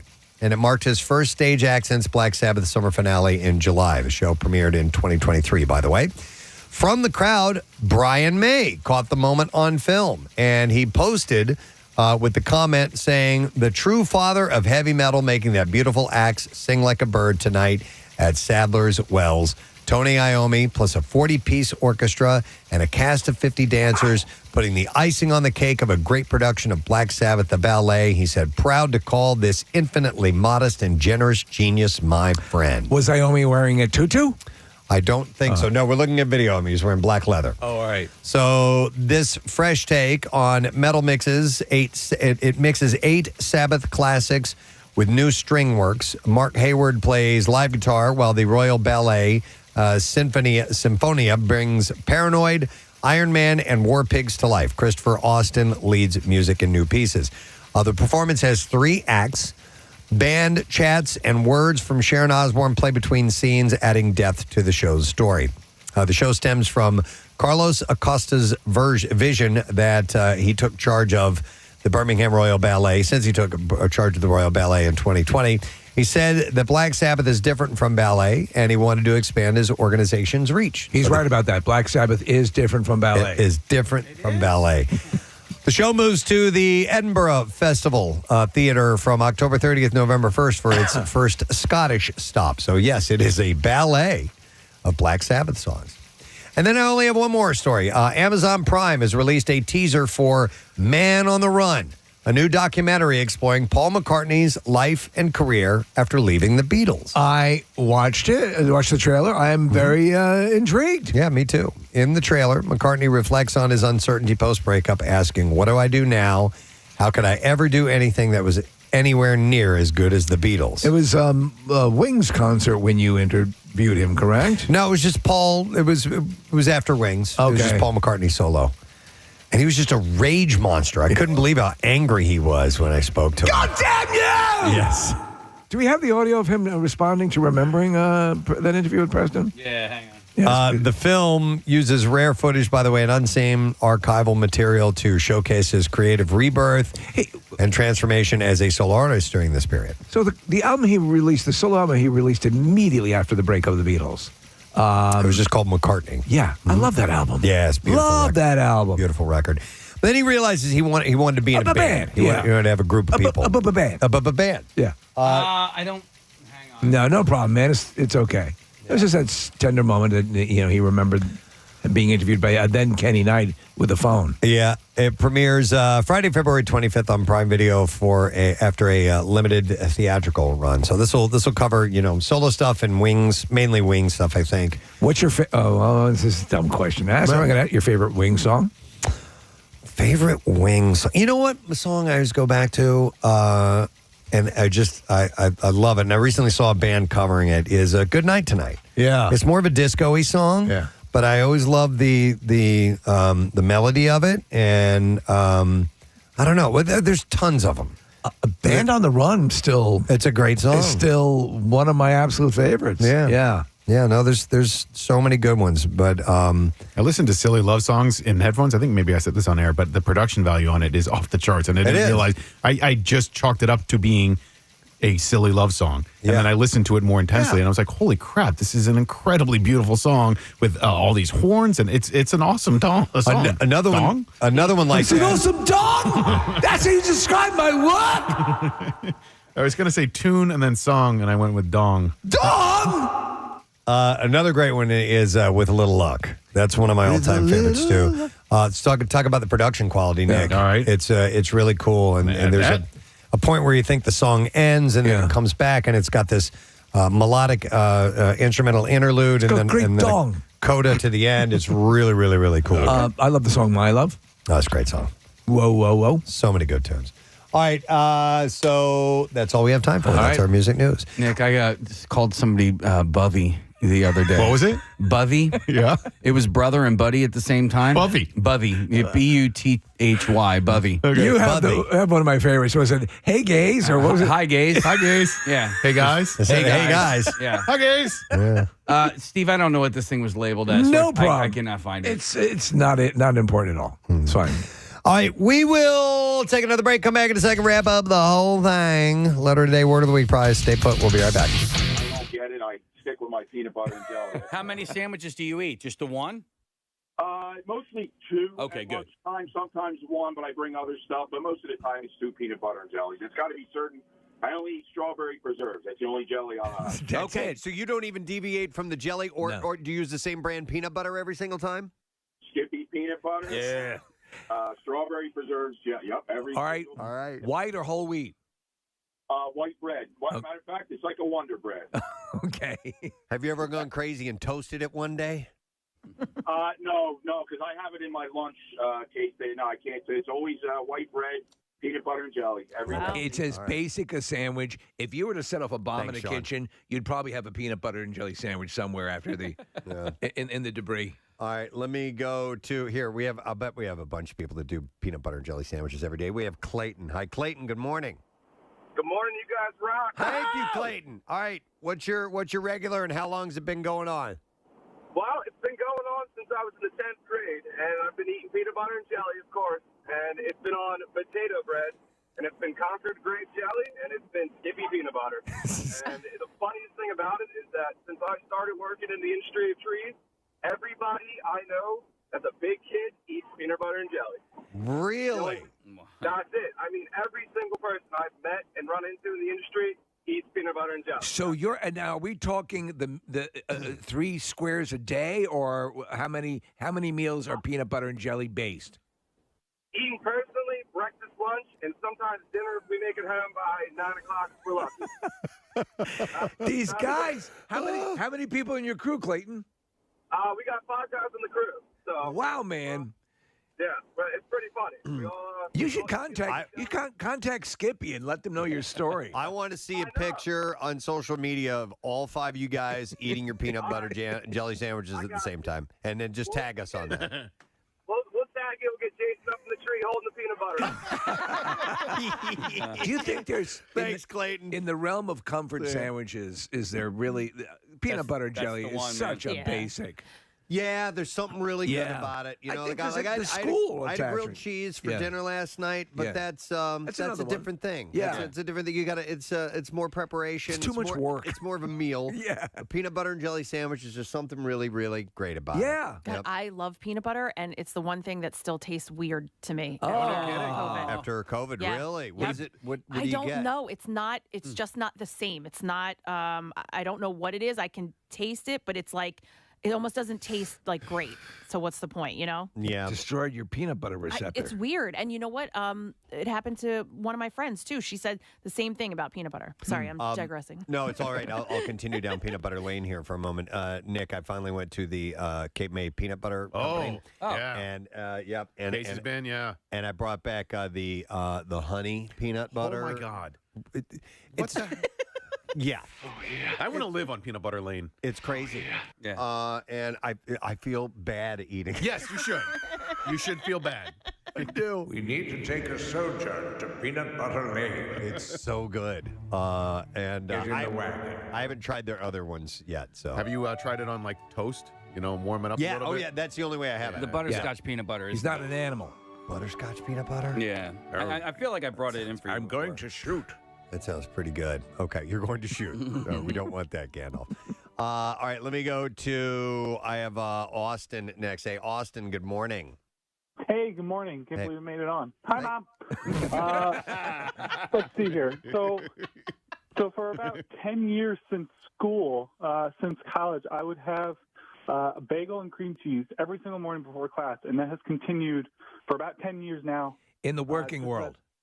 In the working world now, yep. I make a bagel and cream cheese every morning before work. I eat it at work. It's a standard. It's a standard one, and it's a standard for a lot of people. That's why you'll go into places and they'll have pre-cream cheesed bagels at the ready because it's such a standard. And here's the thing I want to point out, Austin, is it's still just as satisfying to have that today as it was back. Toasting it, nice warm bagel with some soft cream cheese is the best thing ever. All right. You know what? There is, and right. we've I love talked it. about how deeply mired in ritual you and I are, and if there's a deviation, it'll throw us off.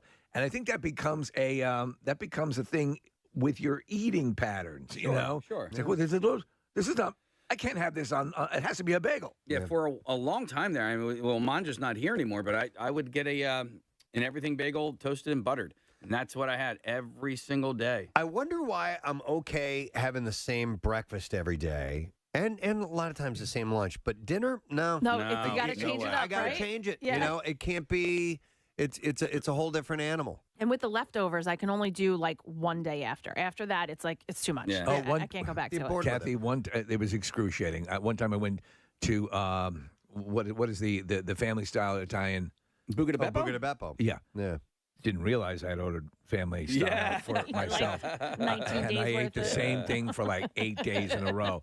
And it does become like annoying. It's so annoying quickly. But you know what, like, Press, with that whole breakfast and lunch thing, it's kind of like what my teacher face was saying. Like, I kind of, at this point, I like kind of like eating the same thing for breakfast and lunchish, and then rock the dinner. Yeah, I got you. We'll go to Lou next. Hey, Lou, good morning. Hey, good morning. How are you guys? Good, buddy. All right, Lou, what have you been eating? Lou from Delco. Okay, all right. Go ahead, Lou. So I worked at private ambulance, and a friend of mine owned Zach's Hamburgers, and every night for dinner, we ate there for about 3 years. Burgers, fries, and shakes. on our way between calls. It was, Every night for 3 years, the same dinner. Oh my God, yeah. It was, and I still, it's like mental. If I go near Zach's, I got to pull in. Hey, does Zach still just have the one location at 5 Points? No? No, there's 3 or 4. The original location was down on Chester Pike. That was perfect for us because we used to drive between 2 places and go right by it. Okay. But they have one in Folsom and then that one in 5 Points. Yeah, Okay.